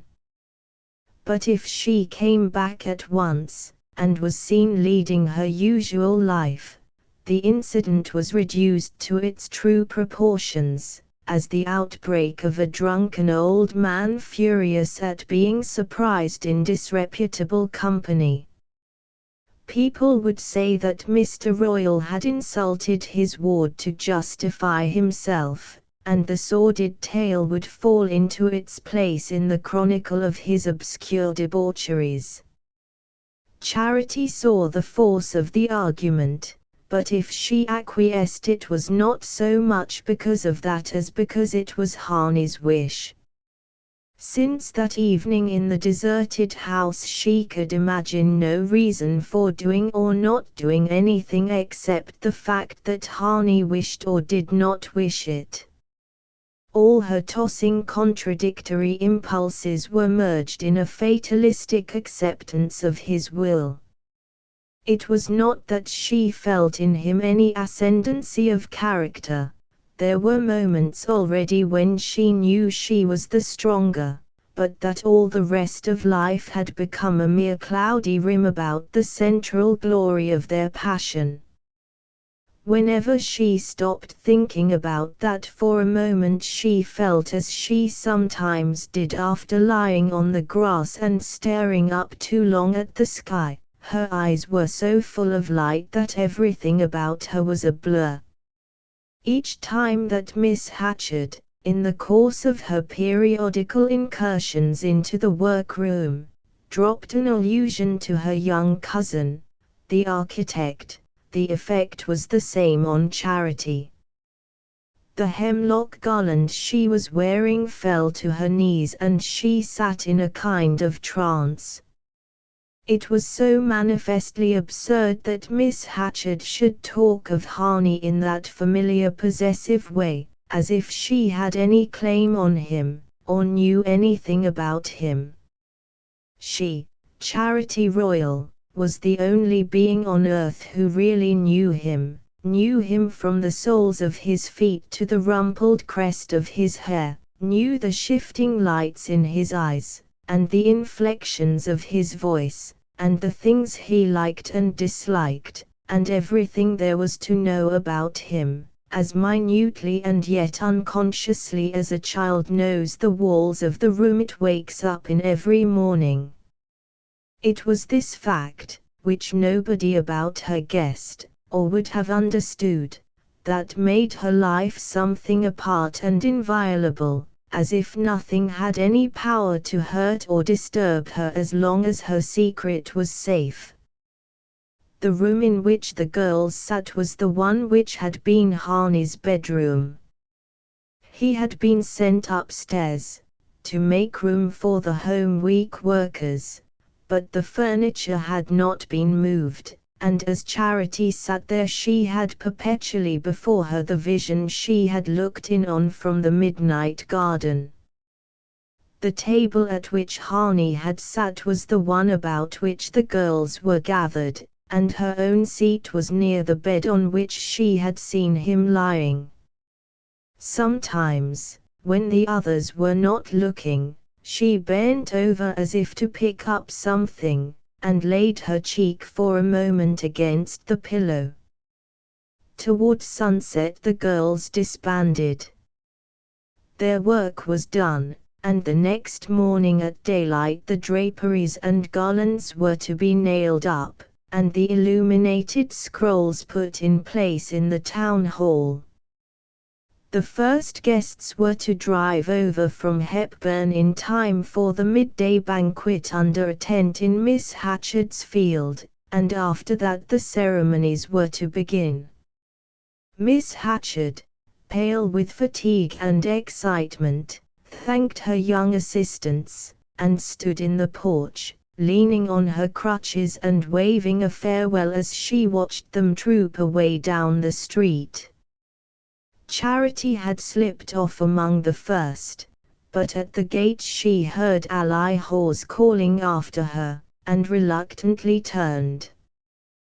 "Will you come over now and try on your dress?" Ally asked, looking at her with wistful admiration. "I want to be sure the sleeves don't ruck up the same as they did yesterday." Charity gazed at her with dazzled eyes.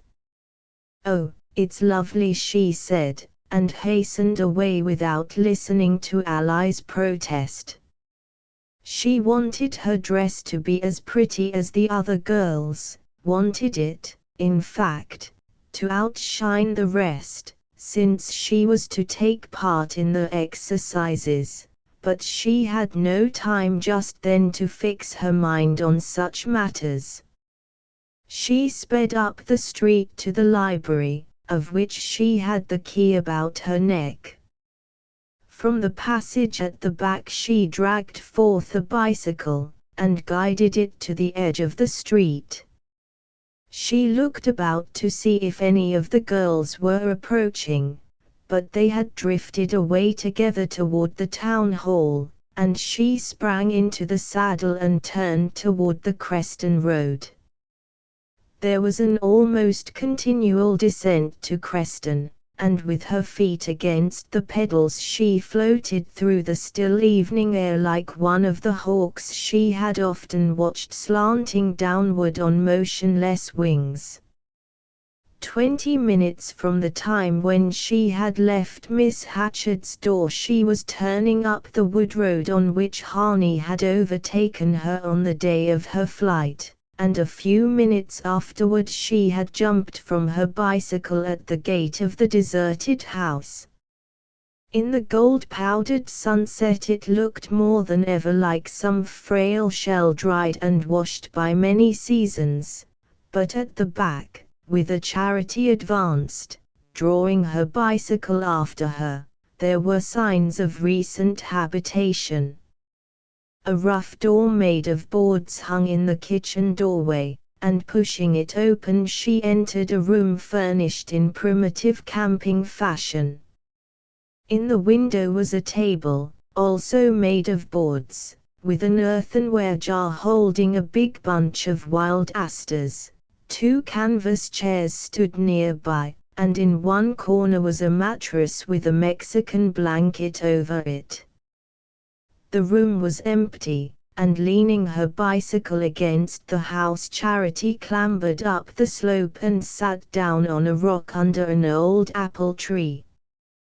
The air was perfectly still, and from where she sat she would be able to hear the tinkle of a bicycle bell a long way down the road.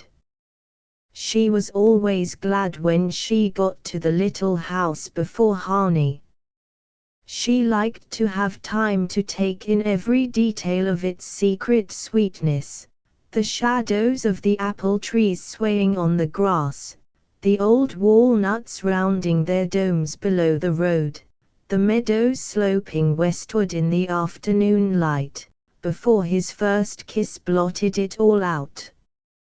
Everything unrelated to the hours spent in that tranquil place was as faint as the remembrance of a dream. The only reality was the wondrous unfolding of her new self, the reaching out to the light of all her contracted tendrils. She had lived all her life among people whose sensibilities seemed to have withered for lack of use, and more wonderful, at first, than Harney's endearments were the words that were a part of them. She had always thought of love as something confused and furtive, and he made it as bright and open as the summer air. On the morrow of the day when she had shown him the way to the deserted house, he had packed up and left Creston River for Boston.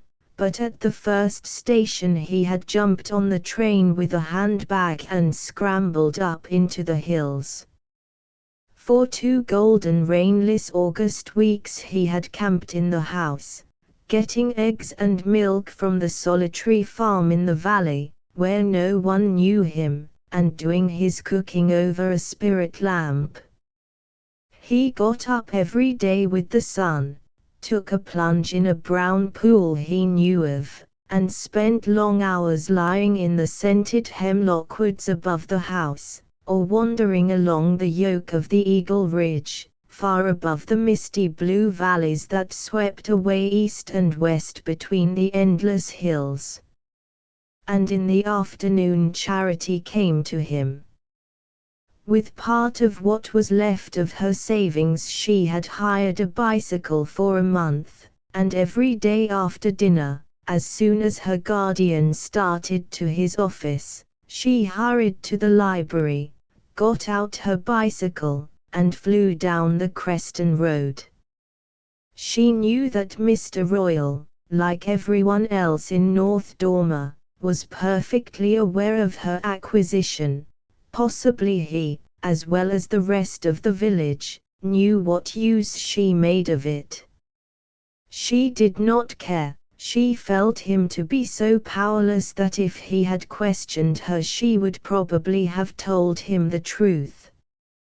But they had never spoken to each other since the night on the wharf at Nettleton.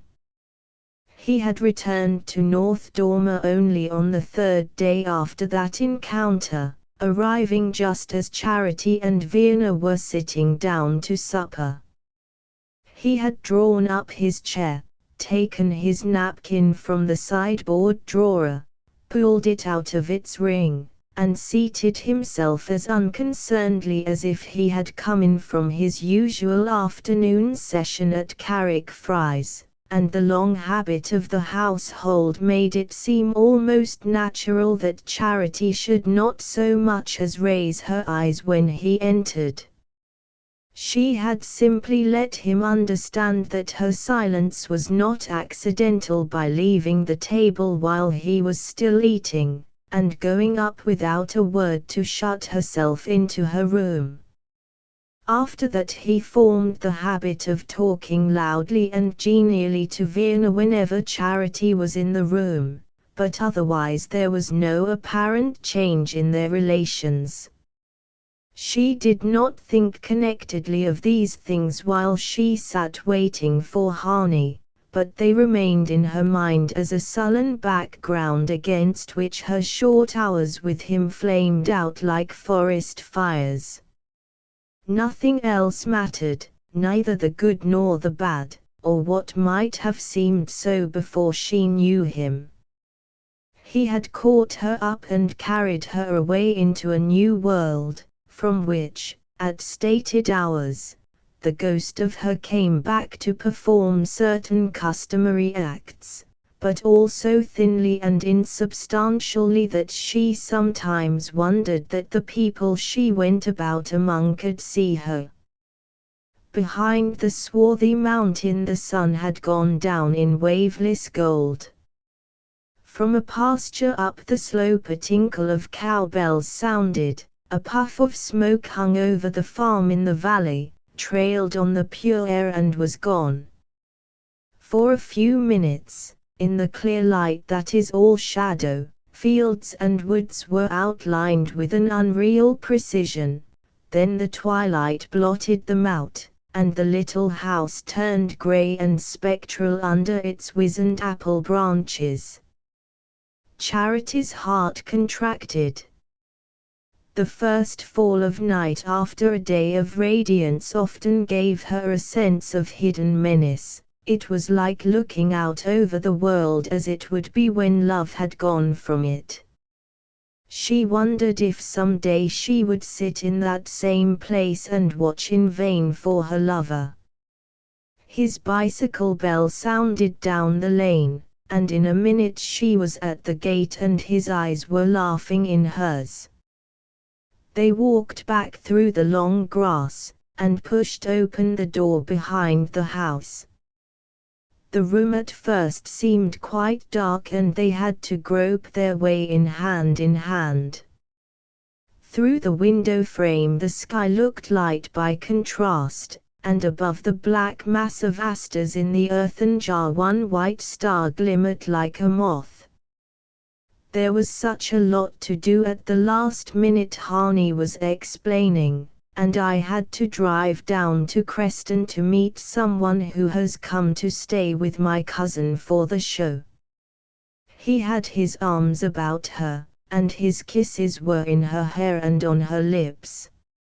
Under his touch things deep down in her struggled to the light and sprang up like flowers in sunshine.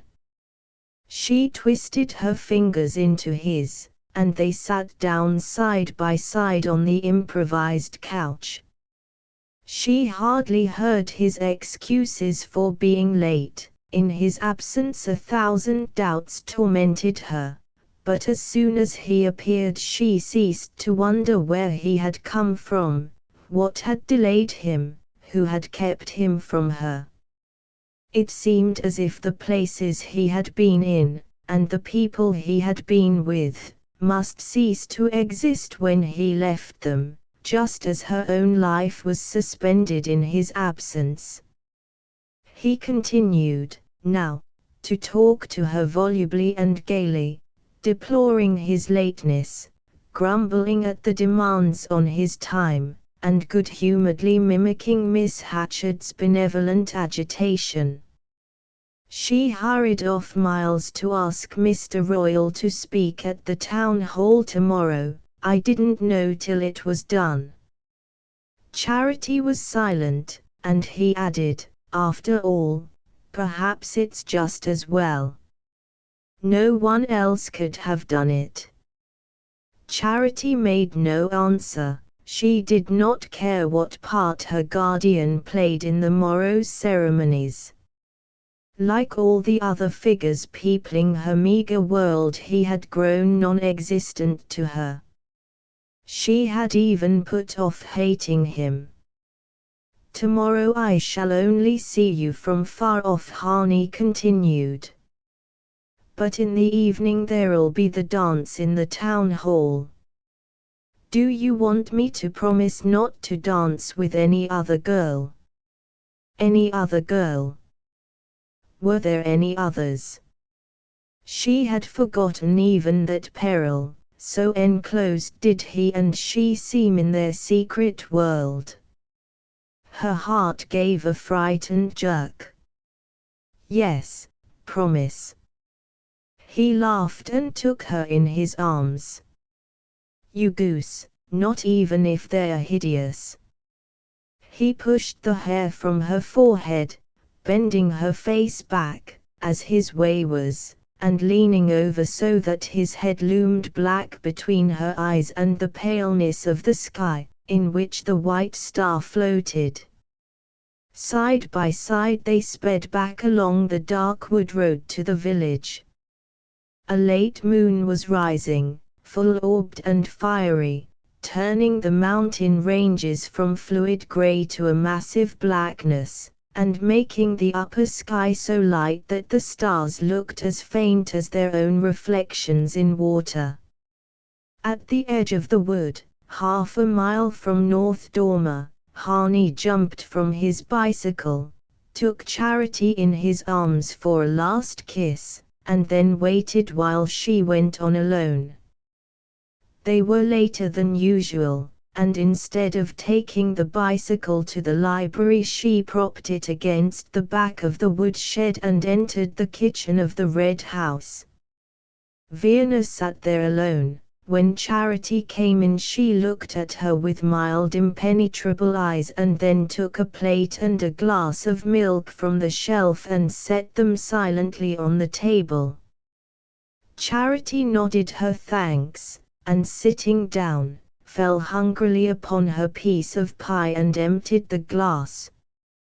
Her face burned with her quick flight through the night, and her eyes were dazzled by the twinkle of the kitchen lamp. She felt like a night bird suddenly caught and caged.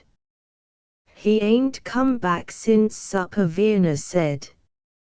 "He's down to the hall." Charity took no notice. Her soul was still winging through the forest. She washed her plate and tumbler, and then felt her way up the dark stairs. When she opened her door a wonder arrested her.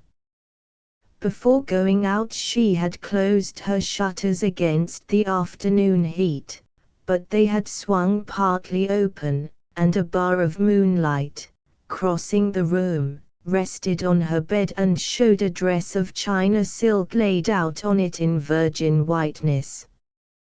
Charity had spent more than she could afford on the dress, which was to surpass those of all the other girls. She had wanted to let North Dormer see that she was worthy of Harney's admiration. Above the dress, folded on the pillow, was the white veil which the young women who took part in the exercises were to wear under a wreath of asters, and beside the veil a pair of slim white satin shoes that Ally had produced from an old trunk in which she stored mysterious treasures. Charity stood gazing at all the outspread whiteness. It recalled a vision that had come to her in the night after her first meeting with Harney. She no longer had such visions, warmer splendors had displaced them, but it was stupid of Ally to have paraded all those white things on her bed, exactly as Hattie Targat's wedding dress from Springfield had been spread out for the neighbors to see when she married Tom Fry. Charity took up the satin shoes and looked at them curiously. By day, no doubt, they would appear a little worn, but in the moonlight they seemed carved of ivory. She sat down on the floor to try them on, and they fitted her perfectly, though when she stood up she lurched a little on the high heels. She looked down at her feet, which the graceful mold of the slippers had marvelously arched and narrowed. She had never seen such shoes before, even in the shop windows at Nettleton, never, except, yes, once, she had noticed a pair of the same shape on Annabel Balch. A blush of mortification swept over her. Ally sometimes sewed for Miss Balch when that brilliant being descended on North Dormer, and no doubt she picked up presents of cast-off clothing, The treasures in the mysterious trunk all came from the people she worked for. There could be no doubt that the white slippers were Annabel Balch's. As she stood there, staring down moodily at her feet, she heard the triple click-click-click of a bicycle bell under her window. It was Harney's secret signal as he passed on his way home. She stumbled to the window on her high heels, flung open the shutters and leaned out. He waved to her and sped by, his black shadow dancing merrily ahead of him down the empty moonlit road, and she leaned there watching him till he vanished under the hatched spruces. 13. The town hall was crowded and exceedingly hot. As Charity marched into it third in the white muslin file headed by Orma Fry, she was conscious mainly of the brilliant effect of the wreathed columns framing the green carpeted stage toward which she was moving, and of the unfamiliar faces turning from the front rows to watch the advance of the procession. But it was all a bewildering blur of eyes and colors till she found herself standing at the back of the stage, her great bunch of asters and goldenrod held well in front of her, and answering the nervous glance of Lambert Solers, the organist from Mr. Miles's church, who had come up from Nettleton to play the harmonium and sat behind it, his conductor's eye running over the fluttered girls. A moment later Mr. Miles, pink and twinkling, emerged from the background, as if buoyed up on his broad white gown, and briskly dominated the bowed heads in the front rows. He prayed energetically and briefly and then retired, and a fierce nod from Lambert Solers warned the girls that they were to follow at once with Home, Sweet Home. It was a joy to Charity to sing. It seemed as though, for the first time, her secret rapture might burst from her and flash its defiance at the world. All the glow in her blood, the breath of the summer earth, the rustle of the forest, the fresh call of birds at sunrise, and the brooding midday languors, seemed to pass into her untrained voice, lifted and led by the sustaining chorus. And then suddenly the song was over, and after an uncertain pause, during which Miss Hatchard's pearl-grey gloves started a furtive signaling down the hall, Mr. Royal, emerging in turn, ascended the steps of the stage and appeared behind the flower-wreathed desk. He passed close to Charity, and she noticed that his gravely set face wore the look of majesty that used to awe and fascinate her childhood. His frock coat had been carefully brushed and ironed, and the ends of his narrow black tie were so nearly even that the tying must have cost him a protracted struggle. His appearance struck her all the more because it was the first time she had looked him full in the face since the night at Nettleton, and nothing in his grave and impressive demeanor revealed a trace of the lamentable figure on the wharf. He stood a moment behind the desk, resting his fingertips against it, and bending slightly toward his audience. Then he straightened himself and began. At first she paid no heed to what he was saying, only fragments of sentences, sonorous quotations, allusions to illustrious men, including the obligatory tribute to Honoris Hatchard, drifted past her inattentive ears. She was trying to discover Harney among the notable people in the front row, but he was nowhere near Miss Hatchard, who, crowned by a pearl-grey hat that matched her gloves, sat just below the desk, supported by Mrs. Miles and an important-looking unknown lady.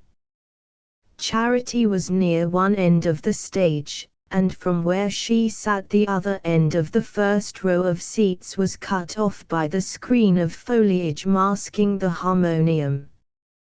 The effort to see Harney around the corner of the screen, or through its interstices, made her unconscious of everything else, but the effort was unsuccessful, and gradually she found her attention arrested by her guardian's discourse. She had never heard him speak in public before, but she was familiar with the rolling music of his voice when he read aloud, or held forth to the select men about the stove at Carrickfries. Today his inflections were richer and graver than she had ever known them. He spoke slowly, with pauses that seemed to invite his hearers to silent participation in his thought, and Charity perceived a light of response in their faces. He was nearing the end of his address. "Most of you," he said, "most of you who have returned here today, to take contact with this little place for a brief hour, have come only on a pious pilgrimage, and will go back presently to busy cities and lives full of larger duties. But that is not the only way of coming back to North Dormer. Some of us, who went out from here in our youth, went out, like you, to busy cities and larger duties, have come back in another way, come back for good. I am one of those, as many of you know." He paused, and there was a sense of suspense in the listening hall. "My history is without interest, but it has its lesson, not so much for those of you who have already made your lives in other places, as for the young men who are perhaps planning even now to leave these quiet hills and go down into the struggle. Things they cannot foresee may send some of those young men back some day to the little township and the old homestead. They may come back for good." He looked about him, and repeated gravely, "for good. There's the point I want to make. North Dormer is a poor little place, almost lost in a mighty landscape. Perhaps, by this time, it might have been a bigger place, and more in scale with the landscape, if those who had to come back had come with that feeling in their minds, that they wanted to come back for good, and not for bad, or just for indifference. Gentlemen, let us look at things as they are. Some of us have come back to our native town because we'd failed to get on elsewhere. One way or other, things had gone wrong with us, what we'd dreamed of hadn't come true. But the fact that we had failed elsewhere is no reason why we should fail here. Our very experiments in larger places, even if they were unsuccessful, ought to have helped us to make North Dormer a larger place, and you young men who are preparing even now to follow the call of ambition, and turn your back on the old homes, well, let me say this to you, that if ever you do come back to them it's worthwhile to come back to them for their good. And to do that, you must keep on loving them while you're away from them, and even if you come back against your will, and thinking it's all a bit a mistake of fate or providence, you must try to make the best of it, and to make the best of your old town, and after a while, well, ladies and gentlemen, I give you my recipe for what it's worth, after a while, I believe you'll be able to say, as I can say today, I'm glad I'm here. Believe me, all of you, the best way to help the places we live in is to be glad we live there." He stopped, and a murmur of emotion and surprise ran through the audience. It was not in the least what they had expected, but it moved them more than what they had expected would have moved them, "Here, here!" a voice cried out in the middle of the hall. An outburst of cheers caught up the cry, and as they subsided, Charity heard Mr. Miles saying to someone near him, "That was a man talking." He wiped his spectacles. Mr. Royal had stepped back from the desk, and taken his seat in the row of chairs in front of the harmonium. A dapper white-haired gentleman, a distant Hatchard, succeeded him behind the golden rod, and began to say beautiful things about the old oaken bucket, patient white-haired mothers, and where the boys used to go nutting, and Charity began again to search for honey. Suddenly Mr. Royal pushed back his seat, and one of the maple branches in front of the harmonium collapsed with a crash. It uncovered the end of the first row, and in one of the seats Charity saw honey, and in the next a lady whose face was turned toward him, and almost hidden by the brim of her drooping hat. Charity did not need to see the face. She knew at a glance the slim figure, the fair hair heaped up under the hat brim, the long pale wrinkled gloves with bracelets slipping over them. At the fall of the branch Miss Balch turned her head toward the stage, and in her pretty thin-lipped smile there lingered the reflection of something her neighbor had been whispering to her. Someone came forward to replace the fallen branch, and Miss Balch and Harney were once more hidden. But to Charity the vision of their two faces had blotted out everything. In a flash they had shown her the bare reality of her situation. Behind the frail screen of her lover's caresses was the whole inscrutable mystery of his life, his relations with other people, with other women, his opinions, his prejudices, his principles, the net of influences and interests and ambitions in which every man's life is entangled. Of all these she knew nothing, except what he had told her of his architectural aspirations. She had always dimly guessed him to be in touch with important people, involved in complicated relations, but she felt it all to be so far beyond her understanding that the whole subject hung like a luminous mist on the farthest verge of her thoughts. In the foreground, hiding all else, there was the glow of his presence, the light and shadow of his face, the way his short-sighted eyes, at her approach, widened and deepened as if to draw her down into them, and, above all, the flush of youth and tenderness in which his words enclosed her. Now she saw him detached from her, drawn back into the unknown, and whispering to another girl things that provoked the same smile of mischievous complicity he had so often called to her own lips. The feeling possessing her was not one of jealousy, she was too sure of his love. It was rather a terror of the unknown, of all the mysterious attractions that must even now be dragging him away from her, and of her own powerlessness to contend with them.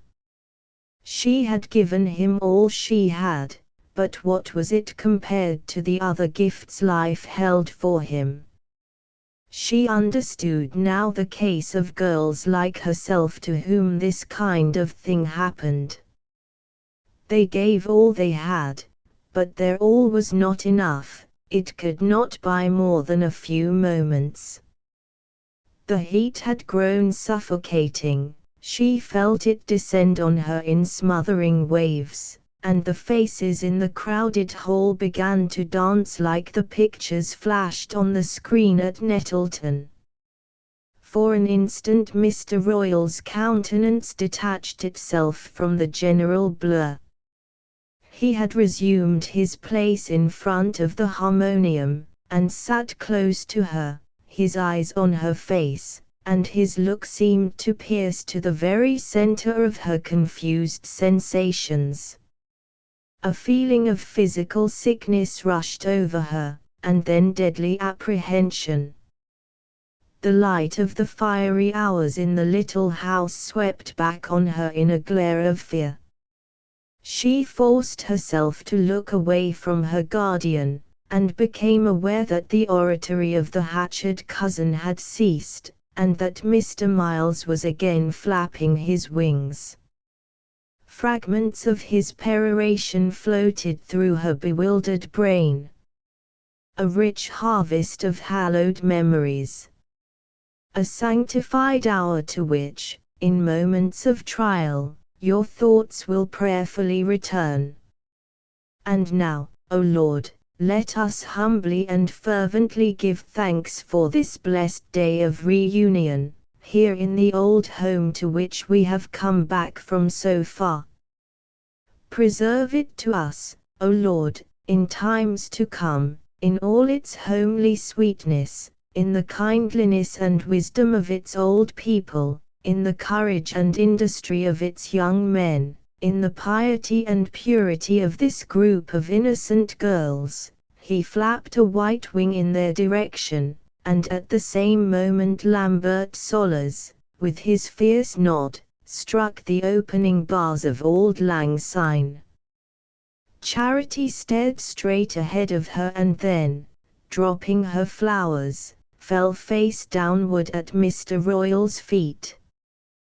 14 North Dormer's celebration naturally included the villages attached to its township, and the festivities were to radiate over the whole group, from Dormer and the two Crestons to Hamblin, the lonely hamlet on the north slope of the mountain where the first snow always fell.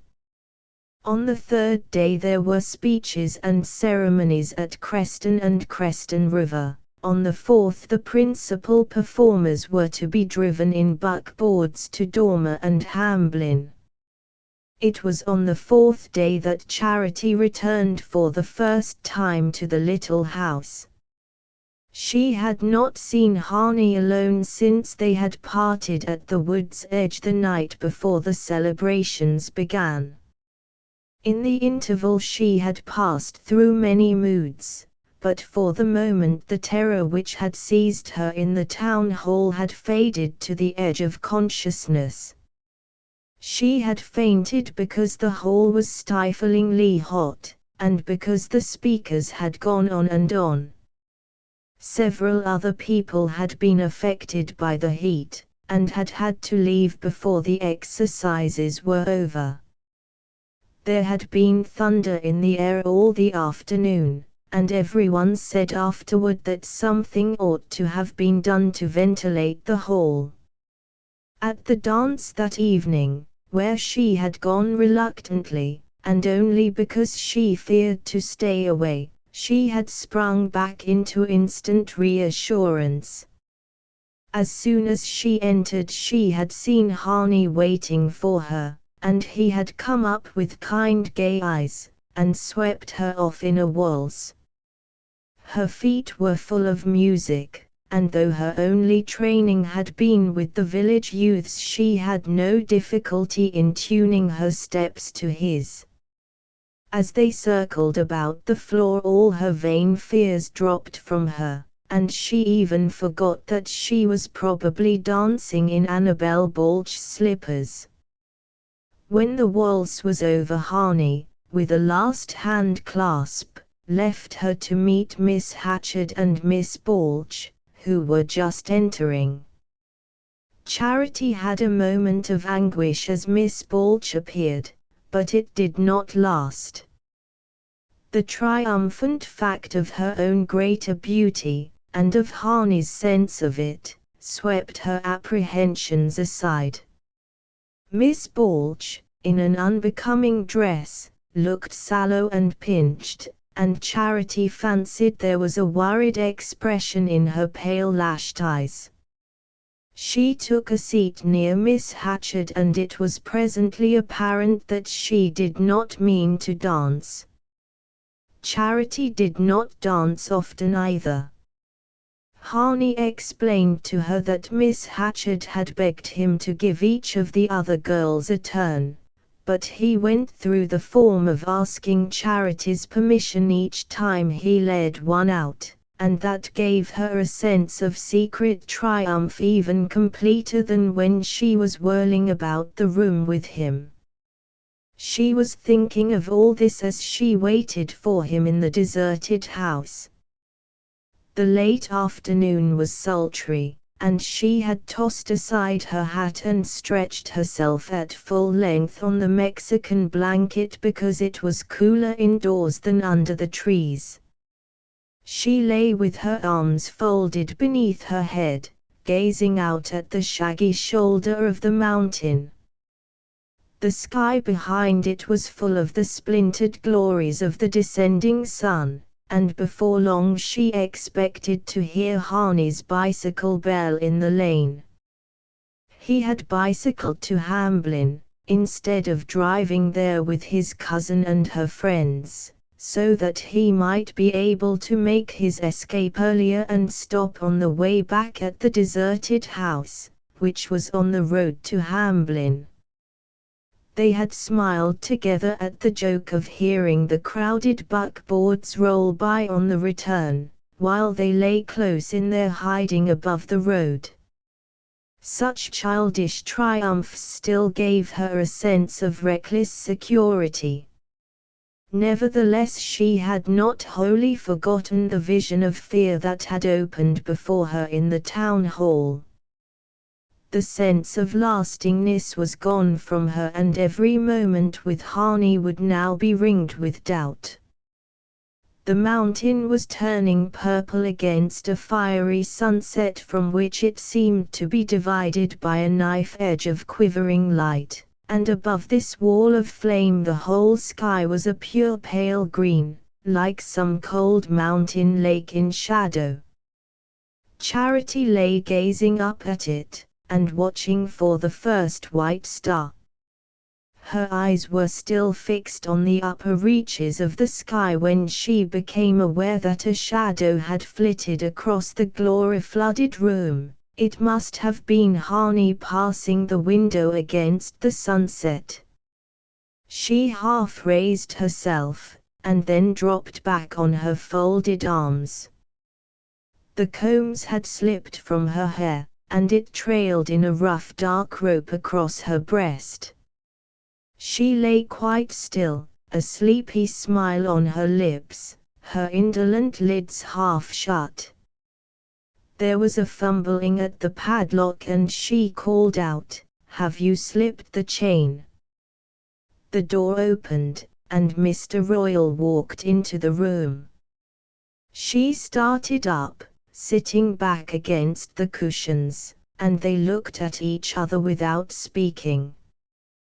Then Mr. Royal closed the door latch and advanced a few steps. Charity jumped to her feet. "What have you come for?" she stammered. The last glare of the sunset was on her guardian's face, which looked ash-colored in the yellow radiance. "Because I knew you were here," he answered simply. She had become conscious of the hair hanging loose across her breast, and it seemed as though she could not speak to him till she had set herself in order. She groped for her comb, and tried to fasten up the coil. Mr. Royal silently watched her. "Charity," he said, "he'll be here in a minute. Let me talk to you first." "You've got no right to talk to me. I can do what I please." "Yes. What is it you mean to do?" "I needn't answer that, or anything else." He had glanced away, and stood looking curiously about the illuminated room. Purple asters and red maple leaves filled the jar on the table. On a shelf against the wall stood a lamp, the kettle, a little pile of cups and saucers. The canvas chairs were grouped about the table. "So this is where you meet," he said. His tone was quiet and controlled, and the fact disconcerted her. She had been ready to give him violence for violence, but this calm acceptance of things as they were left her without a weapon. "See here, Charity, you're always telling me I've got no rights over you. There might be two ways of looking at that, but I ain't going to argue it. All I know is I raised you as good as I could, and meant fairly by you always except once, for a bad half-hour.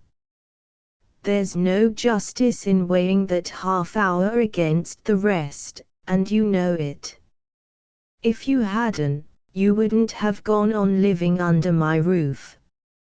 Seems to me the fact of your doing that gives me some sort of a right, the right to try and keep you out of trouble. I'm not asking you to consider any other." She listened in silence, and then gave a slight laugh. "Better wait till I'm in trouble," she said. He paused a moment, as if weighing her words. "Is that all your answer?" "Yes, that's all." "Well, I'll wait." He turned away slowly, but as he did so the thing she had been waiting for happened. The door opened again and Harney entered. He stopped short with a face of astonishment, and then, quickly controlling himself, went up to Mr. Royal with a frank look. "Have you come to see me, sir?" he said coolly, throwing his cap on the table with an air of proprietorship. Mr. Royal again looked slowly about the room, then his eyes turned to the young man. "Is this your house?" he inquired. Harney laughed. "Well, as much as it's anybody's. I come here to sketch occasionally. And to receive Miss Royal's visits. When she does me the honor, is this the home you propose to bring her to when you get married?" There was an immense and oppressive silence. Charity, quivering with anger, started forward, and then stood silent, too humbled for speech. Harney's eyes had dropped under the old man's gaze, but he raised them presently, and looking steadily at Mr. Royal, said, "Miss Royal is not a child. Isn't it rather absurd to talk of her as if she were? I believe she considers herself free to come and go as she pleases, without any questions from anyone." He paused and added, "I'm ready to answer any she wishes to ask me." Mr. Royal turned to her. "Ask him when he's going to marry you." Then, there was another silence, and he laughed in his turn, a broken laugh, with a scraping sound in it. "You darsn't he shouted out with sudden passion. He went close up to Charity, his right arm lifted, not in menace but in tragic exhortation. "You darsn't and you know it, and you know why." He swung back again upon the young man. "And you know why you ain't asked her to marry you, and why you don't mean to. It's because you hadn't need to, nor any other man either. I'm the only one that was fool enough not to know that, and I guess nobody'll repeat my mistake, not in Eagle County, anyhow. They all know what she is, and what she came from. They all know her mother was a woman of the town from Nettleton, that followed one of those mountain fellows up to his place and lived there with him like a heathen. I saw her there 16 years ago, when I went to bring this child down. I went to save her from the kind of life her mother was leading, but I'd better have left her in the kennel she came from." He paused and stared darkly at the two young people, and out beyond them, at the menacing mountain with its rim of fire. Then he sat down beside the table on which they had so often spread their rustic supper, and covered his face with his hands. Harney leaned in the window, a frown on his face. He was twirling between his fingers a small package that dangled from a loop of string. Charity heard Mr. Royal draw a hard breath or two, and his shoulders shook a little. Presently he stood up and walked across the room. He did not look again at the young people. They saw him feel his way to the door and fumble for the latch, and then he went out into the darkness. After he had gone there was a long silence. Charity waited for Harney to speak, but he seemed at first not to find anything to say. At length he broke out irrelevantly, "I wonder how he found out." She made no answer, and he tossed down the package he had been holding, and went up to her. "I'm so sorry, dear, that this should have happened." She threw her head back proudly. "I ain't ever been sorry, not a minute." No, she waited to be caught into his arms, but he turned away from her irresolutely. The last glow was gone from behind the mountain. Everything in the room had turned grey and indistinct, and an autumnal dampness crept up from the hollow below the orchard, laying its cold touch on their flushed faces. Harney walked the length of the room, and then turned back and sat down at the table. "Come," he said imperiously. She sat down beside him, and he untied the string about the package and spread out a pile of sandwiches. "I stole them from the love feast at Hamblin," he said with a laugh, pushing them over to her. She laughed too, and took one, and began to eat. "Didn't you make the tea?" "No," she said. "I forgot." "Oh, well, it's too late to boil the water now." He said nothing more, and sitting opposite to each other they went on silently eating the sandwiches. Darkness had descended in the little room, and Harney's face was a dim blur to Charity. Suddenly he leaned across the table and laid his hand on hers. "I shall have to go off for a while, a month or two, perhaps, to arrange some things, and then I'll come back, and we'll get married." His voice seemed like a stranger's, nothing was left in it of the vibrations she knew. Her hand lay inertly under his, and she left it there, and raised her head, trying to answer him. But the words died in her throat. They sat motionless, in their attitude of confident endearment, as if some strange death had surprised them. At length Harney sprang to his feet with a slight shiver. "God, it's damp, we couldn't have come here much longer." He went to the shelf, took down a tin candlestick and lit the candle, then he propped an unhinged shutter against the empty window frame and put the candle on the table. It threw a queer shadow on his frowning forehead, and made the smile on his lips a grimace. "But it's been good, though, hasn't it, Charity?" "What's the matter? Why do you stand there staring at me? Haven't the days here been good?" He went up to her and caught her to his breast.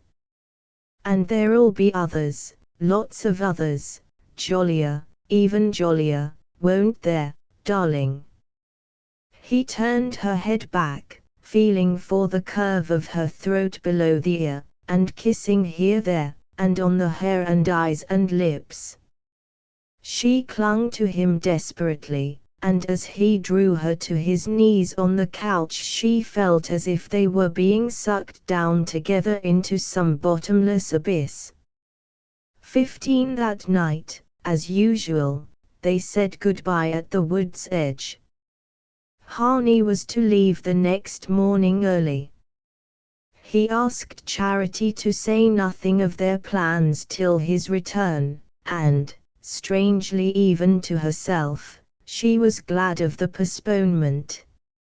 A leaden weight of shame hung on her, benumbing every other sensation, and she bade him goodbye with hardly a sign of emotion. His reiterated promises to return seemed almost wounding. She had no doubt that he intended to come back, her doubts were far deeper and less definable. Since the fanciful vision of the future that had flitted through her imagination at their first meeting, she had hardly ever thought of his marrying her. She had not had to put the thought from her mind, it had not been there. If ever she looked ahead she felt instinctively that the gulf between them was too deep, and that the bridge their passion had flung across it was as insubstantial as a rainbow. But she seldom looked ahead, each day was so rich that it absorbed her. Now her first feeling was that everything would be different, and that she herself would be a different being to Harney. Instead of remaining separate and absolute, she would be compared with other people, and unknown things would be expected of her. She was too proud to be afraid, but the freedom of her spirit drooped. Harney had not fixed any date for his return. He had said he would have to look about first, and settle things. He had promised to write as soon as there was anything definite to say, and had left her his address, and asked her to write also. But the address frightened her. It was in New York, at a club with a long name in Fifth Avenue. It seemed to raise an insurmountable barrier between them.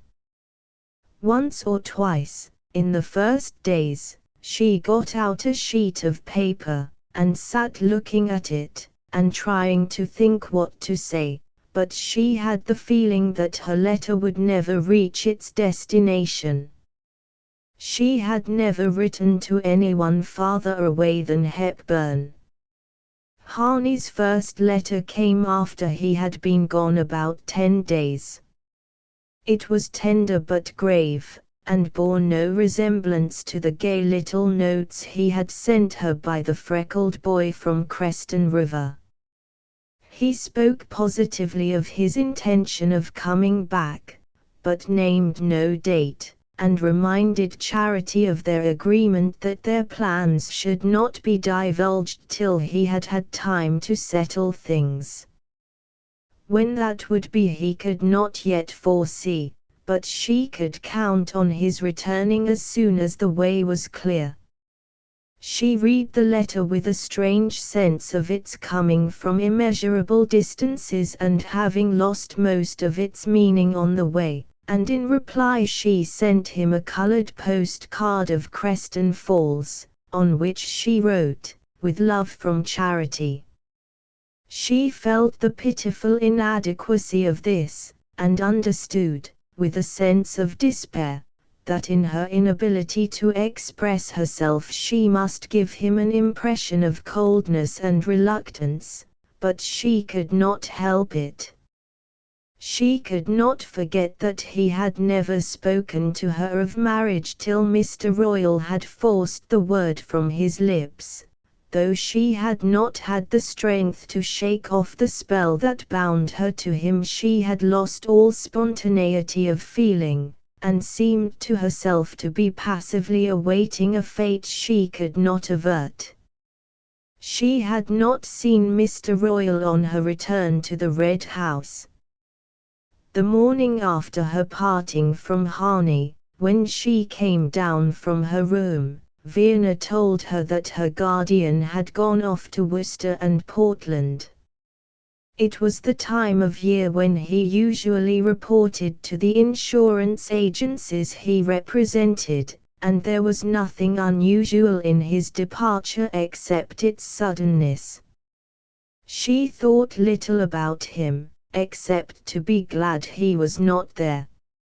She kept to herself for the first days, while North Dormer was recovering from its brief plunge into publicity, and the subsiding agitation left her unnoticed. But the faithful ally could not be long avoided.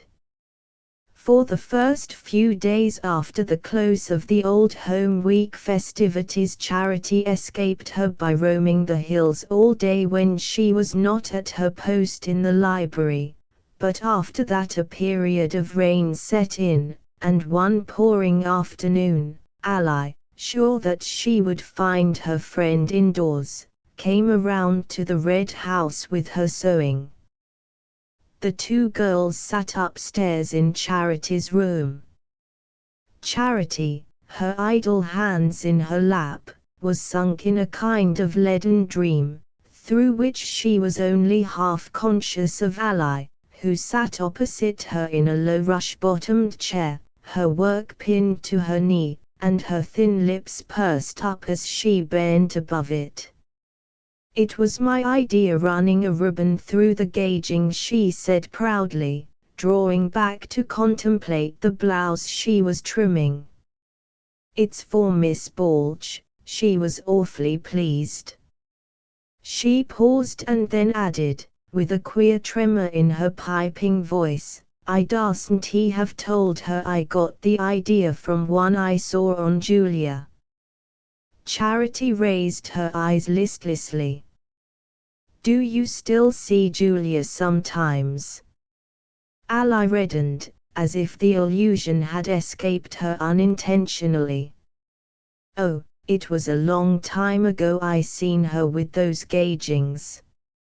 Silence fell again, and Ally presently continued, "Miss Balch left me a whole lot of things to do over this time." "Why, has she gone?" Charity inquired with an inner start of apprehension. "Didn't you know? She went off the morning after they had the celebration at Hamblin. I seen her drive by early with Mr. Harney." There was another silence, measured by the steady tick of the rain against the window, and, at intervals, by the snipping sound of Ally's scissors. Ally gave a meditative laugh. "Do you know what she told me before she went away? She told me she was going to send for me to come over to Springfield and make some things for her wedding." Charity again lifted her heavy lids and stared at Ally's pale pointed face, which moved to and fro above her moving fingers. "Is she going to get married?" Ally let the blouse sink to her knee, and sat gazing at it. Her lips seemed suddenly dry, and she moistened them a little with her tongue. "Why, I presume so, from what she said." "Didn't you know?" "Why should I know?" Ally did not answer. She bent above the blouse, and began picking out a basting thread with the point of the scissors. "Why should I know?" Charity repeated harshly. "I didn't know but what, folks here say she's engaged to Mr. Harney." Charity stood up with a laugh, and stretched her arms lazily above her head. "If all the people got married that folks say are going to, you'd have your time full making wedding dresses," she said ironically. "Why, don't you believe it?" Ally ventured. It would not make it true if I did, nor prevent it if I didn't. That's so. I only know I seen her crying the night of the party because her dress didn't set right. That was why she wouldn't dance any. Charity stood absently gazing down at the lacy garment on Ally's knee. Abruptly she stooped and snatched it up.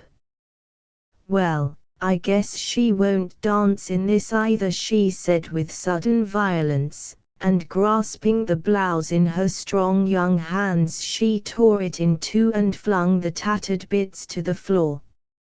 Oh, Charity, Ally cried, springing up. For a long interval the two girls faced each other across the ruined garment. Ally burst into tears. Oh, what'll I say to her? What'll I do? It was real lace, she wailed between her piping sobs. Charity glared at her unrelentingly. You'd oughtn't to have brought it here, she said, breathing quickly. I hate other people's clothes, it's just as if they was there themselves. The two stared at each other again over this avowal, till Charity brought out, in a gasp of anguish, oh, go, go, go, or I'll hate you too. When Ally left her, she fell sobbing across her bed. The long storm was followed by a northwest gale, and when it was over, the hills took on their first umber tints, the sky grew more densely blue, and the big white clouds lay against the hills like snowbanks. The first crisp maple leaves began to spin across Miss Hatchard's lawn, and the Virginia creeper on the memorial splashed the white porch with scarlet. It was a golden triumphant September. Day by day the flame of the Virginia creeper spread to the hillsides in wider waves of carmine and crimson. The larches glowed like the thin yellow halo about a fire. The maples blazed and smoldered, and the black hemlocks turned to indigo against the incandescence of the forest. The nights were cold, with a dry glitter of stars so high up that they seemed smaller and more vivid. Sometimes, as Charity lay sleepless on her bed through the long hours, she felt as though she were bound to those wheeling fires and swinging with them around the great black vault. At night she planned many things. It was then she wrote to Harney. But the letters were never put on paper, for she did not know how to express what she wanted to tell him. So she waited. Since her talk with Ally she had felt sure that Harney was engaged to Annabel Balch, and that the process of settling things would involve the breaking of this tie. Her first rage of jealousy over, she felt no fear on this score. She was still sure that Harney would come back, and she was equally sure that, for the moment at least, it was she whom he loved and not Miss Balch. Yet the girl, no less, remained a rival, since she represented all the things that Charity felt herself most incapable of understanding or achieving. Annabel Balch was, if not the girl Harney ought to marry, at least the kind of girl it would be natural for him to marry. Charity had never been able to picture herself as his wife, had never been able to arrest the vision and follow it out in its daily consequences, but she could perfectly imagine Annabel Balch in that relation to him. The more she thought of these things, the more the sense of fatality weighed on her. She felt the uselessness of struggling against the circumstances. She had never known how to adapt herself, She could only break and tear and destroy. The scene with Ally had left her stricken with shame at her own childish savagery. What would Harney have thought if he had witnessed it? But when she turned the incident over in her puzzled mind, she could not imagine what a civilized person would have done in her place. She felt herself too unequally pitted against unknown forces.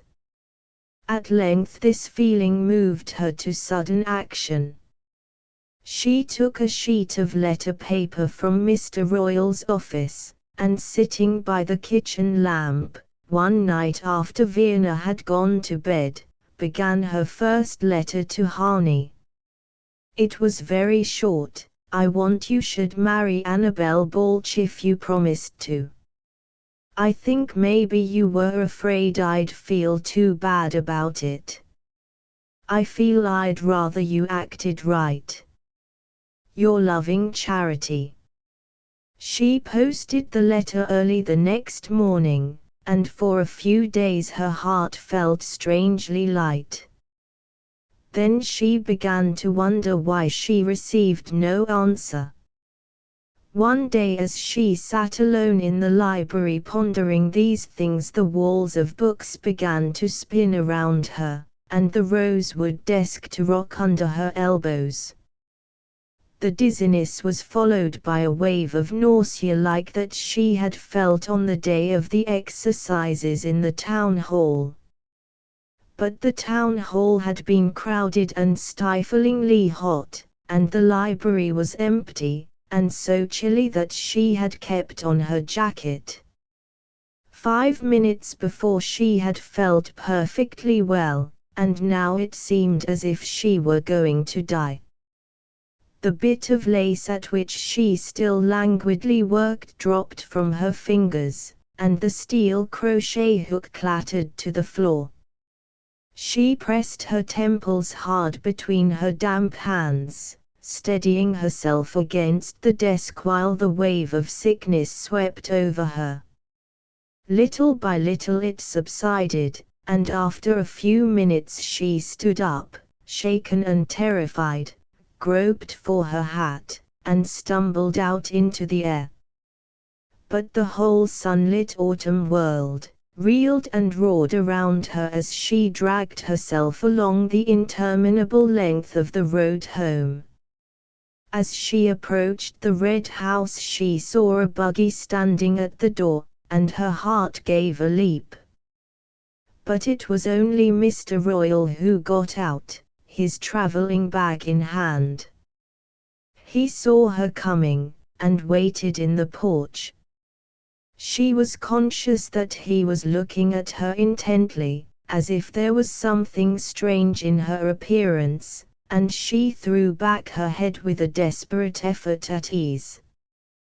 Their eyes met, and she said, "You back," as if nothing had happened, and he answered, "Yes, I'm back," and walked in ahead of her, pushing open the door of his office. She climbed to her room, every step of the stairs holding her fast as if her feet were lined with glue. 2 days later, she descended from the train at Nettleton, and walked out of the station into the dusty square.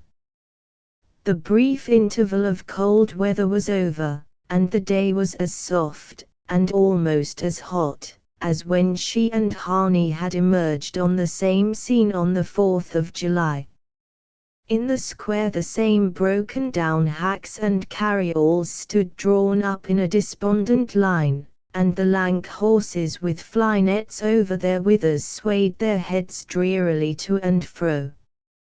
She recognized the staring signs over the eating houses and billiard saloons, and the long lines of wires on lofty poles tapering down the main street to the park at its other end.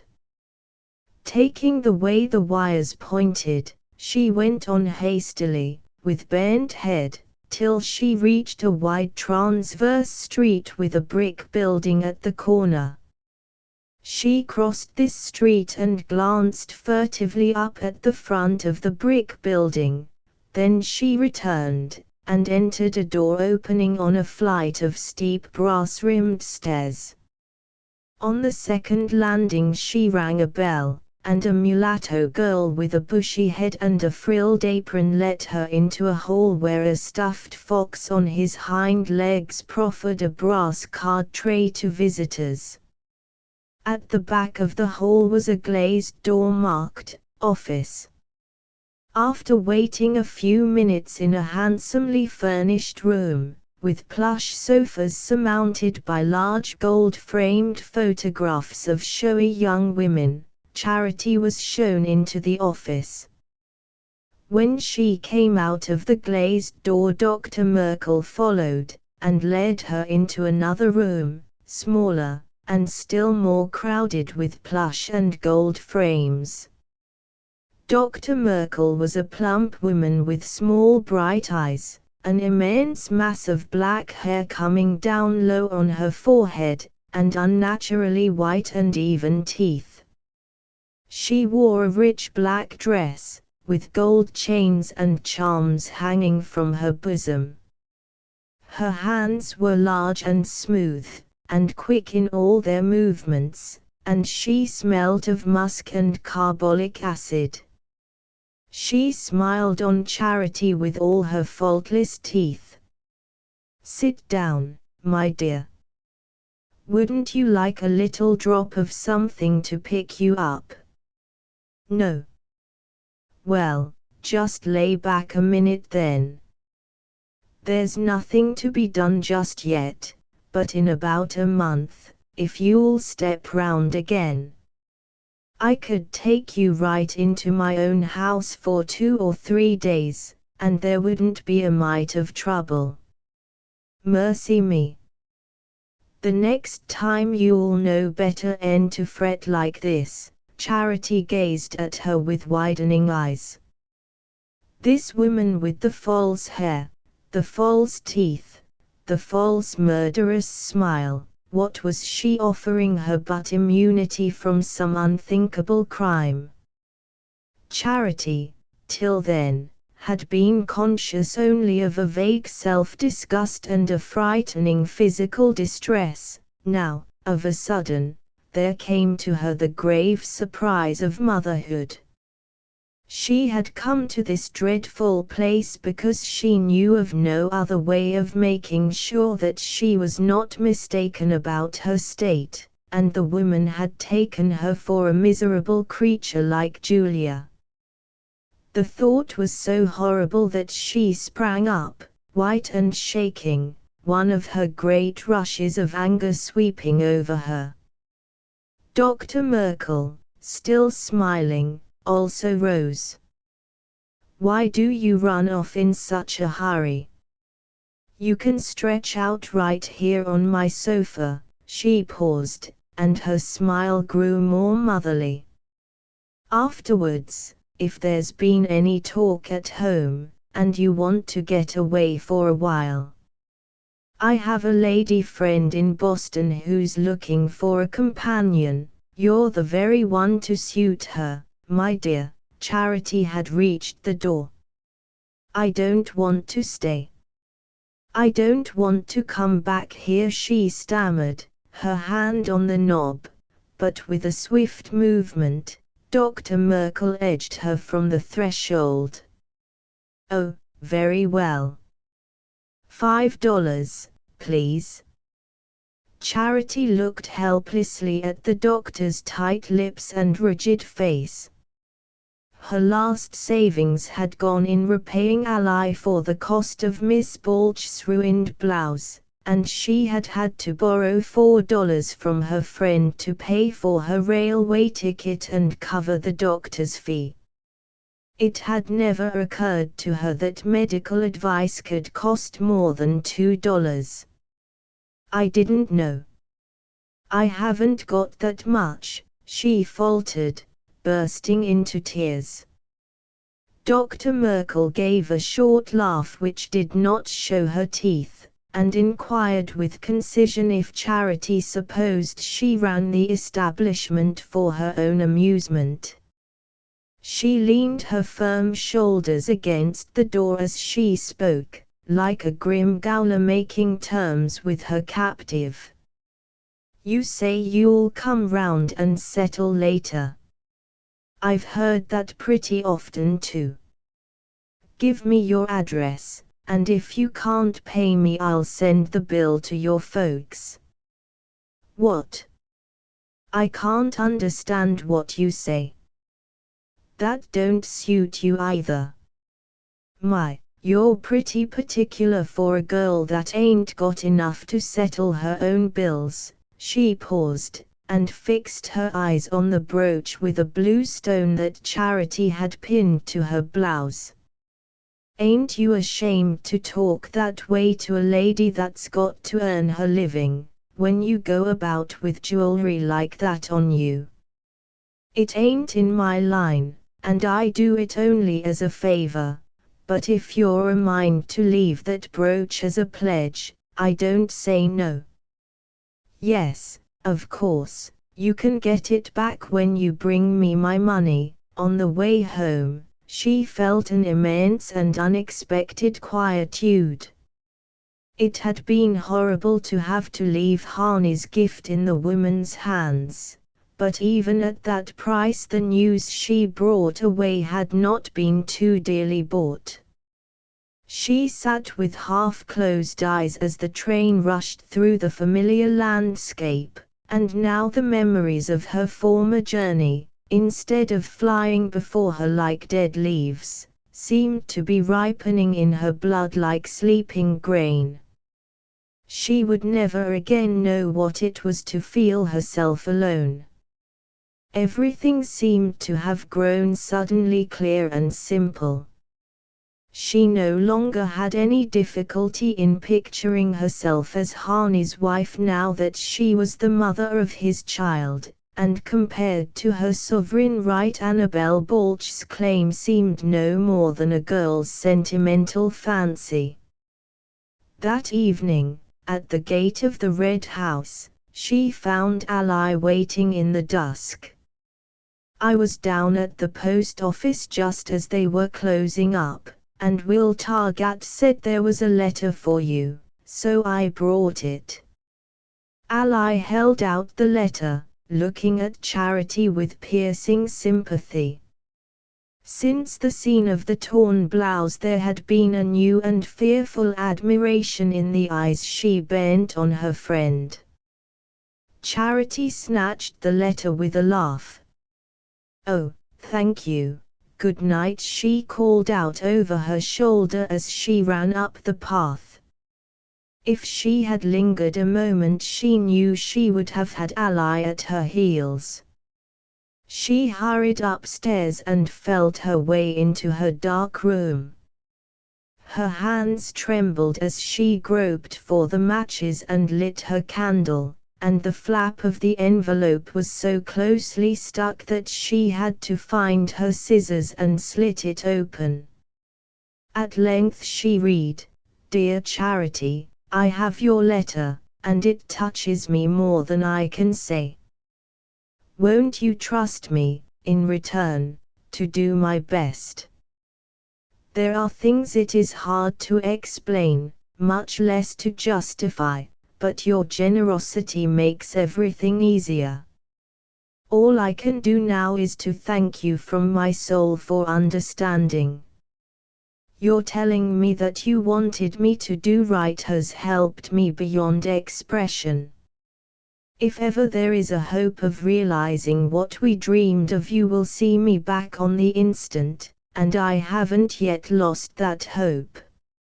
She read the letter with a rush, then she went over and over it, each time more slowly and painstakingly.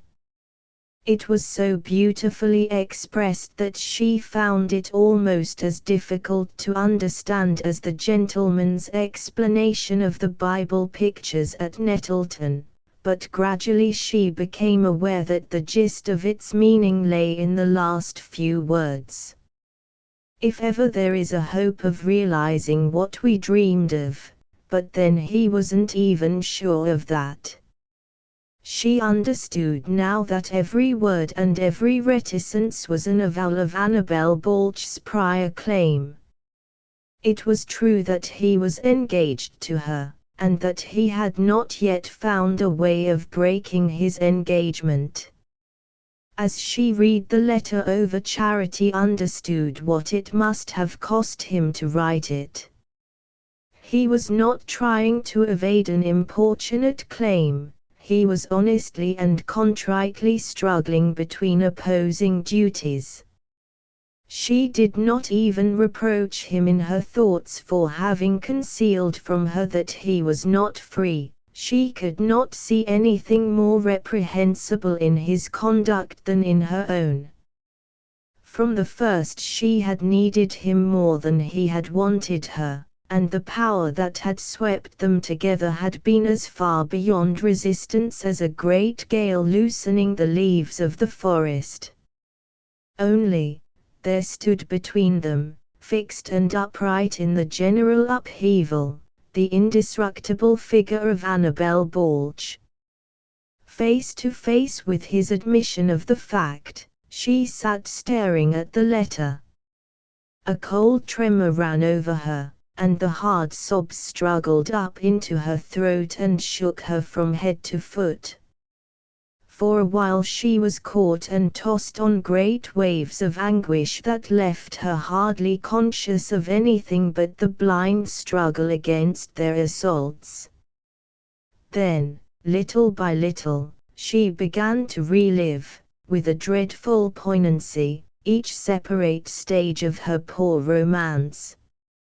Foolish things she had said came back to her, gay answers Harney had made. His first kiss in the darkness between the fireworks, their choosing the blue brooch together, the way he had teased her about the letters she had dropped in her flight from the evangelist.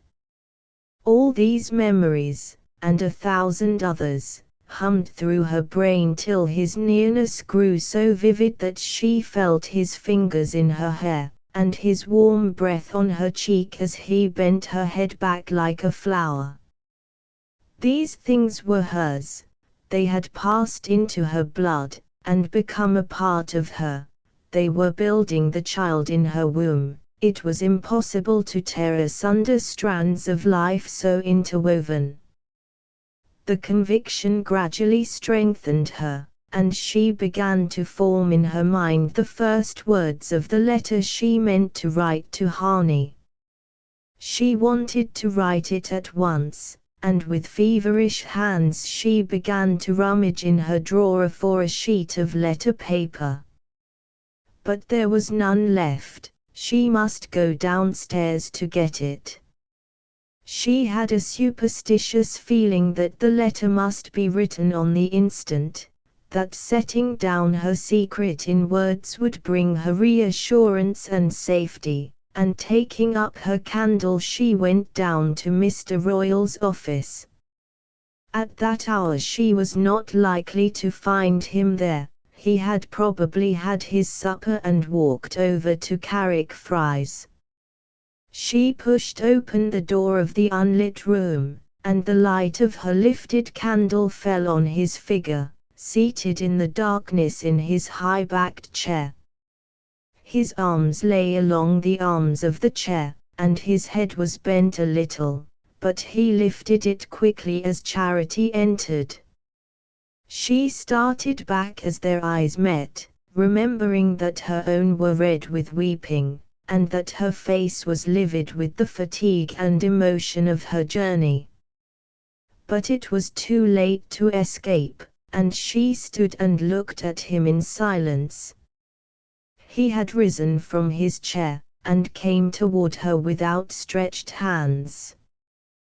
The gesture was so unexpected that she let him take her hands in his, and they stood thus, without speaking, till Mr. Royal said gravely, "Charity, was you looking for me?"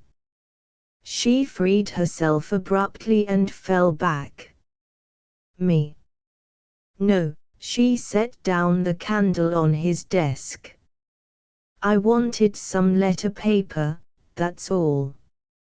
His face contracted, and the bushy brows jutted forward over his eyes.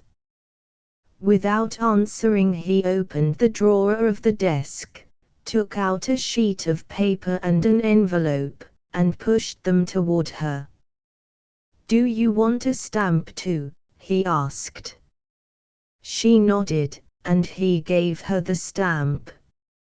As he did so, she felt that he was looking at her intently, and she knew that the candlelight flickering up on her white face must be distorting her swollen features and exaggerating the dark rings about her eyes. She snatched up the paper, her reassurance dissolving under his pitiless gaze, in which she seemed to read the grim perception of her state, and the ironic recollection of the day when, in that very room, he had offered to compel Harney to marry her. His look seemed to say that he knew she had taken the paper to write to her lover, who had left her as he had warned her she would be left. She remembered the scorn with which she had turned from him that day, and knew, if he guessed the truth, what a list of old scores it must settle. She turned and fled upstairs, but when she got back to her room all the words that had been waiting had vanished. If she could have gone to Harney it would have been different. She would only have had to show herself to let his memories speak for her. But she had no money left, and there was no one from whom she could have borrowed enough for such a journey. There was nothing to do but to write, and await his reply. For a long time she sat bent above the blank page, but she found nothing to say that really expressed what she was feeling. Harney had written that she had made it easier for him, and she was glad it was so. She did not want to make things hard. She knew she had it in her power to do that. She held his fate in her hands. All she had to do was to tell him the truth, but that was the very fact that held her back. Her 5 minutes face-to-face with Mr. Royal had stripped her of her last illusion, and brought her back to North Dormer's point of view. Distinctly and pitilessly there rose before her the fate of the girl who was married to make things right. She had seen too many village love stories end in that way. Poor Rose Coles's miserable marriage was of the number, and what good had come of it for her or for Halston Scleffe? They had hated each other from the day the minister married them, and whenever old Mrs. Scleffe had a fancy to humiliate her daughter-in-law she had only to say, "Who'd ever think the baby's only 2?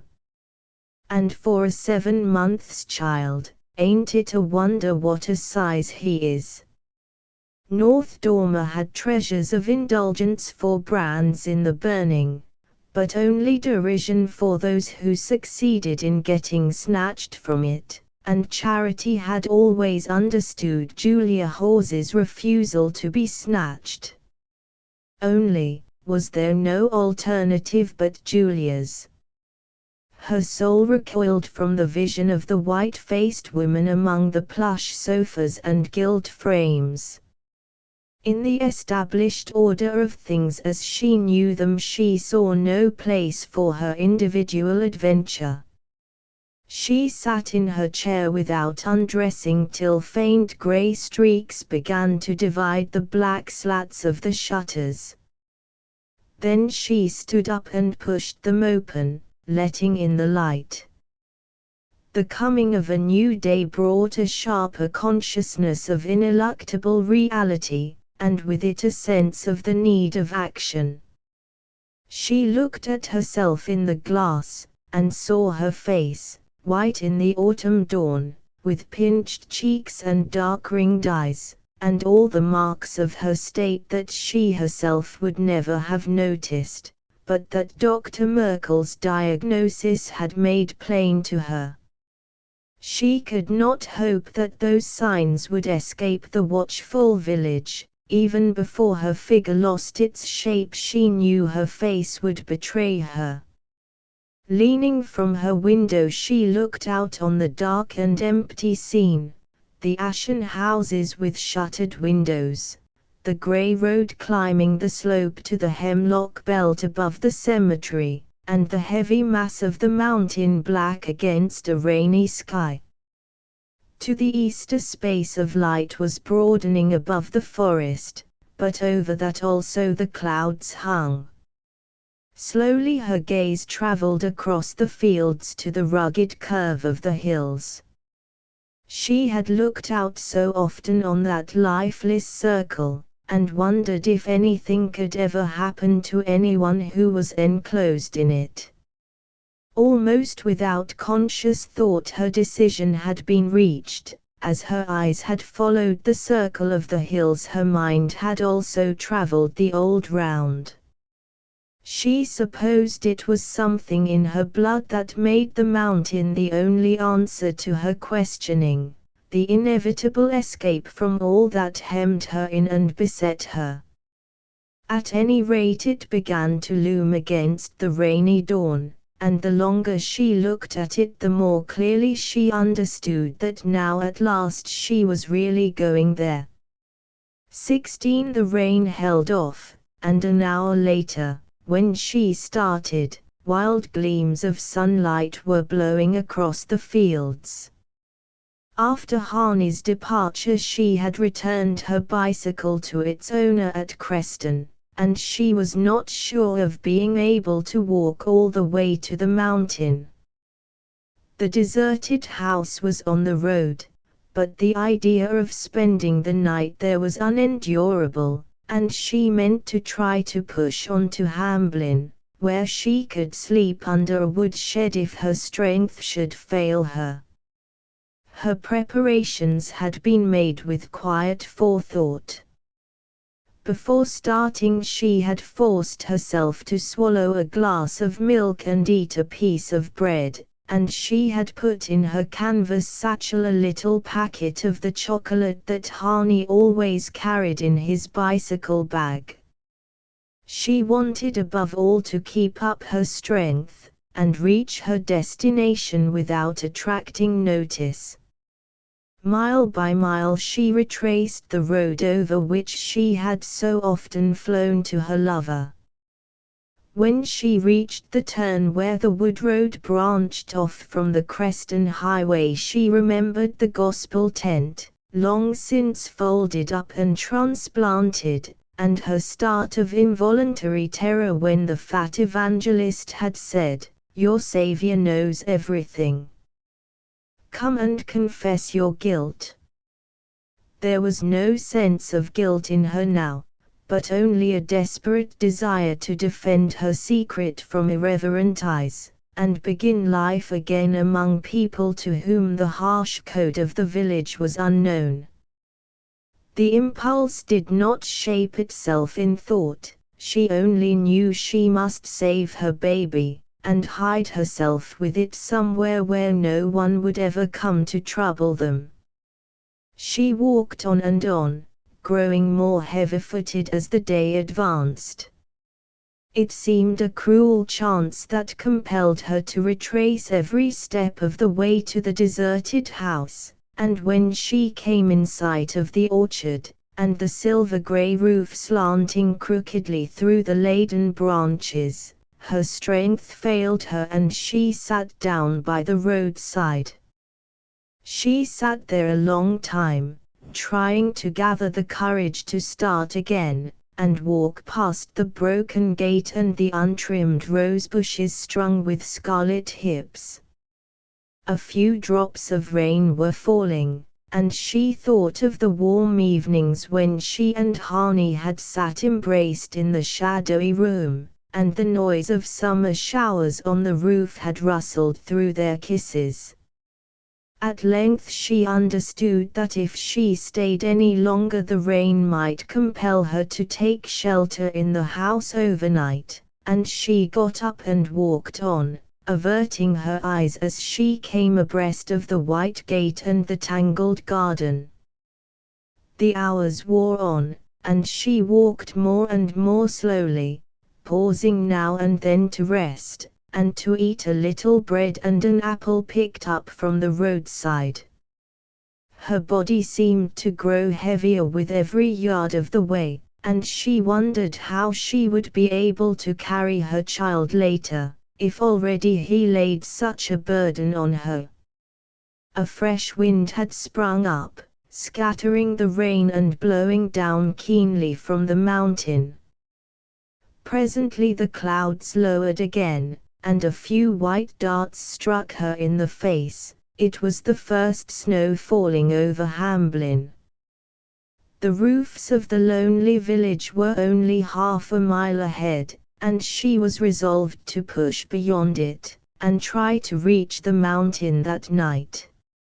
She had no clear plan of action, except that, once in the settlement, she meant to look for Leif Hyatt, and get him to take her to her mother. She herself had been born as her own baby was going to be born, and whatever her mother's subsequent life had been, she could hardly help remembering the past, and receiving a daughter who was facing the trouble she had known. Suddenly the deadly faintness came over her once more and she sat down on the bank and leaned her head against a tree trunk.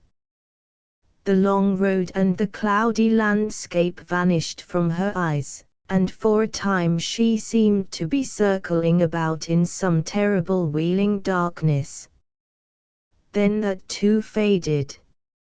She opened her eyes, and saw a buggy drawn up beside her, and a man who had jumped down from it and was gazing at her with a puzzled face. Slowly consciousness came back, and she saw that the man was Leif Hyatt. She was dimly aware that he was asking her something, and she looked at him in silence, trying to find strength to speak. At length her voice stirred in her throat, and she said in a whisper, "I'm going up the mountain."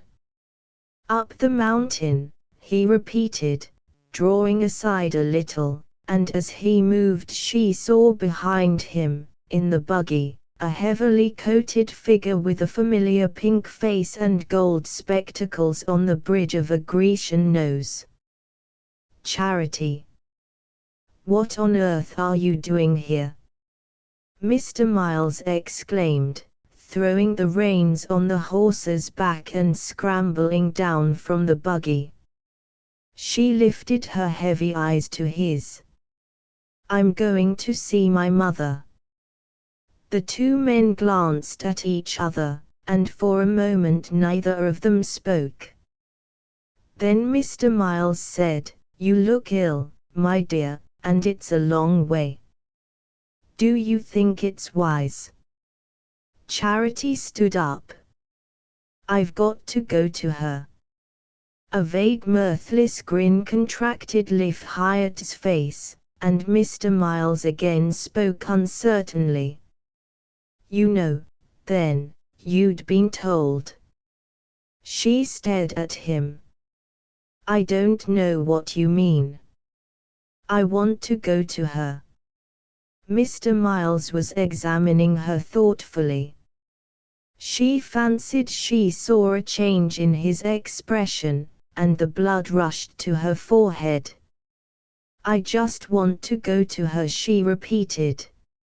He laid his hand on her arm. "My child, your mother is dying. Leif Hyatt came down to fetch me. Get in and come with us." He helped her up to the seat at his side. Leif Hyatt clambered in at the back, and they drove off toward Hamblin. At first Charity had hardly grasped what Mr. Miles was saying. the physical relief of finding herself seated in the buggy, and securely on her road to the mountain, effaced the impression of his words. But as her head cleared, she began to understand. She knew the mountain had but the most infrequent intercourse with the valleys. She had often enough heard it said that no one ever went up there except the minister, when someone was dying. And now it was her mother who was dying, and she would find herself as much alone on the mountain as anywhere else in the world. The sense of unescapable isolation was all she could feel for the moment. Then she began to wonder at the strangeness of its being Mr. Miles who had undertaken to perform this grim errand. He did not seem in the least like the kind of man who would care to go up the mountain. But here he was at her side, guiding the horse with a firm hand, and bending on her the kindly gleam of his spectacles, as if there were nothing unusual in their being together in such circumstances.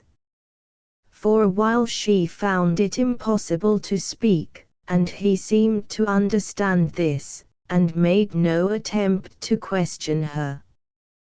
But presently she felt her tears rise and flow down over her drawn cheeks, and he must have seen them too, for he laid his hand on hers, and said in a low voice, "Won't you tell me what is troubling you?"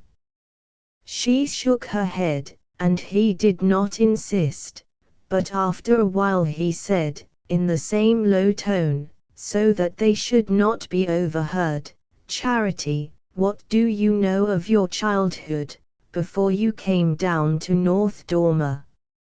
She controlled herself, and answered, "Nothing, only what I heard Mr. Royal say one day. He said he brought me down because my father went to prison." "And you've never been up there since?" "Never." Mr. Miles was silent again, then he said, "I'm glad you're coming with me now. Perhaps we may find your mother alive, and she may know that you have come." They had reached Hamblin, where the snow flurry had left white patches in the rough grass on the roadside, and in the angles of the roofs facing north. It was a poor bleak village under the granite flank of the mountain, and as soon as they left it they began to climb. The road was steep and full of ruts, and the horse settled down to a walk while they mounted and mounted, the world dropping away below them in great mottled stretches of forest and field, and stormy dark blue distances. Charity had often had visions of this ascent of the mountain, but she had not known it would reveal so wide a country, and the sight of those strange lands reaching away on every side gave her a new sense of Harney's remoteness. She knew he must be miles and miles beyond the last range of hills that seemed to be the outmost verge of things, and she wondered how she had ever dreamed of going to New York to find him. As the road mounted, the country grew bleaker, and they drove across fields of faded mountain grass bleached by long months beneath the snow. In the hollows a few white birches trembled, or a mountain ash lit its scarlet clusters, but only a scant growth of pines darkened the granite ledges. The wind was blowing fiercely across the open slopes. The horse faced it with bent head and straining flanks, and now and then the buggy swayed so that Charity had to clutch its side. Mr. Miles had not spoken again. He seemed to understand that she wanted to be left alone. After a while the track they were following forked, and he pulled up the horse, as if uncertain of the way. Leif Hyatt craned his head around from the back, and shouted against the wind, left, and they turned into a stunted pinewood and began to drive down the other side of the mountain. A mile or two farther on they came out on a clearing where 2 or 3 low houses lay in stony fields, crouching among the rocks as if to brace themselves against the wind. They were hardly more than sheds, built of logs and rough boards, with tin stovepipes sticking out of their roofs. The sun was setting, and dusk had already fallen on the lower world, but a yellow glare still lay on the lonely hillside and the crouching houses. The next moment it faded and left the landscape in dark autumn twilight. Over there Liff called out, stretching his long arm over Mr. Miles's shoulder. The clergyman turned to the left, across a bit of bare ground overgrown with docks and nettles, and stopped before the most ruinous of the sheds. A stovepipe reached its crooked arm out of one window, and the broken panes of the other were stuffed with rags and paper. In contrast to such a dwelling the brown house in the swamp might have stood for the home of plenty. As the buggy drew up 2 or 3 mongrel dogs jumped out of the twilight with a great barking, and a young man slouched to the door and stood there staring. In the twilight Charity saw that his face had the same sodden look as Bash Hyatt's, the day she had seen him sleeping by the stove. He made no effort to silence the dogs, but leaned in the door, as if roused from a drunken lethargy, while Mr. Miles got out of the buggy. "Is it here?" the clergyman asked Liff in a low voice, and Liff nodded. Mr. Miles turned to Charity. "Just hold the horse a minute, my dear, I'll go in first," he said, putting the reins in her hands. She took them passively, and sat staring straight ahead of her at the darkening scene while Mr. Miles and Liff Hyatt went up to the house. They stood a few minutes talking with the man in the door, and then Mr. Miles came back. As he came close, Charity saw that his smooth pink face wore a frightened solemn look. "Your mother is dead, Charity. You'd better come with me," he said. She got down and followed him while Liff led the horse away. As she approached the door she said to herself, "This is where I was born, this is where I belong." She had said it to herself often enough as she looked across the sunlit valleys at the mountain, but it had meant nothing then, and now it had become a reality. Mr. Miles took her gently by the arm, and they entered what appeared to be the only room in the house. It was so dark that she could just discern a group of a dozen people sitting or sprawling about a table made of boards laid across 2 barrels. They looked up listlessly as Mr. Miles and Charity came in, and a woman's thick voice said, "Here's the preacher." But no one moved. Mr. Miles paused and looked about him, then he turned to the young man who had met them at the door. "Is the body here?" he asked. The young man, instead of answering, turned his head toward the group. "Where's the candle?" "I told you to bring a candle," he said with sudden harshness to a girl who was lolling against the table. She did not answer, but another man got up and took from some corner a candle stuck into a bottle. "How'll I light it?" "The stove's out," the girl grumbled. Mr. Miles fumbled under his heavy wrappings and drew out a matchbox. He held a match to the candle, and in a moment or two a faint circle of light fell on the pale or ghoulish heads that started out of the shadow like the heads of nocturnal animals. "Mary's over there," someone said, and Mr. Miles, taking the bottle in his hand, passed behind the table. Charity followed him, and they stood before a mattress on the floor in a corner of the room. A woman lay on it, but she did not look like a dead woman. She seemed to have fallen across her squalid bed in a drunken sleep, and to have been left lying where she fell, in her ragged disordered clothes. One arm was flung above her head, one leg drawn up under a torn skirt that left the other bare to the knee, a swollen glistening leg with a ragged stocking rolled down about the ankle. The woman lay on her back, her eyes staring up unblinkingly at the candle that trembled in Mr. Miles's hand. "She just dropped off," a woman said, over the shoulder of the others, and the young man added, "I just come in and found her."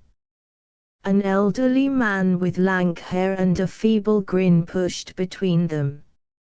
"It was like this, I says to her only the night before, 'If you don't take and quit,' I says to her." Someone pulled him back and sent him reeling against a bench along the wall, where he dropped down muttering his unheeded narrative.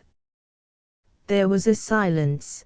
Then the young woman who had been lolling against the table suddenly parted the group, and stood in front of Charity.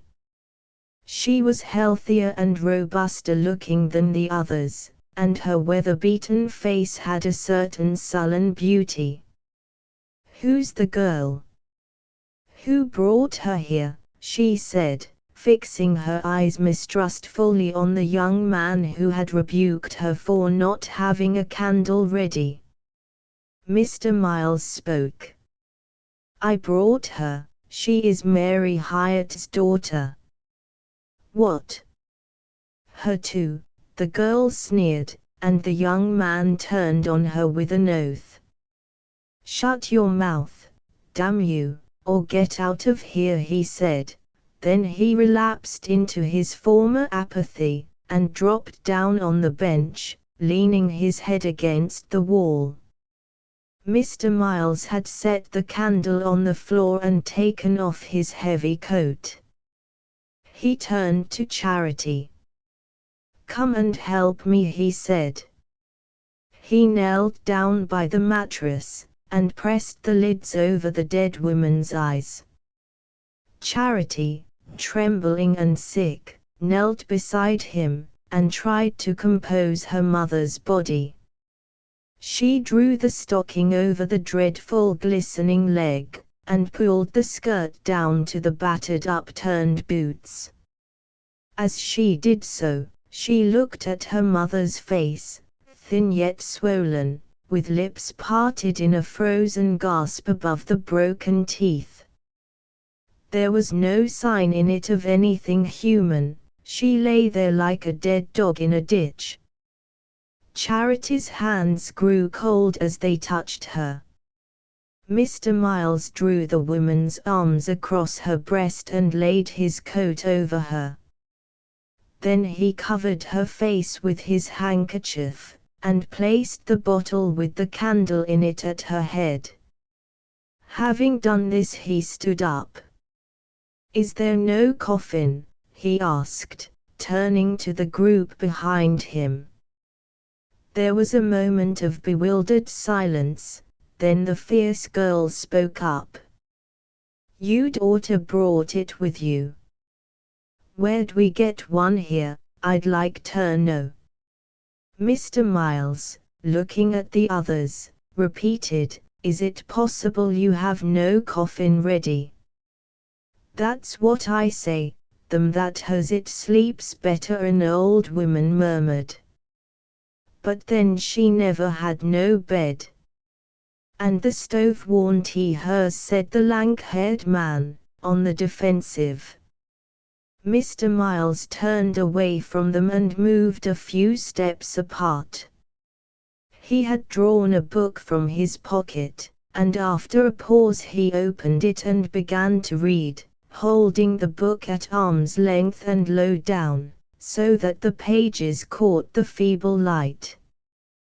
Charity had remained on her knees by the mattress. Now that her mother's face was covered, it was easier to stay near her, and avoid the sight of the living faces which too horribly showed by what stages hers had lapsed into death. "I am the resurrection and the life," Mr. Miles began. "He that believeth in me, though he were dead, yet shall he live. Though after my skin worms destroy my body, yet in my flesh shall I see God, in my flesh shall I see God." Charity thought of the gaping mouth and stony eyes under the handkerchief, and of the glistening leg over which she had drawn the stocking. "We brought nothing into this world and we shall take nothing out of it." There was a sudden muttering and a scuffle at the back of the group. "I brought the stove," said the elderly man with lank hair, pushing his way between the others. "I went down to Creston and bought it, and I got a right to take it outta here, and I'll lick any fella says I ain't." "Sit down, damn you," shouted the tall youth who had been drowsing on the bench against the wall. "For man walketh in a vain shadow, and disquieteth himself in vain. He heapeth up riches and cannot tell who shall gather them." "Well, it is a woman in the background," interjected in a frightened whine. The tall youth staggered to his feet. "If you don't hold your mouths I'll turn you all out o' here, the whole lot of you," he cried with many oaths. "G1, minister, don't let 'em faze you. Now is Christ risen from the dead and become the first fruits of them that slept. Behold, I show you a mystery. We shall not all sleep, but we shall all be changed, in a moment, in the twinkling of an eye, at the last trump. For this corruptible must put on incorruption and this mortal must put on immortality. So when this corruption shall have put on incorruption, and when this mortal shall have put on immortality, then shall be brought to pass the saying that is written, Death is swallowed up in victory." One by one the mighty words fell on Charity's bowed head, soothing the horror, subduing the tumult, mastering her as they mastered the drink-dazed creatures at her back. Mr. Miles read to the last word, and then closed the book. "Is the grave ready?" he asked. Liv Hyatt, who had come in while he was reading, nodded a yes and pushed forward to the side of the mattress. The young man on the bench, who seemed to assert some sort of right of kinship with the dead woman, got to his feet again, and the proprietor of the stove joined him. Between them they raised up the mattress, but their movements were unsteady, and the coat slipped to the floor, revealing the poor body in its helpless misery. Charity, picking up the coat, covered her mother once more. Liv had brought a lantern, and the old woman who had already spoken took it up, and opened the door to let the little procession pass out. The wind had dropped, and the night was very dark and bitterly cold. The old woman walked ahead, the lantern shaking in her hand and spreading out before her a pale patch of dead grass and coarse-leaved weeds enclosed in an immensity of blackness. Mr. Miles took Charity by the arm, and side by side they walked behind the mattress. At length the old woman with the lantern stopped, and Charity saw the light fall on the stooping shoulders of the bearers and on a ridge of upheaved earth over which they were bending. Mr. Miles released her arm and approached the hollow on the other side of the ridge, and while the men stooped down, lowering the mattress into the grave, he began to speak again. Man that is born of woman hath but a short time to live and is full of misery. He cometh up and is cut down, he fleeth as it were a shadow. Yet, O Lord God most holy, O Lord most mighty, O holy and merciful Saviour, deliver us not into the bitter pains of eternal death. Easy there, is she down? Piped the claimant to the stove, and the young man called over his shoulder, lift the light there, can't you? There was a pause, during which the light floated uncertainly over the open grave. Someone bent over and pulled out Mr. Miles's coat. No, no, leave the handkerchief, he interposed, and then Liv Hyatt, coming forward with a spade, began to shovel in the earth. Forasmuch as it hath pleased Almighty God of his great mercy to take unto himself the soul of our dear sister here departed, we therefore commit her body to the ground, earth to earth, ashes to ashes, dust to dust. Liv's gaunt shoulders rose and bent in the lantern light as he dashed the clods of earth into the grave. God, it's froze already, he muttered, spitting into his palm and passing his ragged shirt sleeve across his perspiring face. Through our Lord Jesus Christ, who shall change our vile body that it may be like unto his glorious body, according to the mighty working, whereby he is able to subdue all things unto himself. The last spadeful of earth fell on the vile body of Mary Hyatt, and Liv rested on his spade, his shoulder blades still heaving with the effort. Lord, have mercy upon us. Christ, have mercy upon us. Lord, have mercy upon us. Mr. Miles took the lantern from the old woman's hand and swept its light across the circle of bleared faces. Now kneel down, all of you, he commanded, in a voice of authority that Charity had never heard.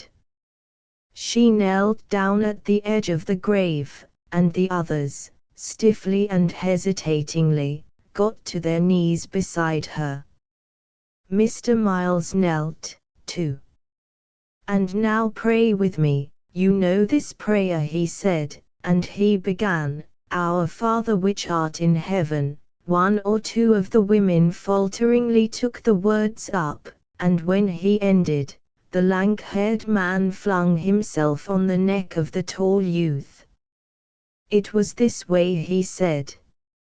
I told her the night before, I says to her, the reminiscence ended in a sob. Mr. Miles had been getting into his coat again. He came up to Charity, who had remained passively kneeling by the rough mound of earth. My child, you must come. It's very late. She lifted her eyes to his face. He seemed to speak out of another world. I ain't coming, I'm going to stay here. Here? Where? What do you mean? These are my folks.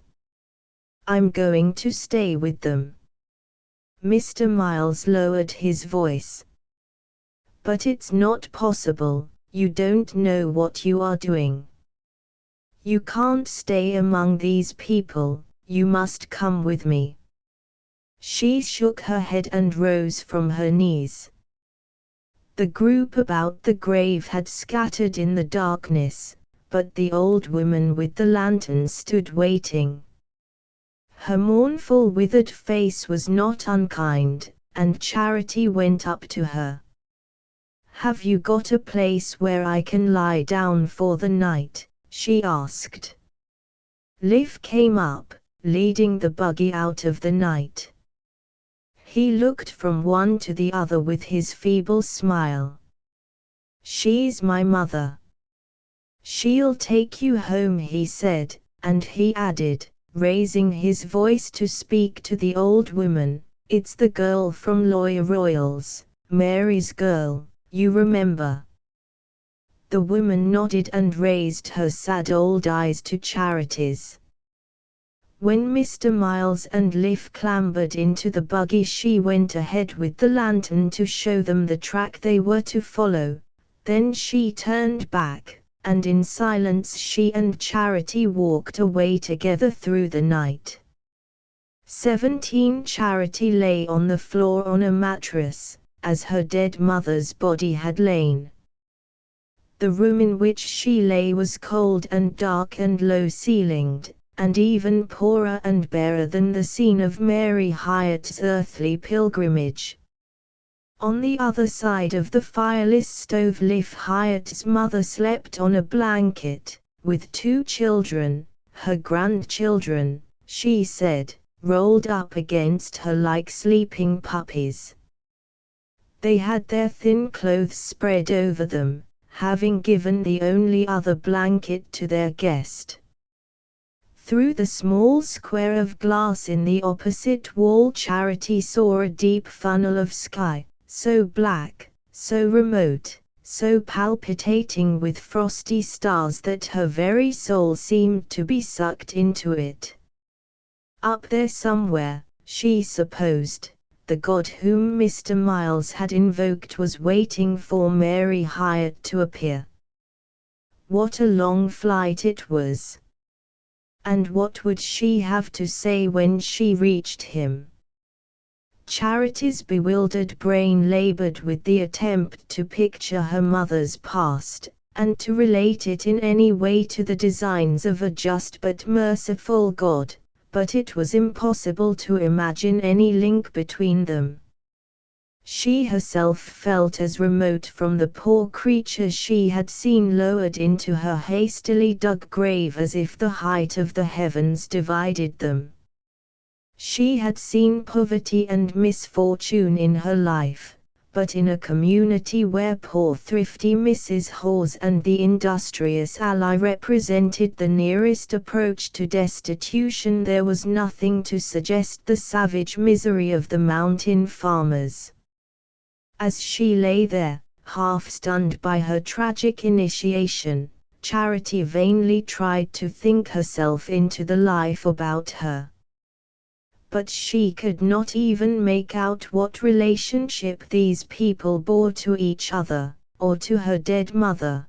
They seemed to be herded together in a sort of passive promiscuity in which their common misery was the strongest link.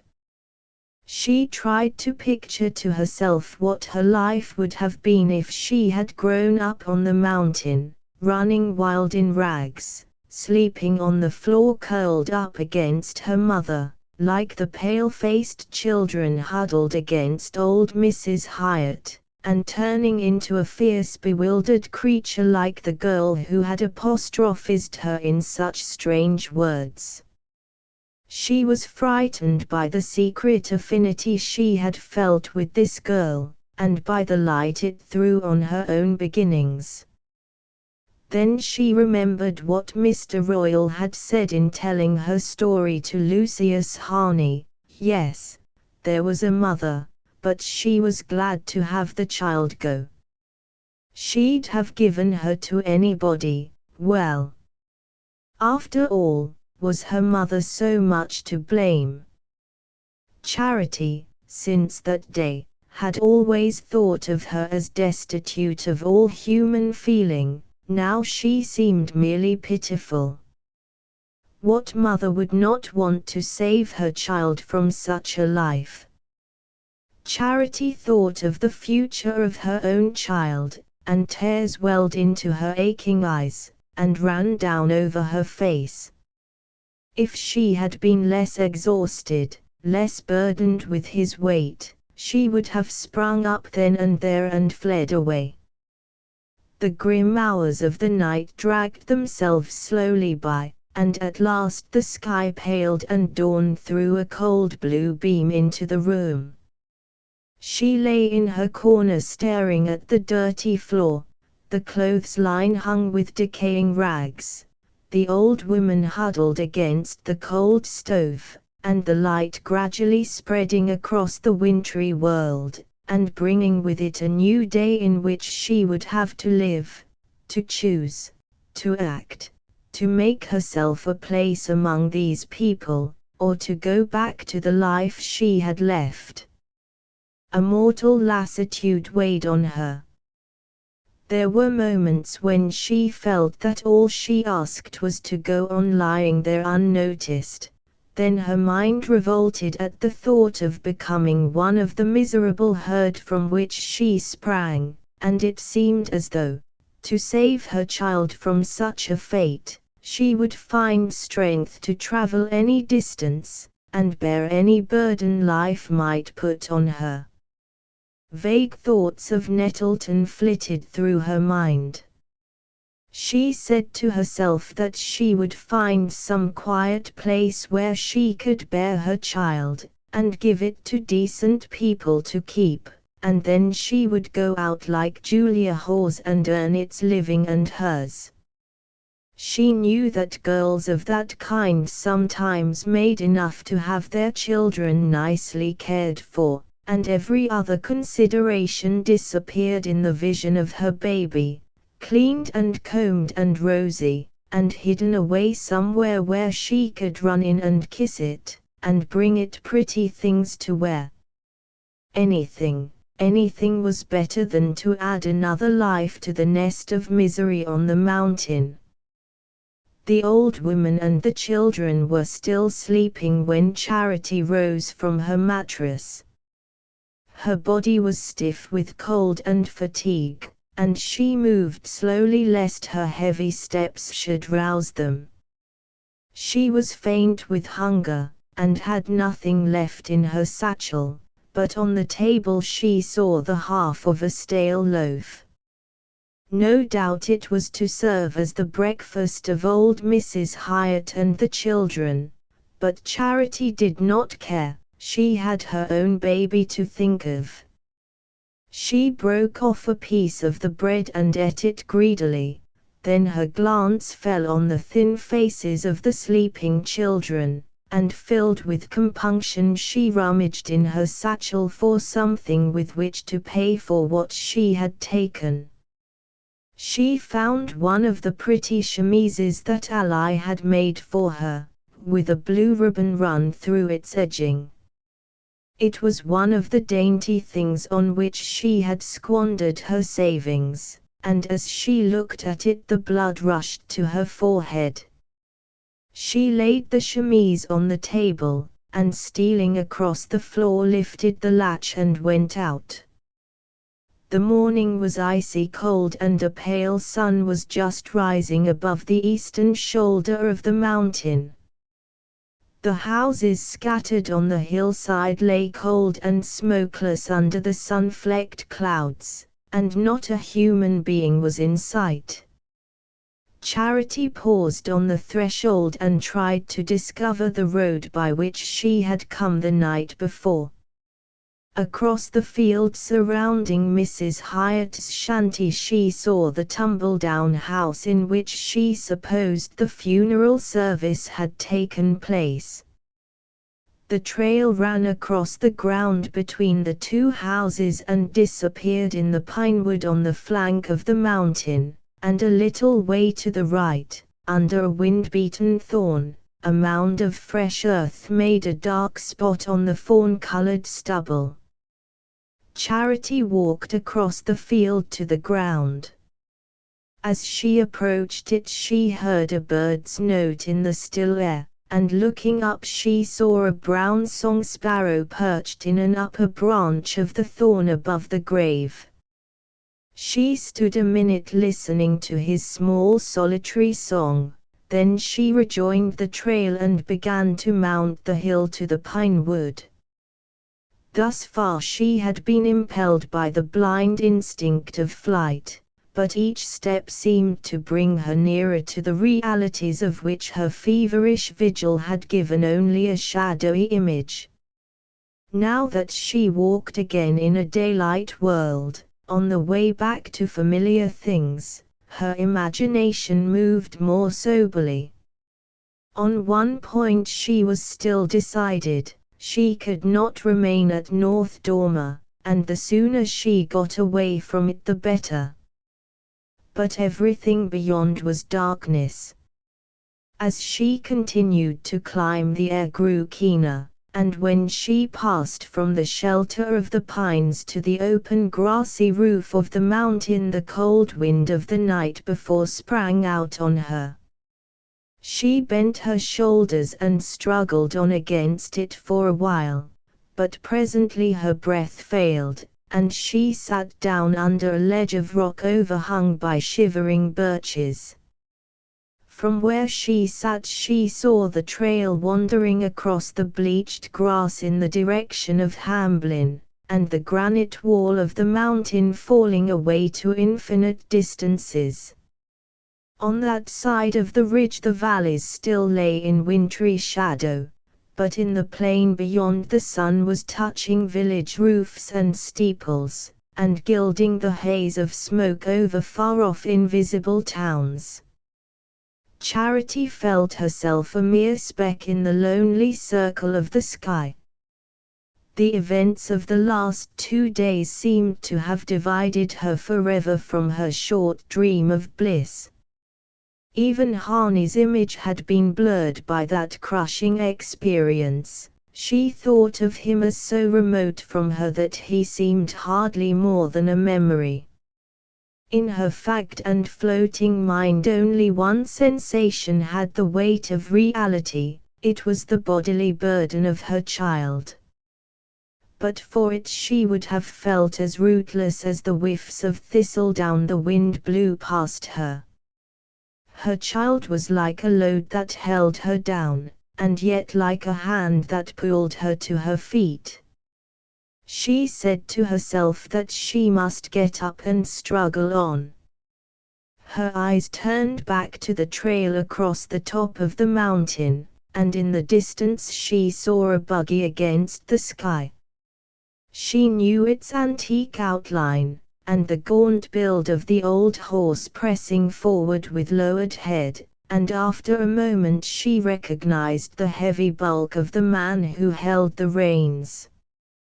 The buggy was following the trail and making straight for the pinewood through which she had climbed, and she knew at once that the driver was in search of her.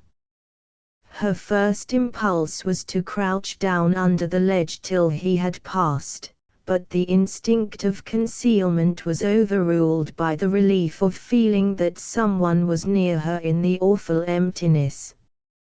She stood up and walked toward the buggy. Mr. Royal saw her, and touched the horse with the whip. A minute or two later he was abreast of Charity. Their eyes met, and without speaking he leaned over and helped her up into the buggy. She tried to speak, to stammer out some explanation, but no words came to her, and as he drew the cover over her knees he simply said, "The minister told me he'd left you up here, so I come up for you." He turned the horse's head, and they began to jog back toward Hamblin.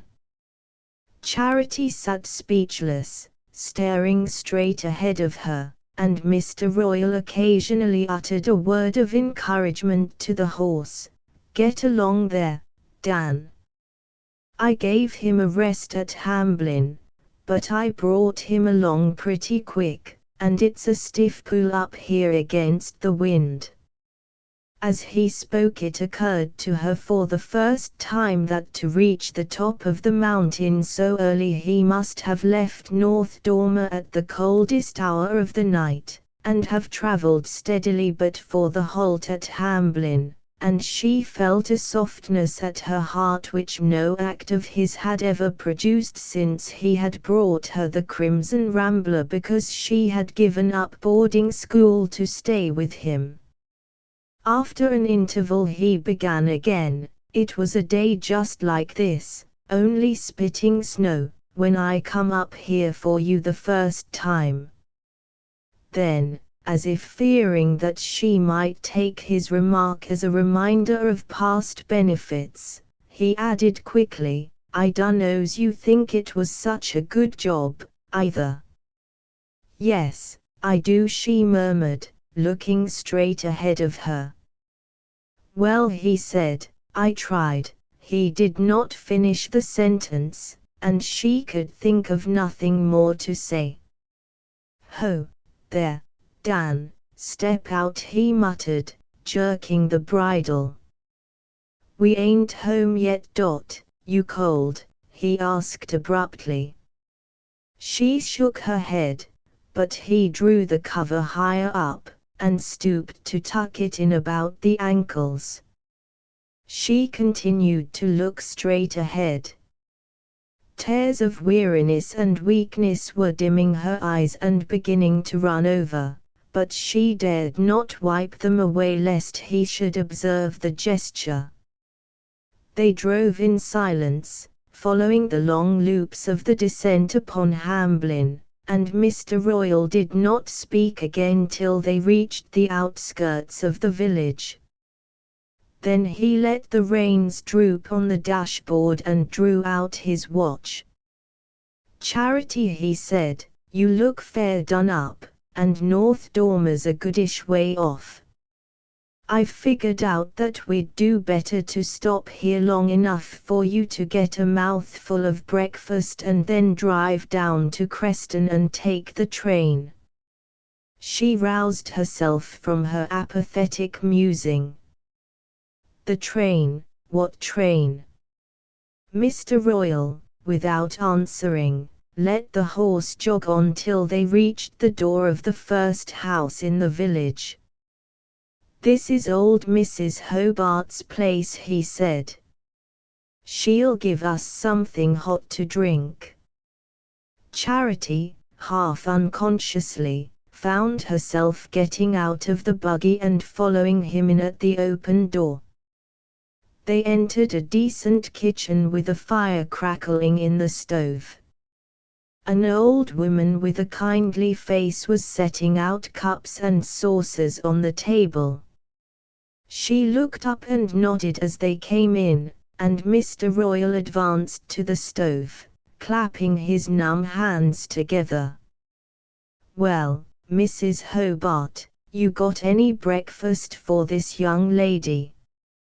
You can see she's cold and hungry. Mrs. Hobart smiled on Charity and took a tin coffee pot from the fire. My, you do look pretty mean, she said compassionately. Charity reddened, and sat down at the table. A feeling of complete passiveness had once more come over her, and she was conscious only of the pleasant animal sensations of warmth and rest. Mrs. Hobart put bread and milk on the table, and then went out of the house. Charity saw her leading the horse away to the barn across the yard. She did not come back, and Mr. Royal and Charity sat alone at the table with the smoking coffee between them. He poured out a cup for her, and put a piece of bread in the saucer, and she began to eat. As the warmth of the coffee flowed through her veins, her thoughts cleared and she began to feel like a living being again, but the return to life was so painful that the food choked in her throat and she sat staring down at the table in silent anguish. After a while Mr. Royal pushed back his chair. Now, then, he said, if you're a mind to go along. She did not move, and he continued, we can pick up the noon train for Nettleton if you say so. The words sent the blood rushing to her face, and she raised her startled eyes to his. He was standing on the other side of the table looking at her kindly and gravely, and suddenly she understood what he was going to say. She continued to sit motionless, a leaden weight upon her lips. "You and me have spoke some hard things to each other in our time, Charity, and there's no good that I can see in any more talking now. But I'll never feel any way but one about you, and if you say so we'll drive down in time to catch that train, and go straight to the minister's house, and when you come back home you'll come as Mrs. Royal." His voice had the grave persuasive accent that had moved his hearers at the Home Week festival. She had a sense of depths of mournful tolerance under that easy tone. Her whole body began to tremble with the dread of her own weakness. "Oh, I can't," she burst out desperately. "Can't what?" She herself did not know. She was not sure if she was rejecting what he offered, or already struggling against the temptation of taking what she no longer had a right to. She stood up, shaking and bewildered, and began to speak. "I know I ain't been fair to you always, but I want to be now. I want you to know. I want—" Her voice failed her and she stopped. Mr. Royal leaned against the wall. He was paler than usual, but his face was composed and kindly and her agitation did not appear to perturb him. "What's all this about wanting?" he said as she paused. "Do you know what you really want? I'll tell you. You want to be took home and took care of. And I guess that's all there is to say." "No, it's not all. Ain't it?" He looked at his watch. "Well, I'll tell you another thing. All I want is to know if you'll marry me. If there was anything else, I'd tell you so, but there ain't. Come to my age, a man knows the things that matter and the things that don't. That's about the only good turn life does us." His tone was so strong and resolute that it was like a supporting arm about her. She felt her resistance melting, her strength slipping away from her as he spoke. "Don't cry, Charity," he exclaimed in a shaken voice. She looked up, startled at his emotion, and their eyes met. "See here," he said gently, "old Dan's come a long distance, and we've got to let him take it easy the rest of the way." He picked up the cloak that had slipped to her chair and laid it about her shoulders. She followed him out of the house, and then walked across the yard to the shed, where the horse was tied. Mr. Royal unblanketed him and led him out into the road. Charity got into the buggy and he drew the cover about her and shook out the reins with a cluck. When they reached the end of the village he turned the horse's head toward Creston. 18 They began to jog down the winding road to the valley at old Dan's languid pace. Charity felt herself sinking into deeper depths of weariness, and as they descended through the bare woods there were moments when she lost the exact sense of things, and seemed to be sitting beside her lover with the leafy arch of summer bending over them. But this illusion was faint and transitory. For the most part she had only a confused sensation of slipping down a smooth irresistible current, and she abandoned herself to the feeling as a refuge from the torment of thought. Mr. Royal seldom spoke, but his silent presence gave her, for the first time, a sense of peace and security.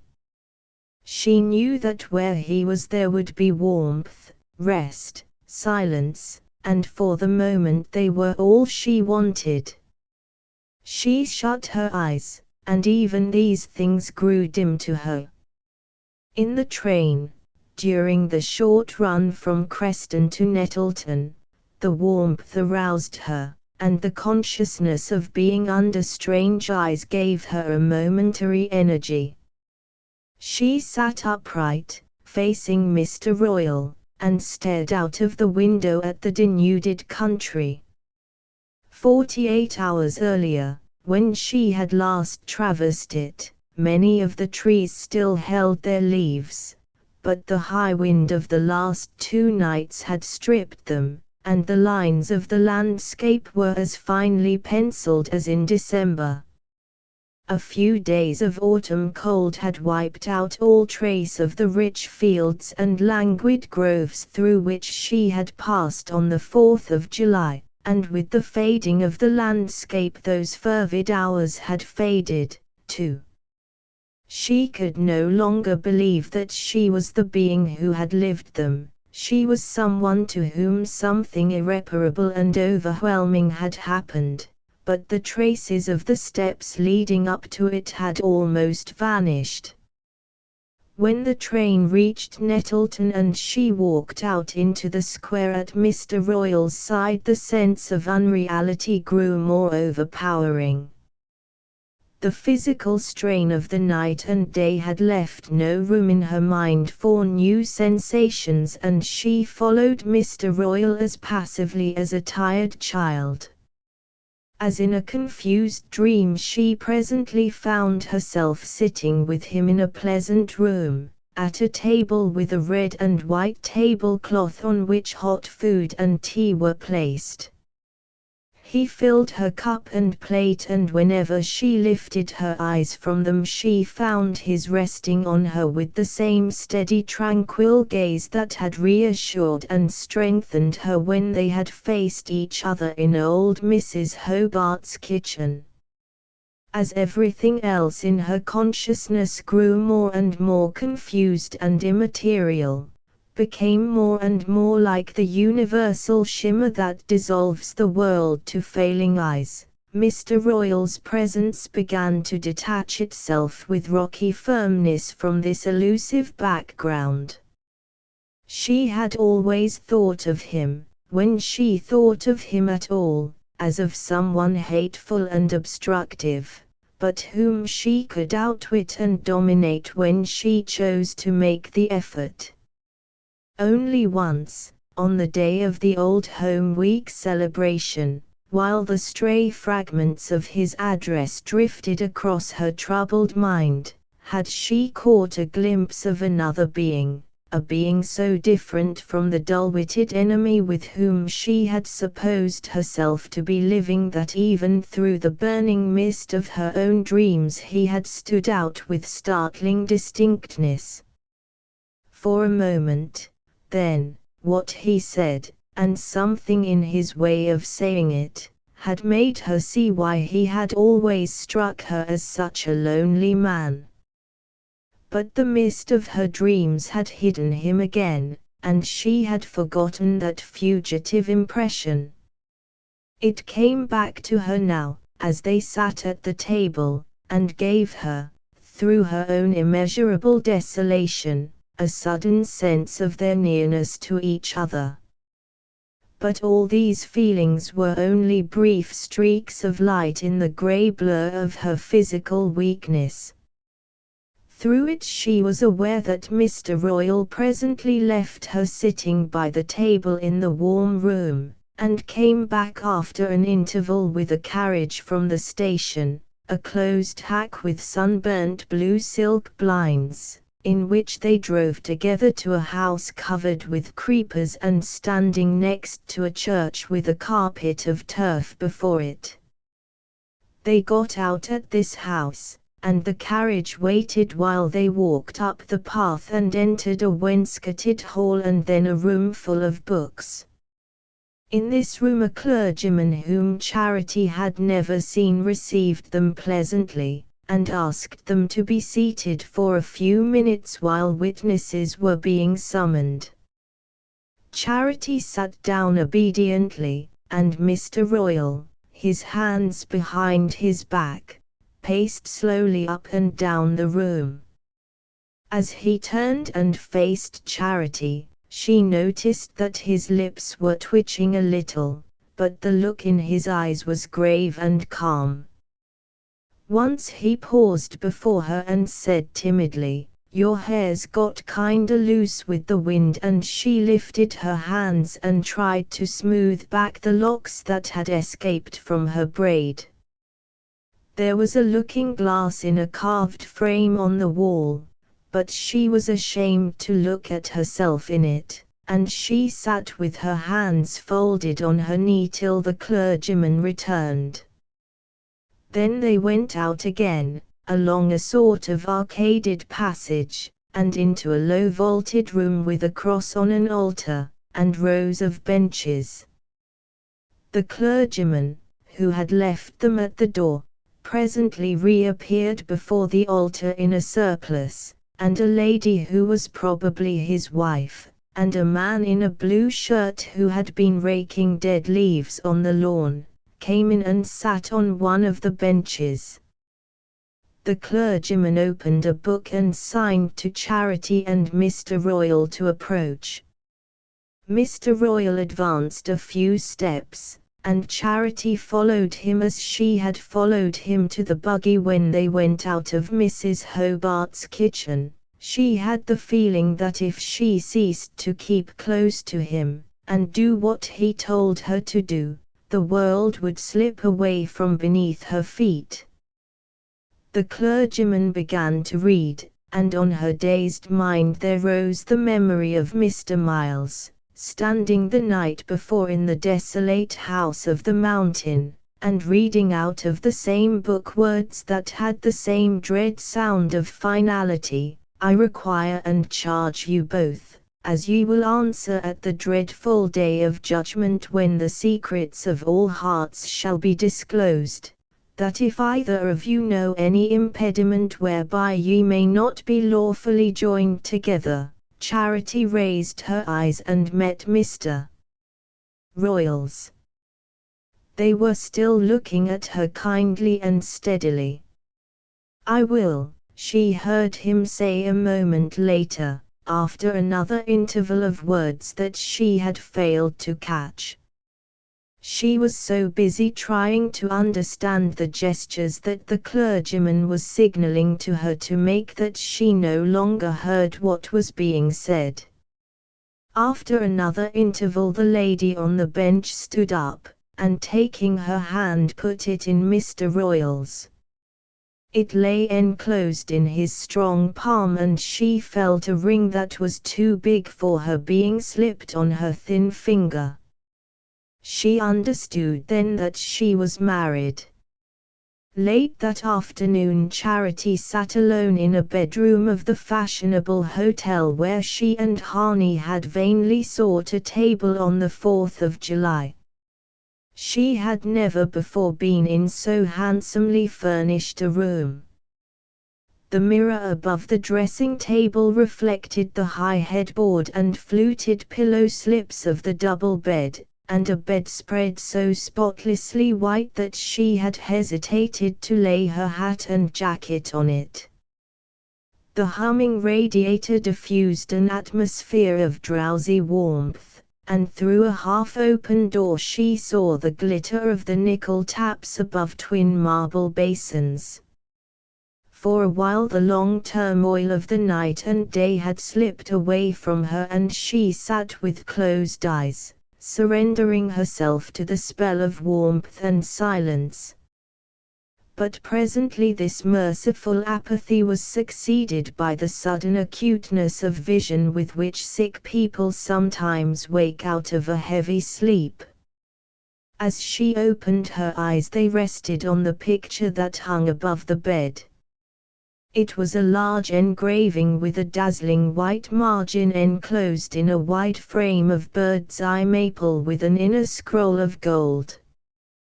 The engraving represented a young man in a boat on a lake overhung with trees. He was leaning over to gather water lilies for the girl in a light dress who lay among the cushions in the stern. The scene was full of a drowsy midsummer radiance, and Charity averted her eyes from it and, rising from her chair, began to wander restlessly about the room. It was on the 5th floor, and its broad window of plate glass looked over the roofs of the town. Beyond them stretched a wooded landscape in which the last fires of sunset were picking out a steely gleam. Charity gazed at the gleam with startled eyes. Even through the gathering twilight she recognized the contour of the soft hills encircling it, and the way the meadows sloped to its edge. It was Nettleton Lake that she was looking at. She stood a long time in the window staring out at the fading water. The sight of it had roused her for the first time to a realization of what she had done. Even the feeling of the ring on her hand had not brought her this sharp sense of the irretrievable. For an instant the old impulse of flight swept through her, but it was only the lift of a broken wing. She heard the door open behind her, and Mr. Royal came in. He had gone to the barber's to be shaved, and his shaggy grey hair had been trimmed and smoothed. He moved strongly and quickly, squaring his shoulders and carrying his head high, as if he did not want to pass unnoticed. "What are you doing in the dark?" he called out in a cheerful voice. Charity made no answer. He went up to the window to draw the blind, and putting his finger on the wall flooded the room with a blaze of light from the central chandelier. In this unfamiliar illumination husband and wife faced each other awkwardly for a moment. Then Mr. Royal said, "We'll step down and have some supper, if you say so."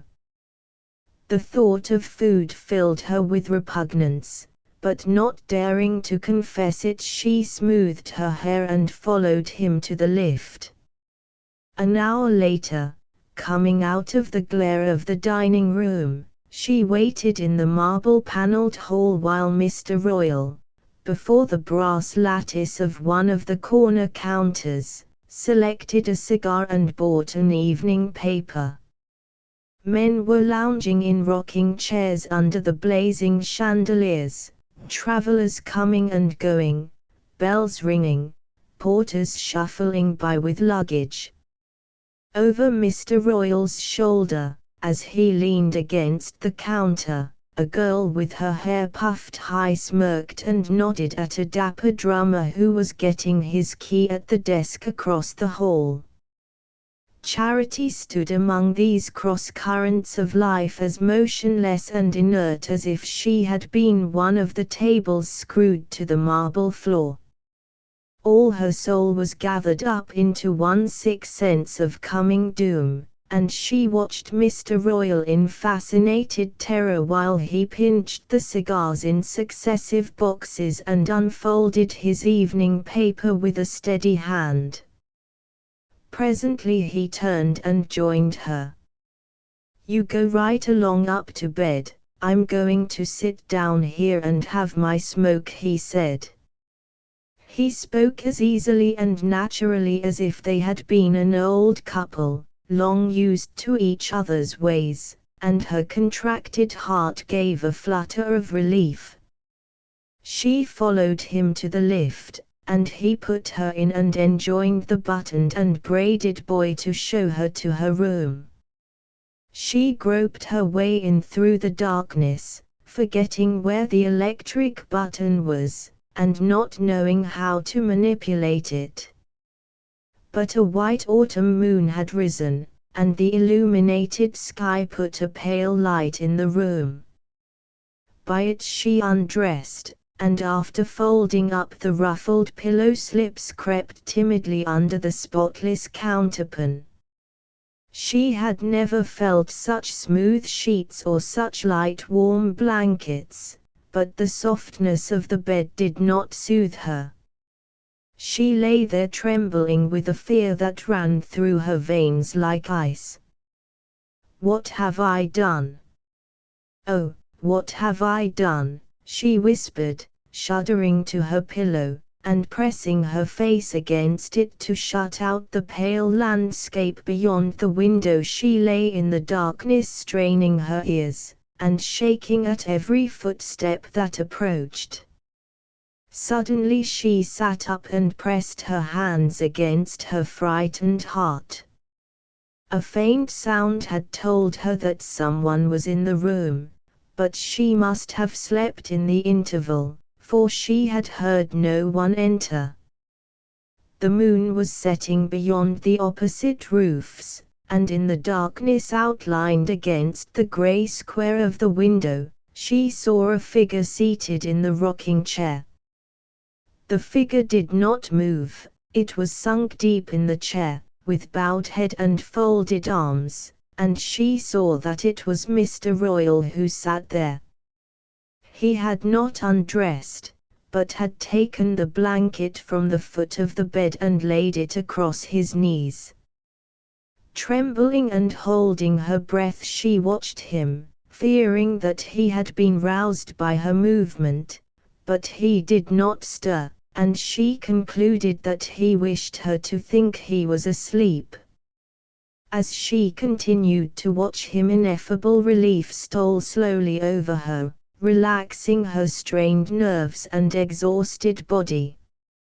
He knew, then, he knew, it was because he knew that he had married her, and that he sat there in the darkness to show her she was safe with him. A stir of something deeper than she had ever felt in thinking of him flitted through her tired brain, and cautiously, noiselessly, she let her head sink on the pillow. When she woke, the room was full of morning light, and her first glance showed her that she was alone in it. She got up and dressed, and as she was fastening her dress the door opened, and Mr. Royal came in. He looked old and tired in the bright daylight, but his face wore the same expression of grave friendliness that had reassured her on the mountain. It was as if all the dark spirits had gone out of him. They went downstairs to the dining room for breakfast, and after breakfast he told her he had some insurance business to attend to. "I guess while I'm doing it you'd better step out and buy yourself whatever you need." He smiled, and added with an embarrassed laugh, "You know I always wanted you to beat all the other girls." He drew something from his pocket, and pushed it across the table to her, and she saw that he had given her 2 $20 bills. "If it ain't enough, there's more. Where that come from? I want you to beat 'em all hollow," he repeated. She flushed and tried to stammer out her thanks, but he had pushed back his chair and was leading the way out of the dining room. In the hall he paused a minute to say that if it suited her they would take the 3 o'clock train back to North Dormer. Then he took his hat and coat from the rack and went out. A few minutes later Charity went out, too. She had watched to see in what direction he was going, and she took the opposite way and walked quickly down the main street to the brick building on the corner of Lake Avenue. There she paused to look cautiously up and down the thoroughfare, and then climbed the brass-bound stairs to Dr. Merkel's door. The same bushy-headed mulatto girl admitted her, and after the same interval of waiting in the red plush parlor she was once more summoned to Dr. Merkel's office. The doctor received her without surprise, and led her into the inner plush sanctuary. "I thought you'd be back, but you've come a mite too soon. I told you to be patient and not fret," she observed, after a pause of penetrating scrutiny. Charity drew the money from her breast. "I've come to get my blue brooch," she said, flushing. "Your brooch?" Dr. Merkel appeared not to remember. Yes, I get so many things of that kind."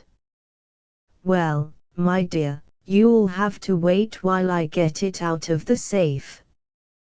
I don't leave valuables like that laying round like the newspaper." She disappeared for a moment, and returned with a bit of twisted-up tissue paper from which she unwrapped the brooch.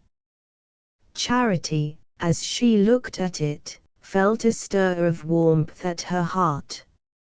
She held out an eager hand. "Have you got the change?" she asked a little breathlessly, laying one of the $20 bills on the table. "Change?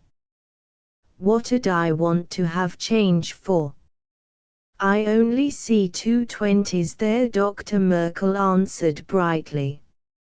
Charity paused, disconcerted.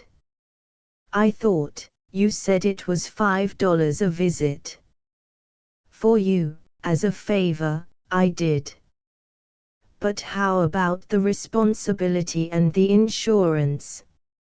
I don't suppose you ever thought of that. This pin's worth $100 easy.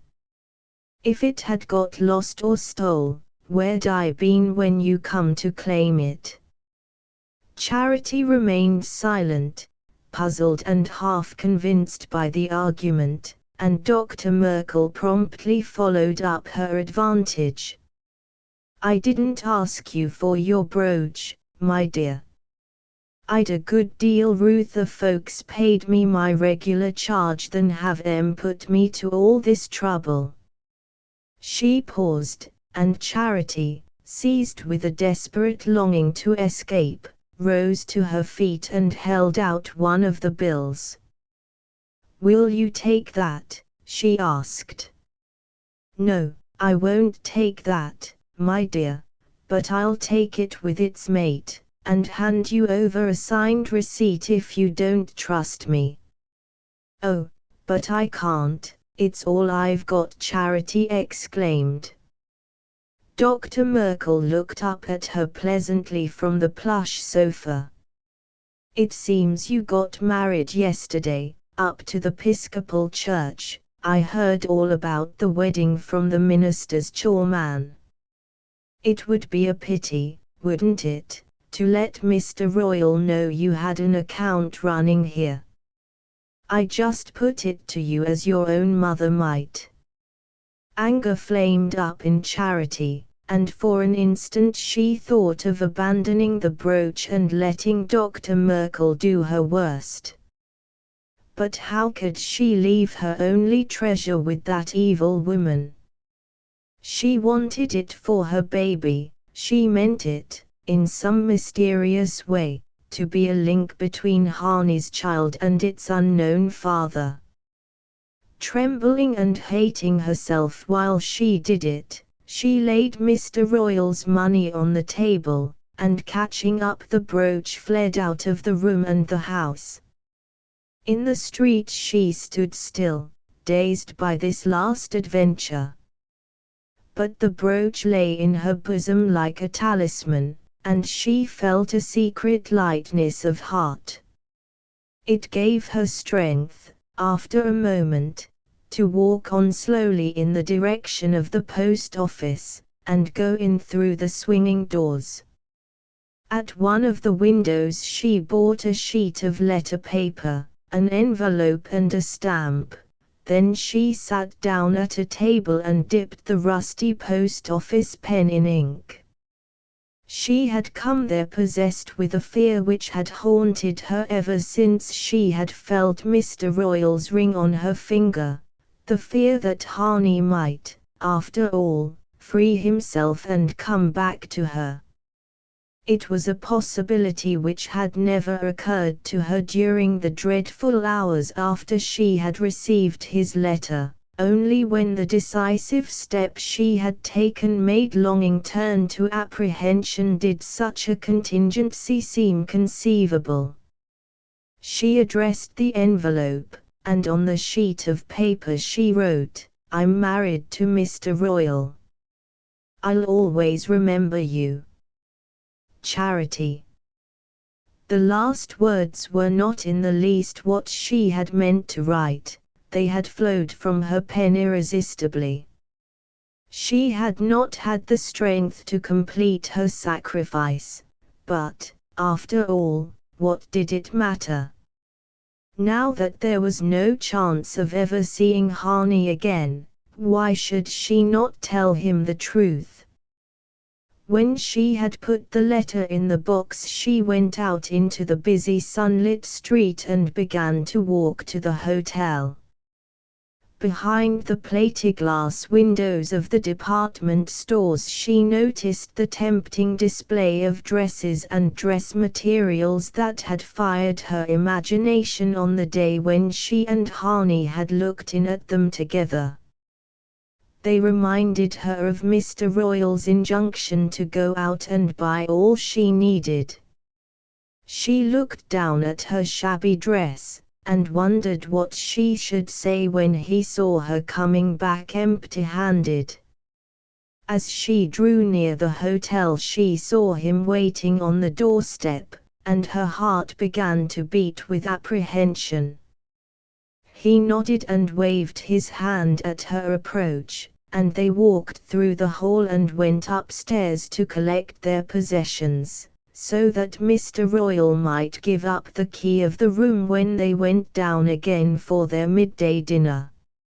In the bedroom, while she was thrusting back into the satchel the few things she had brought away with her, she suddenly felt that his eyes were on her and that he was going to speak.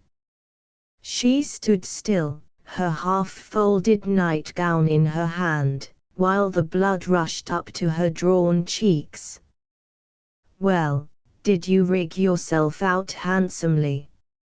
"I haven't seen any bundles round," he said jocosely. "Oh, I'd rather let Ally Hawes make the few things I want," she answered. "That's so." He looked at her thoughtfully for a moment and his eyebrows projected in a scowl. Then his face grew friendly again. "Well, I wanted you to go back looking stylisher than any of them, but I guess you're right. You're a good girl, Charity." Their eyes met, and something rose in his that she had never seen there, a look that made her feel ashamed and yet secure. "I guess you're good, too," she said, shyly and quickly. He smiled without answering, and they went out of the room together and dropped down to the hall in the glittering lift. Late that evening, in the cold autumn moonlight, they drove up to the door of the Red House. *******End of the Project Gutenberg ebook Summer ******* Updated editions will replace the previous one, the old editions will be renamed. Creating the works from print editions not protected by U.S. copyright law means that no one owns a United States copyright in these works, so the Foundation, and you, can copy and distribute it in the United States without permission and without paying copyright royalties. Special rules, set forth in the general terms of use part of this license, apply to copying and distributing Project Gutenberg trademark symbol electronic works to protect the Project Gutenberg trademark symbol concept and trademark. Project Gutenberg is a registered trademark, and may not be used if you charge for an ebook, except by following the terms of the trademark license, including paying royalties for use of the Project Gutenberg trademark. If you do not charge anything for copies of this ebook, complying with the trademark license is very easy. You may use this ebook for nearly any purpose, such as creation of derivative works, reports, performances and research. Project Gutenberg ebooks may be modified and printed and given away. You may do practically anything in the United States with ebooks not protected by U.S. copyright law. Redistribution is subject to the trademark license, especially commercial redistribution. Start. Full license. The full Project Gutenberg license. Please read this before you distribute or use this work to protect the Project Gutenberg trademark symbol mission of promoting the free distribution of electronic works. By using or distributing this work, or any other work associated in any way with the phrase Project Gutenberg, you agree to comply with all the terms of the full Project Gutenberg trademark symbol license available with this file or online at www.gutenberg.org/license. Section 1. General Terms of Use and Redistributing Project Gutenberg Trademark Symbol Electronic Works 1.0. By reading or using any part of this Project Gutenberg trademark symbol electronic work, you indicate that you have read, understand, agree to and accept all the terms of this license and intellectual property, trademark/copyright, agreement. If you do not agree to abide by all the terms of this agreement, you must cease using and return or destroy all copies of Project Gutenberg trademark symbol electronic works in your possession. If you paid a fee for obtaining a copy of or access to a Project Gutenberg trademark symbol electronic work and you do not agree to be bound by the terms of this agreement, you may obtain a refund from the person or entity to whom you paid the fee as set forth in paragraph 1.e.8. 1.b Project Gutenberg is a registered trademark. It may only be used on or associated in any way with an electronic work by people who agree to be bound by the terms of this agreement. There are a few things that you can do with most Project Gutenberg trademark symbol electronic works even without complying with the full terms of this agreement. See paragraph 1.c below. There are a lot of things you can do with Project Gutenberg trademark symbol electronic works if you follow the terms of this agreement and help preserve free future access to Project Gutenberg trademark symbol electronic works. See paragraph 1.e below. 1.c.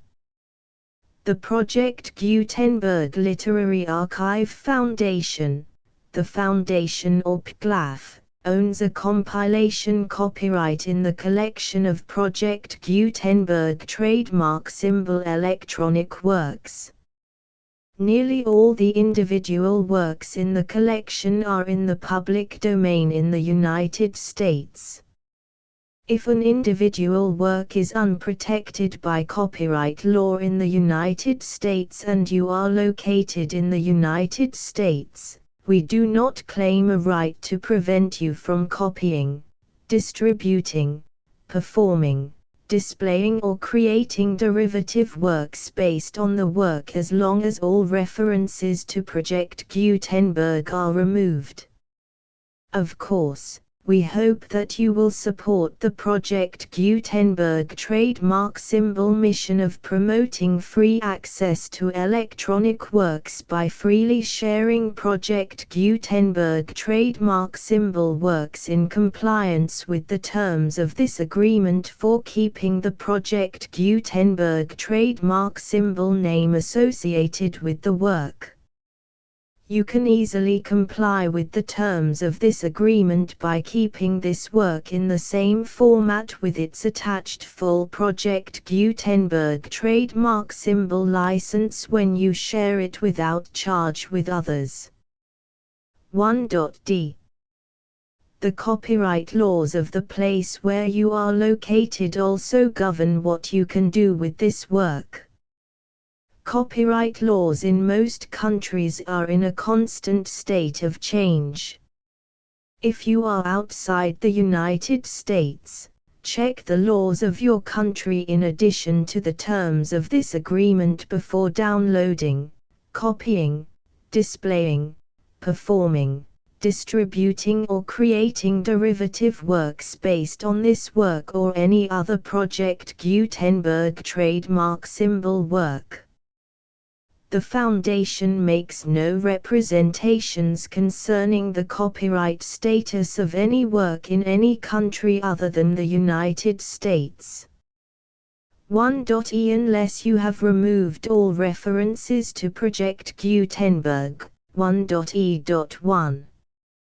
The following sentence, with active links to, or other immediate access to, the full Project Gutenberg trademark symbol license must appear prominently whenever any copy of a Project Gutenberg trademark symbol work, any work on which the phrase Project Gutenberg appears, or with which the phrase Project Gutenberg is associated, is accessed, displayed, performed, viewed, copied or distributed.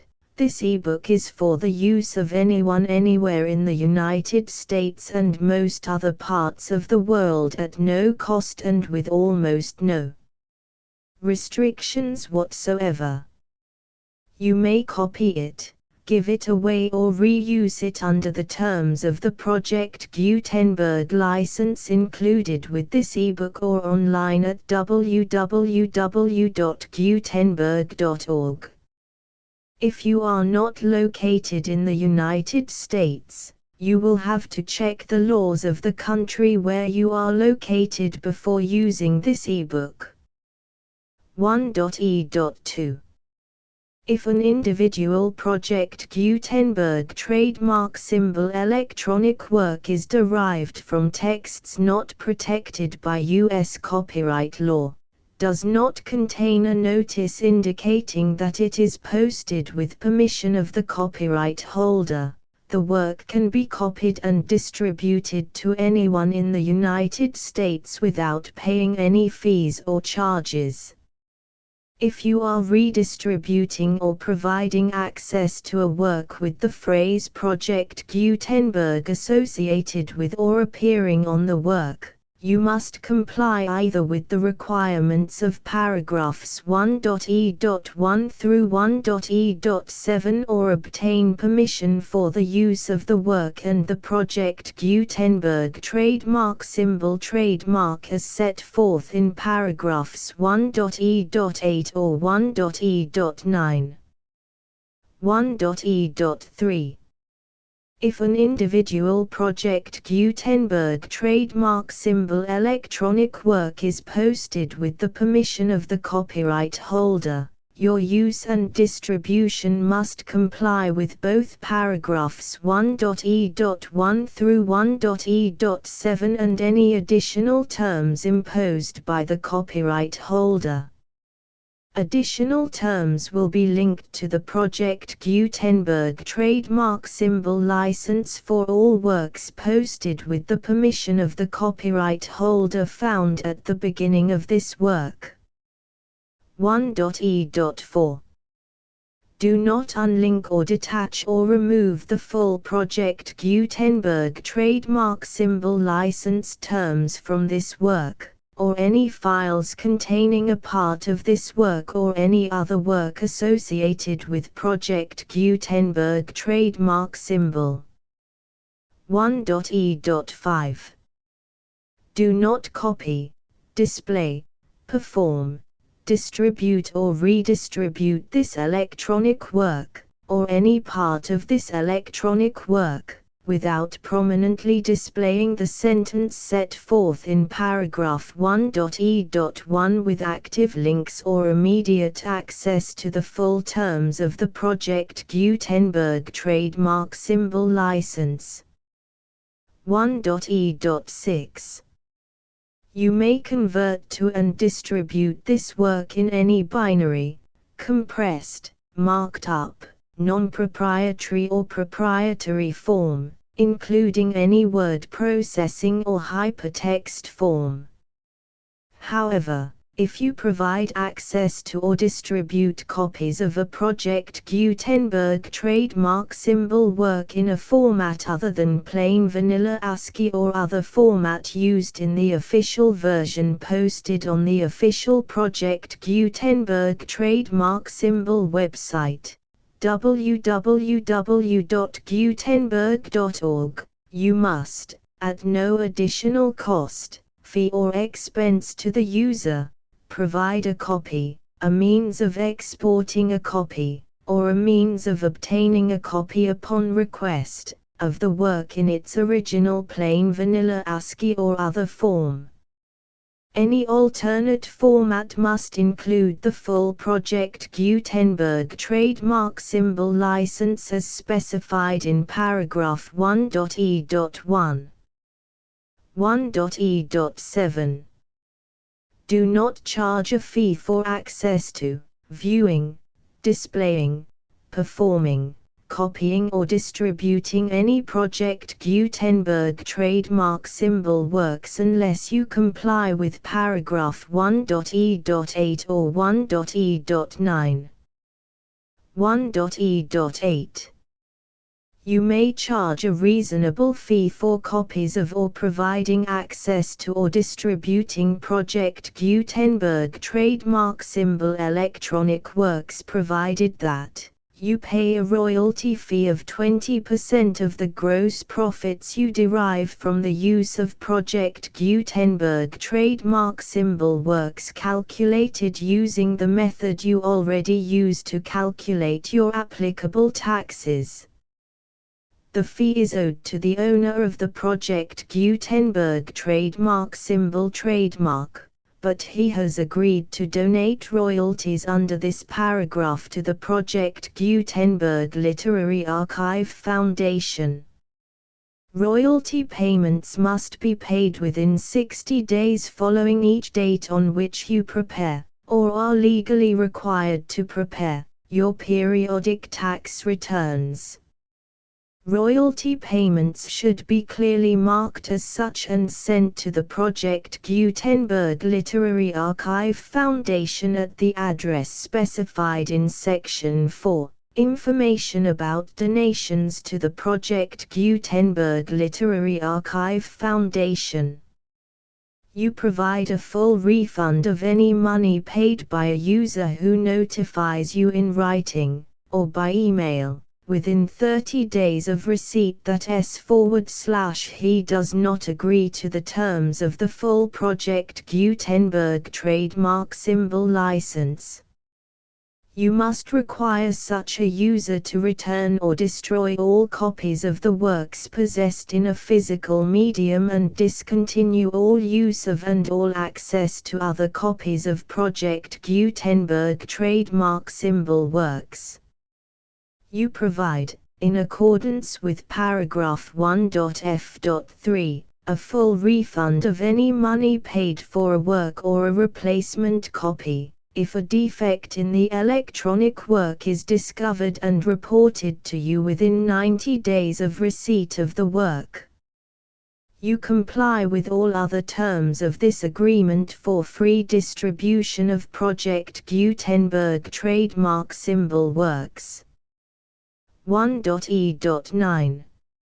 If you wish to charge a fee or distribute a Project Gutenberg trademark symbol electronic work or group of works on different terms than are set forth in this agreement, you must obtain permission in writing from the Project Gutenberg Literary Archive Foundation, the manager of the Project Gutenberg trademark symbol trademark.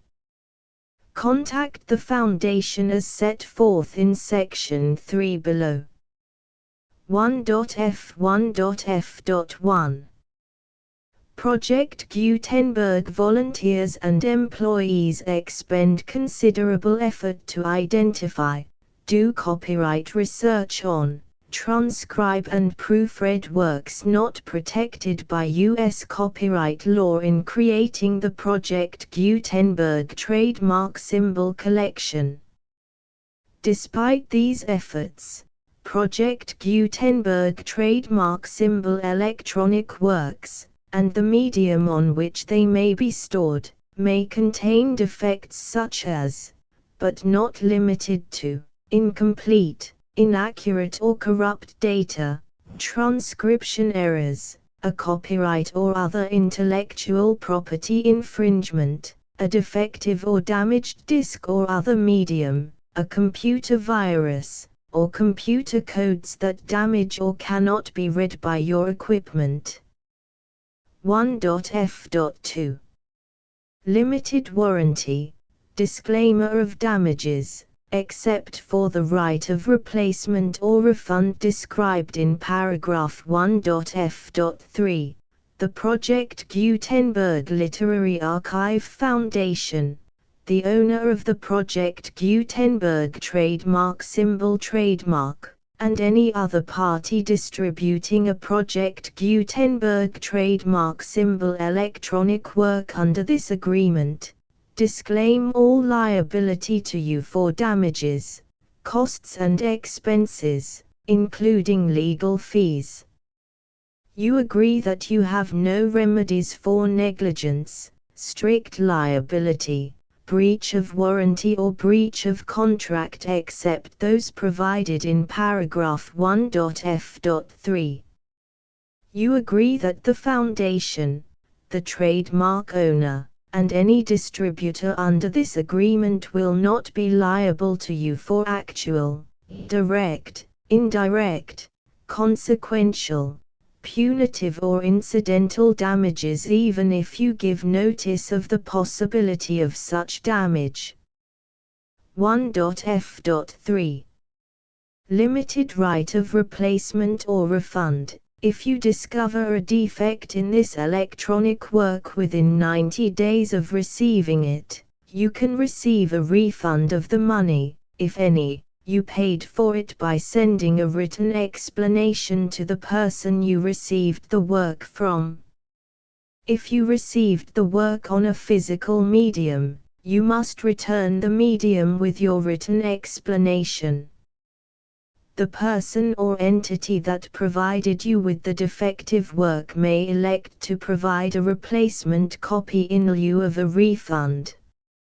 If you received the work electronically, the person or entity providing it to you may choose to give you a second opportunity to receive the work electronically in lieu of a refund. If the second copy is also defective, you may demand a refund in writing without further opportunities to fix the problem. 1.f.4 Except for the limited right of replacement or refund set forth in paragraph 1.f.3, this work is provided to you as is, with no other warranties of any kind, express or implied, including but not limited to warranties of merchantability or fitness for any purpose.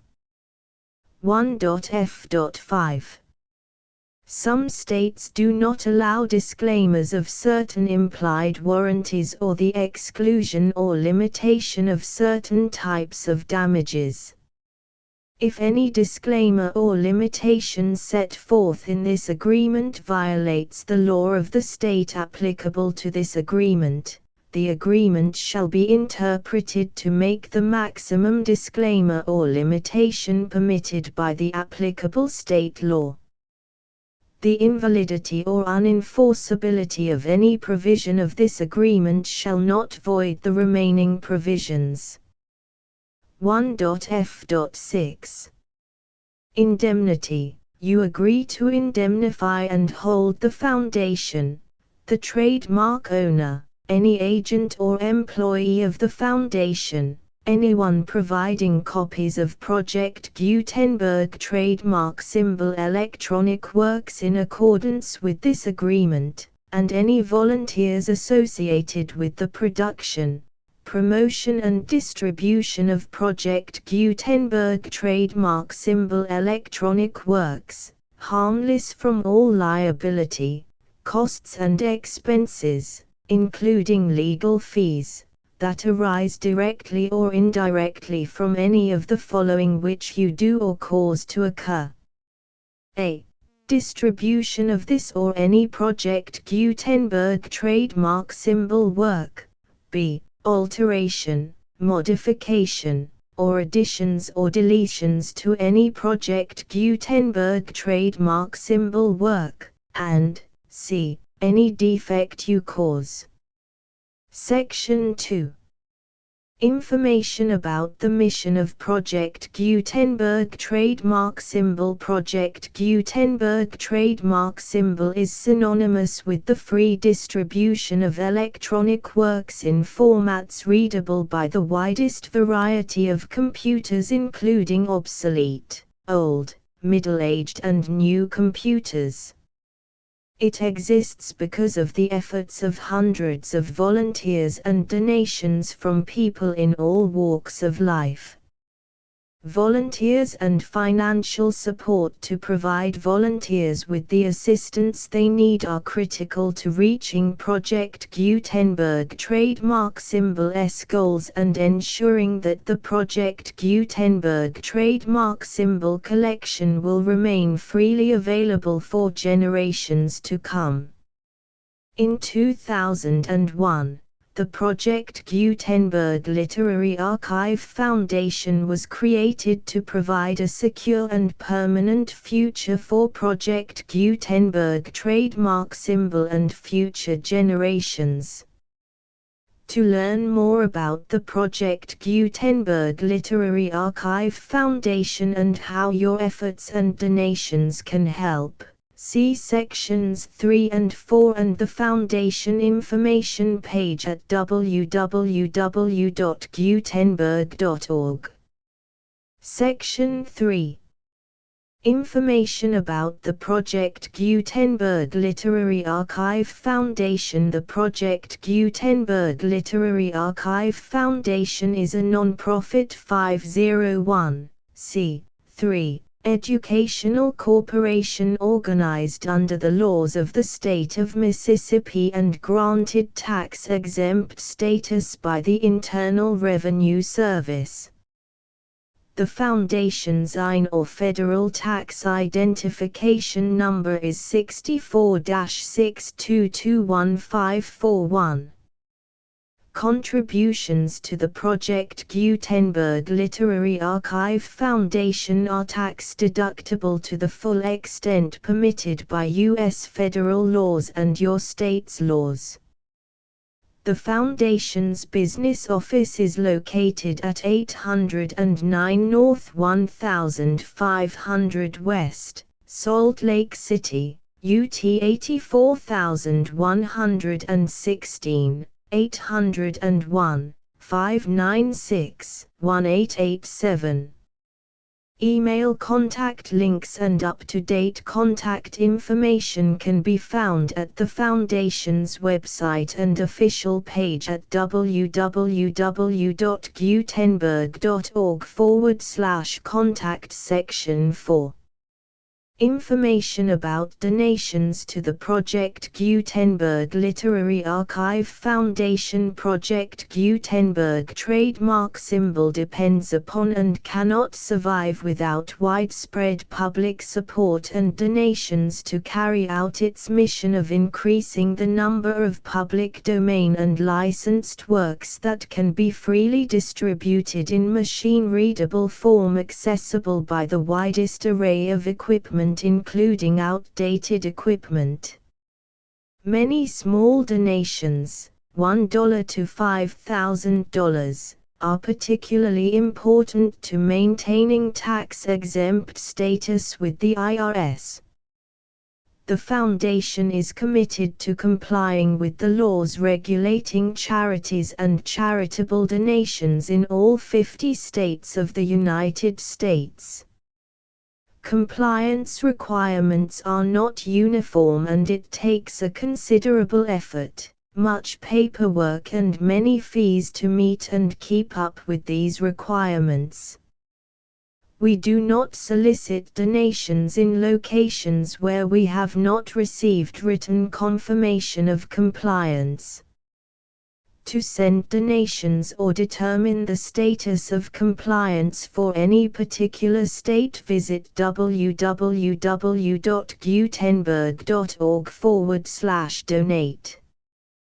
While we cannot and do not solicit contributions from states where we have not met the solicitation requirements, we know of no prohibition against accepting unsolicited donations from donors in such states who approach us with offers to donate. International donations are gratefully accepted, but we cannot make any statements concerning tax treatment of donations received from outside the United States. U.S. laws alone swamp our small staff. Please check the Project Gutenberg web pages for current donation methods and addresses. Donations are accepted in a number of other ways, including checks, online payments and credit card donations. To donate, please visit www.gutenberg.org/donate. Section 5. General information about Project Gutenberg trademark symbol electronic works. Professor Michael S. Hart was the originator of the Project Gutenberg trademark symbol concept of a library of electronic works that could be freely shared with anyone. For 40 years, he produced and distributed Project Gutenberg trademark symbol ebooks with only a loose network of volunteer support. Project Gutenberg trademark symbol ebooks are often created from several printed editions, all of which are confirmed as not protected by copyright in the U.S. unless a copyright notice is included. Thus, we do not necessarily keep ebooks in compliance with any particular paper edition. Most people start at our website, which has the main PG search facility, www.gutenberg.org. This website includes information about Project Gutenberg trademark symbol, including how to make donations to the Project Gutenberg Literary Archive Foundation, how to help produce our new ebooks, and how to subscribe to our email newsletter to hear about new ebooks.